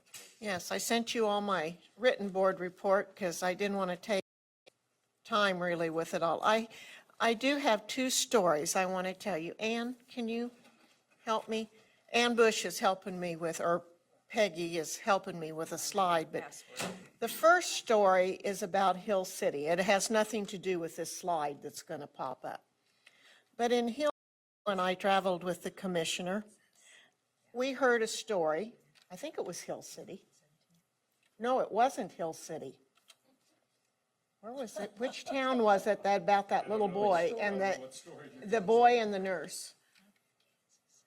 It was a town before Hill City. Okay, this school system had written a grant to get a heart, start your heart again. A fibrillator. And they had just gotten it in and had just put it up when the next day a little boy collapsed. And they were able to use that, revive him, and send him on down the road. And it just kind of gave you goosebumps when you hear that kind of story. Now I'd like you to look at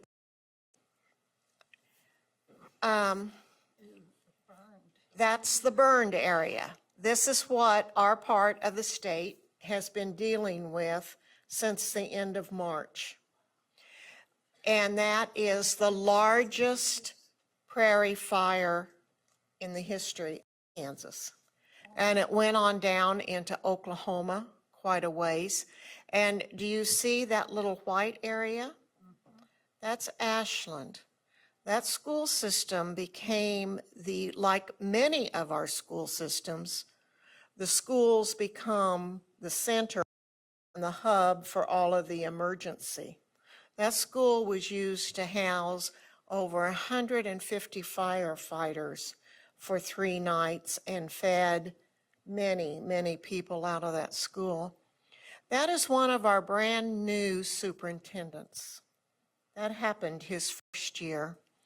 He was most concerned about days without school and how we would handle that. He did call Randy.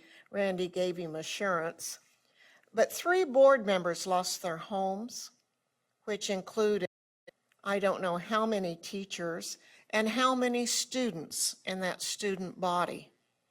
They are, in talking to the superintendent, he says they are back to normal, if you want to define normal, but everybody's on a routine, they're back. That area received one day, when I came up here the day after that fire, I counted 10 truckloads of hay being just on the road from Dodge to Ellsworth. I saw 10 loads of hay going to Ashland. That area has received help from Michigan, Indiana, Wisconsin, and the farmers all rallied. One of the farms that was burned so badly they lost everything was a Angus cow farm that is known nationwide for raising Angus cows and helping other people raise Angus cows. And so there's been a lot of goodwill in part of the world, and everybody out there that hasn't been affected has tried to help Ashland. And it's pretty devastating. I have to say that when you have a prairie fire, the devastation was probably as great as when you have a tornado, but it doesn't get as much national news and state news. And part of that might have been my fault, but it dawned on this that what role as schools, state school board members, should we play in this? I text and emailed the superintendent, but I didn't go down visibly. And Ken, are you still on? Is Ken still on? Give him a chance. Yes, I'm on. Ken, did you go physically to Greensburg after, or if you did, how long after did you go down and visit? After the tornado, Yes. I was down there, I think it happened on a Saturday. I was down there on Sunday. Okay. The next day, and then I was back there a few times after that. Well, I didn't go physically. Well, I didn't do it as a result of the fires either. And I've spoken to one of the superintendents, but I didn't go anywhere. I didn't call on the schools. Okay. I just want you to know that if we are trying to build this relationships and families as educators, I didn't take care of my flock very well. And I don't want any of you to do and make the mistake that I did. And I don't know what KASB did. I don't know what we did as a department. But we have a lot of hurting teachers and a lot of hurting families in that area. And I have to tell you, I feel guilty. I didn't respond right. So I'm just giving you a heads up. When you have something that's devastating in your area, I hope you can respond in a better way than I did. I sent my husband. That's how. You know, the Lions Club, the State Lions Club went down in that area, and he went, and I asked him to find out all this information. I should have climbed in the car and went with him, and I didn't. So I hope that some of you can learn from my mistakes and that we can continue to work and help those and make a family united out of that. Sally, I think that's a good, excuse me, Mr. Chairman, may I speak? Go ahead.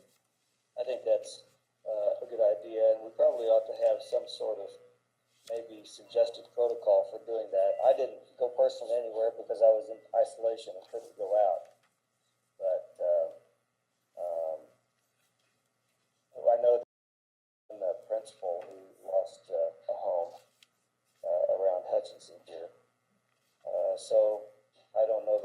very good job on the follow-up either, Sally. I did feel guilty. You know, a phone call does a lot, and I text and emailed, and I'm not even a millennial.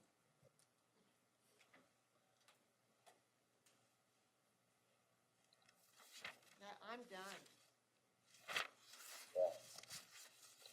Janet? Thank you, Mr. Chair. That's heartbreaking. Let's just hope it doesn't happen anywhere here, anywhere. That's really, really tragic. Okay. I was very busy. I've attended a lot of meetings, a lot of legislative meetings. I attended the juvenile justice graduation, and this was a girls' graduation. It's the first time I've ever attended a girls', and by the way, all our juvenile offenders are in one location. They're all closed except for Topeka. They closed Larned, that was the last one, other than, your local facilities, but that's where they're at right now. I did attend the Casey Environmental Ed meeting and celebration, which were both very interesting and very good. I also attended the Early Learning Roadshow. I don't know whether any of you have attended any of those. I was really impressed. Kudos to everyone involved. It was really great information I received, but people seemed excited to be there and find out what everyone else was doing. And it was really interesting because they said that it was a road show. They were on the road and they had a car getting packed, and they said some of them were packing the cars, getting ready to go. Others were down the road on the car, where they were at, and everybody was kind of learning from one another. And it was really exciting. So I'm really excited about the early learning. I also had an interesting meeting at my home this month, which I really appreciated. Bishop Rubenstein, I can't remember, sounds Jewish to me, but he's something, what is he, a bishop? Of the United Methodist Church. Came by my home and visited with me for a lengthy time, him and his local director, because he covered several states. And they wanted to know how they could serve students in Kansas. We talked about their churches, offering programs and working with the schools and things, and he was really excited about it and wanted to know what they could do.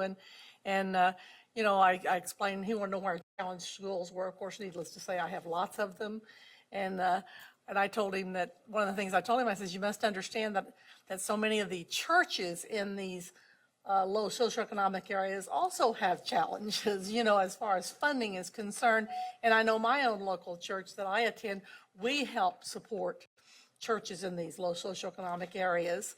And hopefully, and I think he was interested in that. But anyway, I was really excited because it sounds like to me that there's another partnership that we have is with the churches, and they wanted to help with the children, make sure they had food, make sure they had tutoring and whatever, any way they could help the students. And so I was kind of excited about that.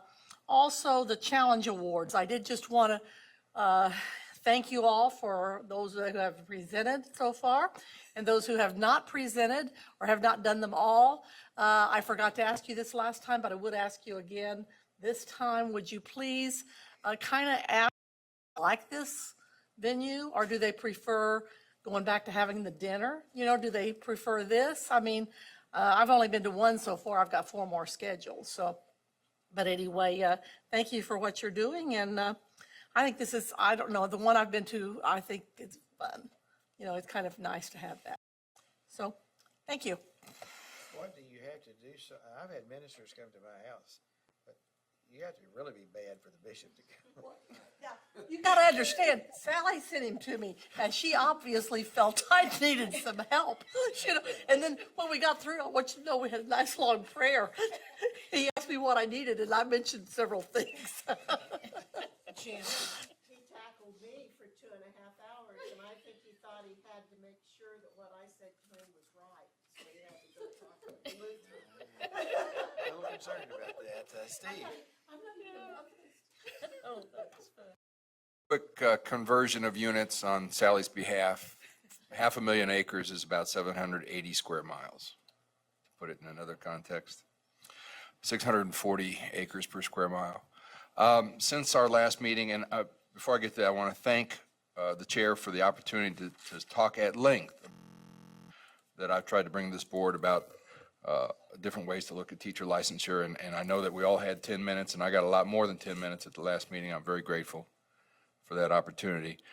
And just while I'm thinking of it, I will not be here tomorrow, Mr. Chairman, because I went ahead and told my school that their children are just as important as my fellow members. So I'm in a long-term assignment now to finish the school year as a math teacher, so I will not be with you tomorrow at the School of the Deaf and the School of the Blind. Since our last meeting, I went to the NASB conference in Washington. It was a last-minute decision because my schedule freed it up. I wasn't going to be able to go, and I had a couple of cancellations. And so I just basically made it happen and went. So we'll have to address that at some point. And then the conference in Emporia, which was a very good conference I thought we had. And I thought our Teacher of the Year, Jason from my local school, Blue Valley North, did an excellent presentation about how simple it is to connect with people, and we need more of that. My talking points that I sent you, along with a picture of a sink in my classroom, the title is I Know How to Fix Schools. And I just want to mention that first person pronoun is very offensive, and I realize that. So I guess the point I want to make is that it's not exclusive. If I say I know how to fix schools, I certainly don't know how to fix everything. But I want to champion some of these things, and I want to listen to what everybody else has to say too, because just because I know how to fix schools doesn't mean Jim McNeice doesn't. So it's not exclusionary. And that's the point I wanted to make. Thank you, Mr. Chairman. Ken, you're on. Yes, Jim, thank you. It's a privilege to be back with you all again, although not in person. And it was not a very heavy meeting, so that was kind of good. I've been able to get in a little of my physical therapy while listening and haven't been seated the whole time. I don't have anything to report that I've done because I haven't done much except just to get well. But I do have a good report. I was supposed to have been on 100 days of isolation following my stem cell transplant on February 15th. But at the 50-day marker, I went to my oncologist and was told that all of my biomarkers were back to normal and that my isolation period was over, which was a huge answer to prayer, and very happy to receive that report.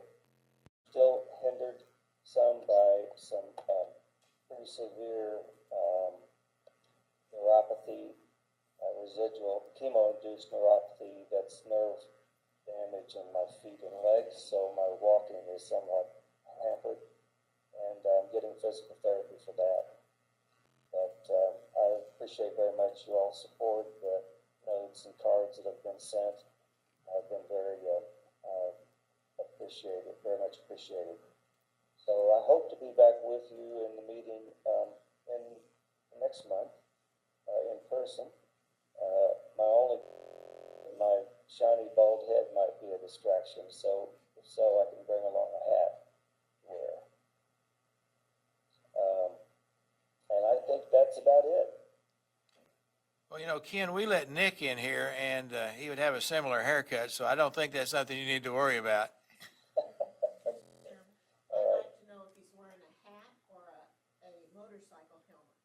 Yeah. Well, I could do that.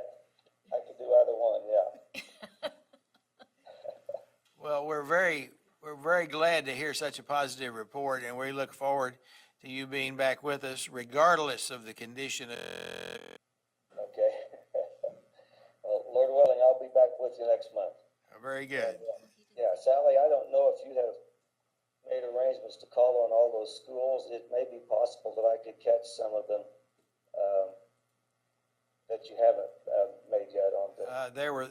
There were 3 schools, and I did the one in Hutchinson already, and Kathy was going to do the one closest to Wichita, and Dina was going to do the other one, and I don't know. It's scheduled for the 24th, I believe, Dina said that, and where is that? in Lyons. Lions is scheduled for the 24th. I went to a Hutchinson board meeting last week. Okay, all right. Well, that's great. So they're assigned, but I would assume that if you wanted to do them, that people would be glad to let you do them. So I didn't understand what is left to be done. There were 3 schools, and so there was one in Lyons, and there's one close to, I don't have the list, but Kathy took it because it was close to Wichita somewhere. What kind of time frame do we have to make those calls? They need to be done before school's out. Before school's. Yeah, they needed to be scheduled before the 5th of April. And were they all scheduled? But they don't have to, they just need to, it's up to the school to choose the venue and the time. So, so whatever works for them works for.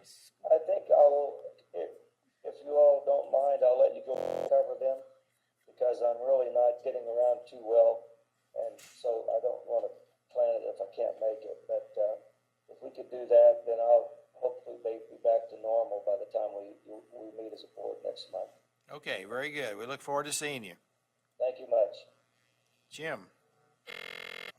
Well, first of all, I would share with you that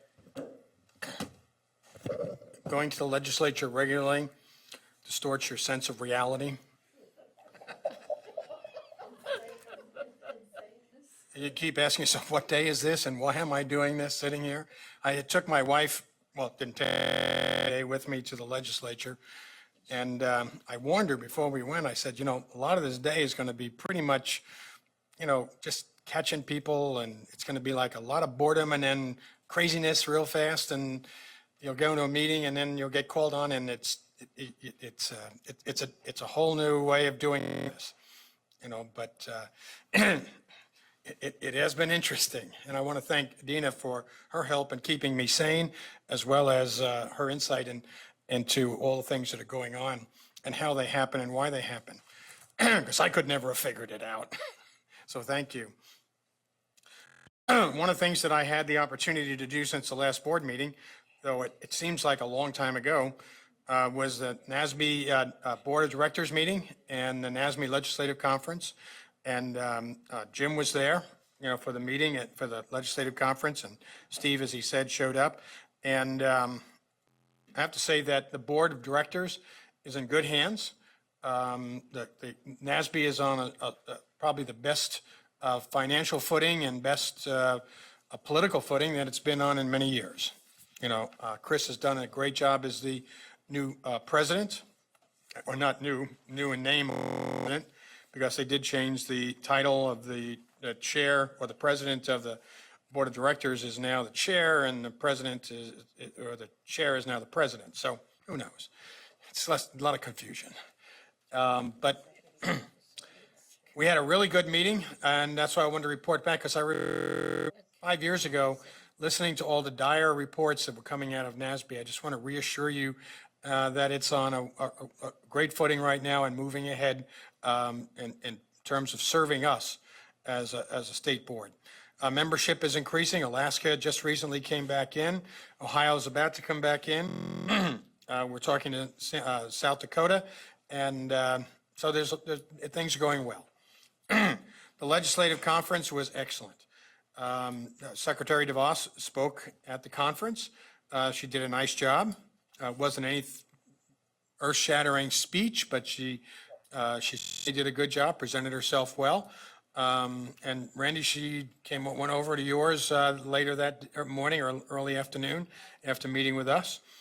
Part of NASB is to be nonpartisan, and certainly we lived up to that billing, because immediately following was a congressman, don't remember where right now, but gave another view, an alternative view to what education is and where it's going. And basically, that's what NASB does. We had a very good Reg Litchke legislative update and what to look for, and over the next few weeks and months, and even into the next year of the Trump administration. Great speakers. It was really a good conference. It was an excellent conference. They get better all the time, and I didn't know they could get better, but they keep getting better. Coming up here shortly, I'll be traveling again for NASB. We have our Board of Directors meeting in June, but we'll be going back. And Dina, have you been contacted by them about meeting in June 8th or 9th for the recognition committee? Because your name is on there. Okay, I'll talk to you after the meeting about that. Jim, I got a contact via email today. Yeah, Ken, you did. Yeah. Well, I saw your response, but I hadn't seen Dina's. And Ken, we're looking forward to having you there. Certainly, everyone on the NASB board has been very concerned, and you've been in their prayers, and they ask about you all the time. Great. Look forward to it. And I'll be in touch with you about travel plans and how we can, make this all happen. Okay. But then after we'll have not nominations, that was last year. The awards committee is meeting. We'll have a board meeting following, either during or following that. I'm not sure exactly when, early in the day, or probably going to be late in the day, Dina and Ken, because one of our members is also is from Guam, Maria, and Gutierrez, and we'll be probably talking late in the afternoon. But anyway, we also have our new member meeting, and Ann, I think you're going to be attending the new member meeting. The board of directors will be there, and that's something that I really push for, because having a new member meeting and not meeting other members is kind of shortchanged. So we'll have dinner and we'll be meeting with the board of directors, so you get to meet a lot of other people. Starting out, I think there's going to be a pretty good group of new members there. So I'm happy to have you there, and certainly I'll be visiting with you about travel arrangements and what you do, and with the Syosset people, the travel agency, Anyway, I'm also going to be in the next, Janet, you like this, the Economic Council. We're meeting on May 3rd, so I'm looking forward to that. I've had a lot of communication with them, just haven't met anybody. So we're going to be in Wichita, the Innovation Center. We're going to be meeting that day. I'll bring you up just quickly on an update on the Lieutenant Governor's Citizenship Award. Much like the Career Scholars Award that we had today, we'd like to see a lot more participation. We probably have about 70 to 90, I think, I haven't seen the final number of award winners from across the state, and who are presently, they sent out the certificates and recognition letter just recently. And I'll let you know when the ceremony is scheduled for next year and where it is when we finally put that together. It's been a good experience for the Lieutenant Governor and his staff to see public schools and get out into the schools and listen to the students. That's been a really a great experience for Dr. Collier. I think it's going to be one of those awards that, just slip through the cracks because it's not in the sequence of awards that we have, kind of like the Career Scholars Program. And both awards are significant, and both awards are really determined by the school, and that makes it particularly valuable, I think, that their schools are recognizing them. I'll give you probably in the next week or a list of those who are award winners in your areas. I've asked them to break that out so you could send congratulatory remarks or at least know where those award winners in your district are located. Other than that, that's all I have, Mr. Chairman. Thank you, sir. You're right, as long as you don't whine. Jim, is the governor going to go out and give these awards? The Lieutenant Governor has brought it up that he would be open to visiting, and we just haven't been able to schedule it. We'd like to show up at a few schools, just a surprise visit or, a last minute thing, but I'll be talking to them, yes. Can't do them all, but there was talk of going out and doing that. We just haven't gotten it on the calendar. And I think that would be important to do. Be nice to do. We are asking, you to tell us how they're making that award, at what venue, at what time, you know, whether it's at graduation or whether it's at a baccalaureate or it's at a senior assembly or a junior assembly or awards assembly at school, you know, or at a board meeting or, you know, some awards program that they have, you know, as part of their education community. Thank you, sir. The KSHA meeting, or Board of Directors meeting is the 28th, April the 28th.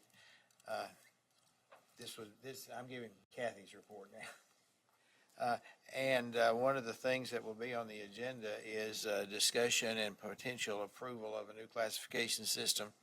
And then if it is approved by the board, it has to go to the schools for approval. So that's something that's coming up. Can I ask a question? Yes. The new classification system, is that the private school issue or is No, it no, football? this is something that's been in the works for a couple of years and doesn't have anything to do with that. Okay, thank you. More on my small little schools. And then Janet, I have here Challenge Awards. You want to say anything else? I know that, but I'm just following what Peggy tells me to say. Peggy had written me some notes and I forgot. I didn't notice them until right now. Let me see what Peggy wrote, because Peggy's about to enter me. Okay. Confidence Task Force really appreciates your work. Very good sound. Okay. To notify schools of their challenge awards, and especially to make presentations. There were 76 schools in 33 school districts we recognized, which I think is kind of exciting. 33, Presentations have been made at assemblies, local board of ed meetings, and schools were to be notified before Denise sent out the press release the first week of April. And I think we are doing a really good thing out there. And like I said, the rest of the arrangements have been made, and others are scheduled or have occurred, and they will take place in the next 2 weeks. Thank you, thank you, thank you. She didn't say that, but that's what I said. Okay, I also Peggy attend. leads us well. Yes, she does. I also attended the legislative conference, the NASB Legislative Conference, and the reason that I go is because I'm a member of the Government Affairs Committee, and the Government Affairs Committee always meets there. We meet actually on the Monday, typically the second Monday of the month, which is by phone, which is before this meeting, except this month. It's nice to, I've been talking to these people for year and a half, but it's kind of nice to actually put names and faces together. And this is the time that I've been able to go to a meeting where we actually meet face to face. I want to say Steve and Jim covered the rest of that. I want to also, with Steve and Dina, went to the Emporia Conference. I want to thank John for the invitation. Only one really bad thing that happened, and after the meeting was over, the three of us were meeting in the back of the room and having good, Dina and Steve and I were having good conversation, and we were rudely dismissed. And I really was offended, and I'm not going to mention who did that, but he's sitting next to Adelia. Did they want to lock up? And I believe the comment was, could you take it outside? Yes, it was loud, and loudly. and I've already pointed out today how sensitive I am and how offensive I found that to be. And Adelia paid me to tell you that the best part of the conference was her presentation on Educators Rising. So I have presented either 7 or 8 challenge awards, and then 2 of my awards were erroneously assigned. And they should have been assigned to me, but I got them back, and they're scheduled for next week. I'll be finished with those next week. And I want to say, to answer your question, the people I've done them at board meetings and assemblies, and at faculty at a faculty meeting. Everybody really appreciates it being done at their school where everybody knows about it. And I think that if I asked them, I haven't specifically asked them, but I think if I did ask them, they would certainly not like to send 2 or 3 people someplace else. But it's very exciting, and they really appreciate it. And I hope we continue to do it some way where it's done in the local communities, because they're getting a lot of. Thank you, I appreciate that, because I think that's what the committee will want to hear, the feedback. I remind you that we are required to fill out our interest form with the Office of the Secretary of State, and I've attempted several times and been unsuccessful, but I'll get it done by. Remember that tomorrow's schedule starts at 9 o'clock in Olathe at the School of the Deaf, and then we will go on to the School for the Blind. And some of us may want to carpool to if unless you're going someplace else after it's over. 9 o'clock at the Deaf.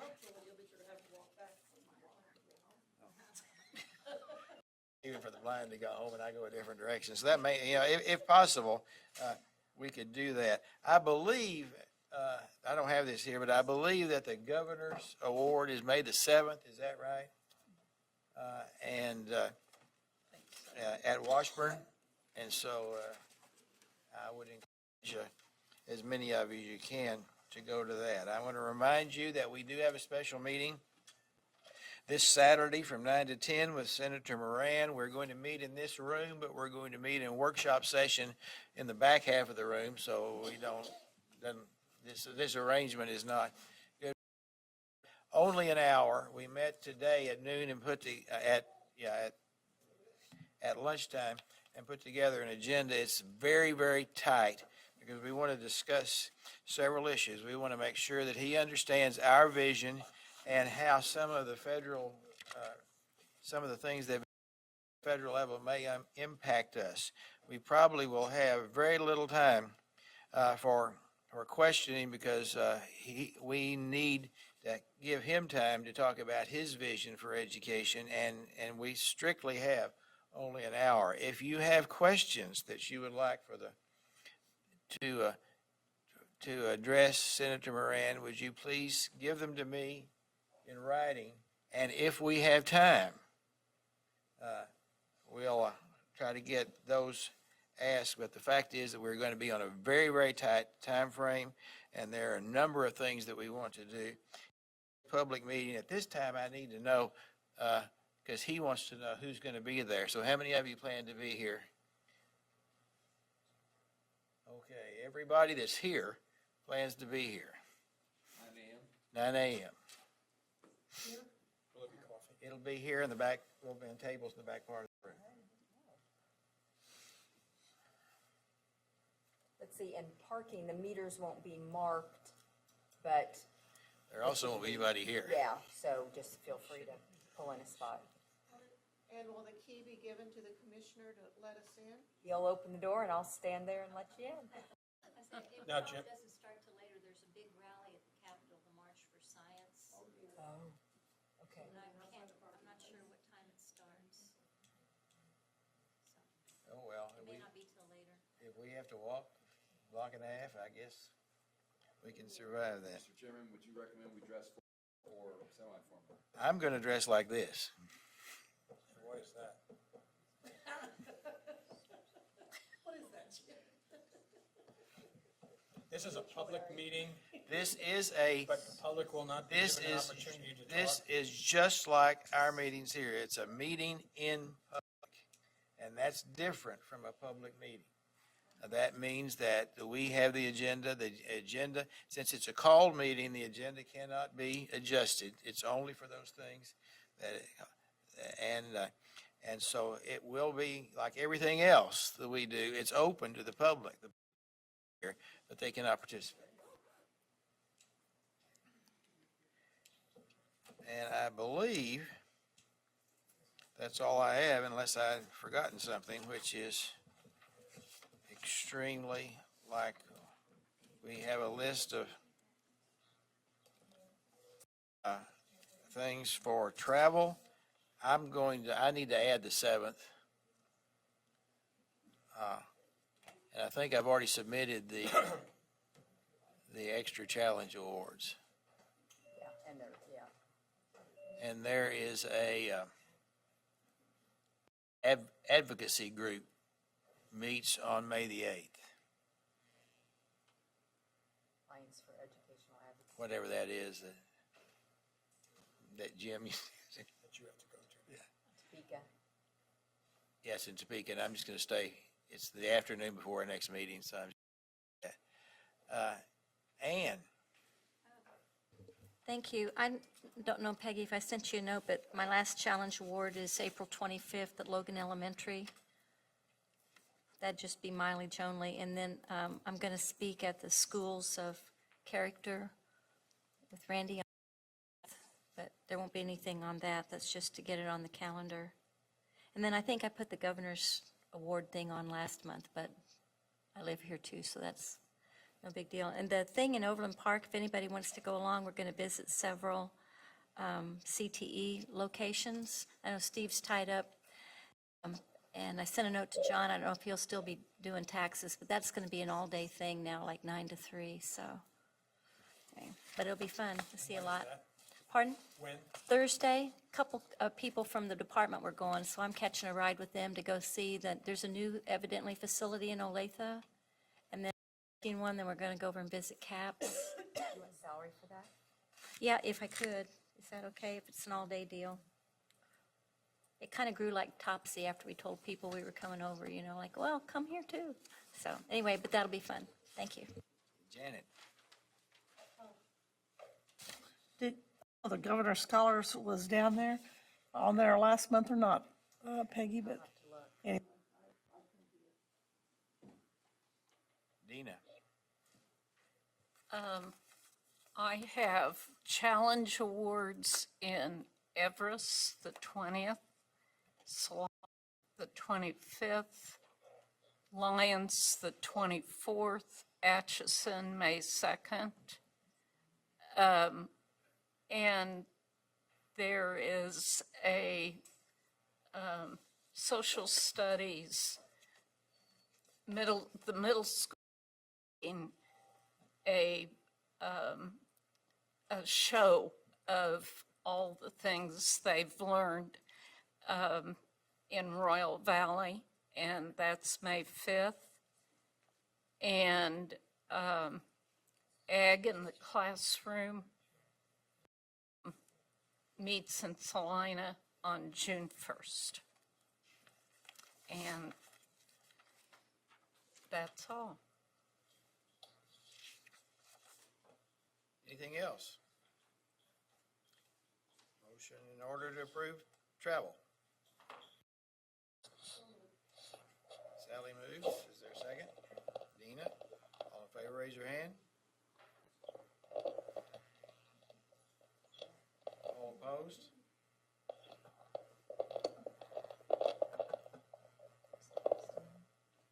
All abstaining? Point of order, Mr. Chairman? Yeah.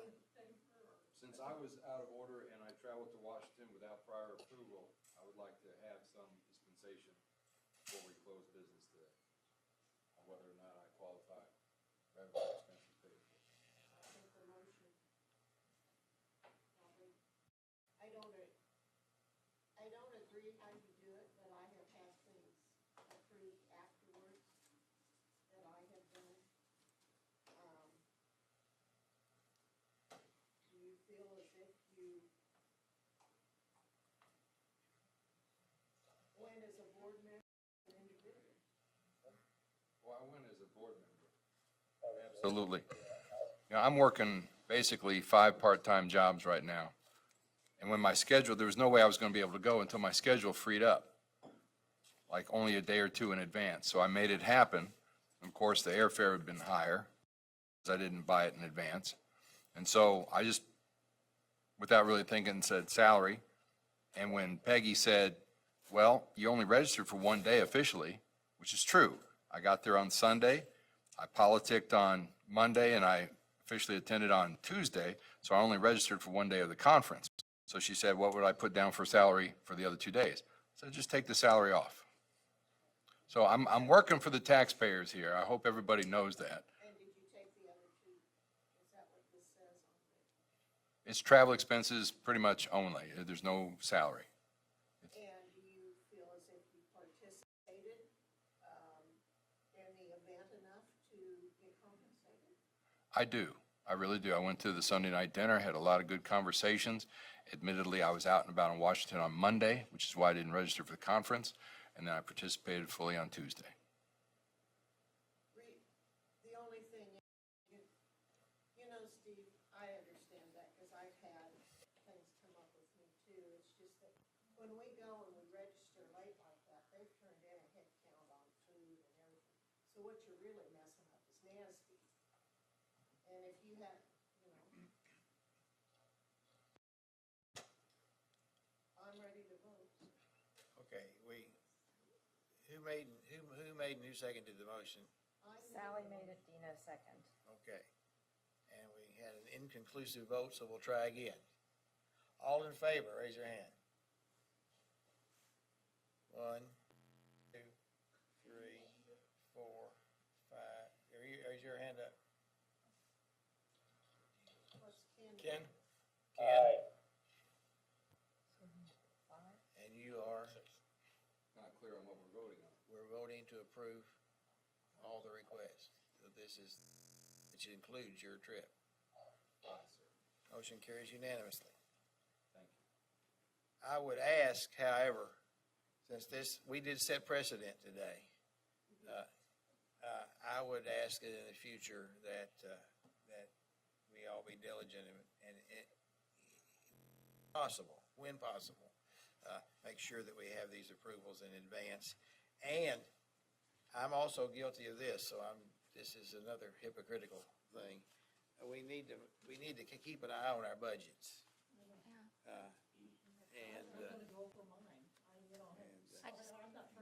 Did last time, so.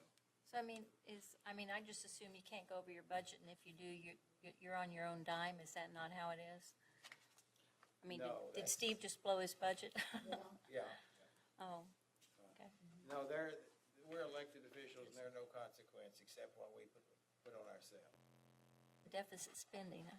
We try not to. As a group, I believe the last couple of times as a group, we've not gone over, is that right?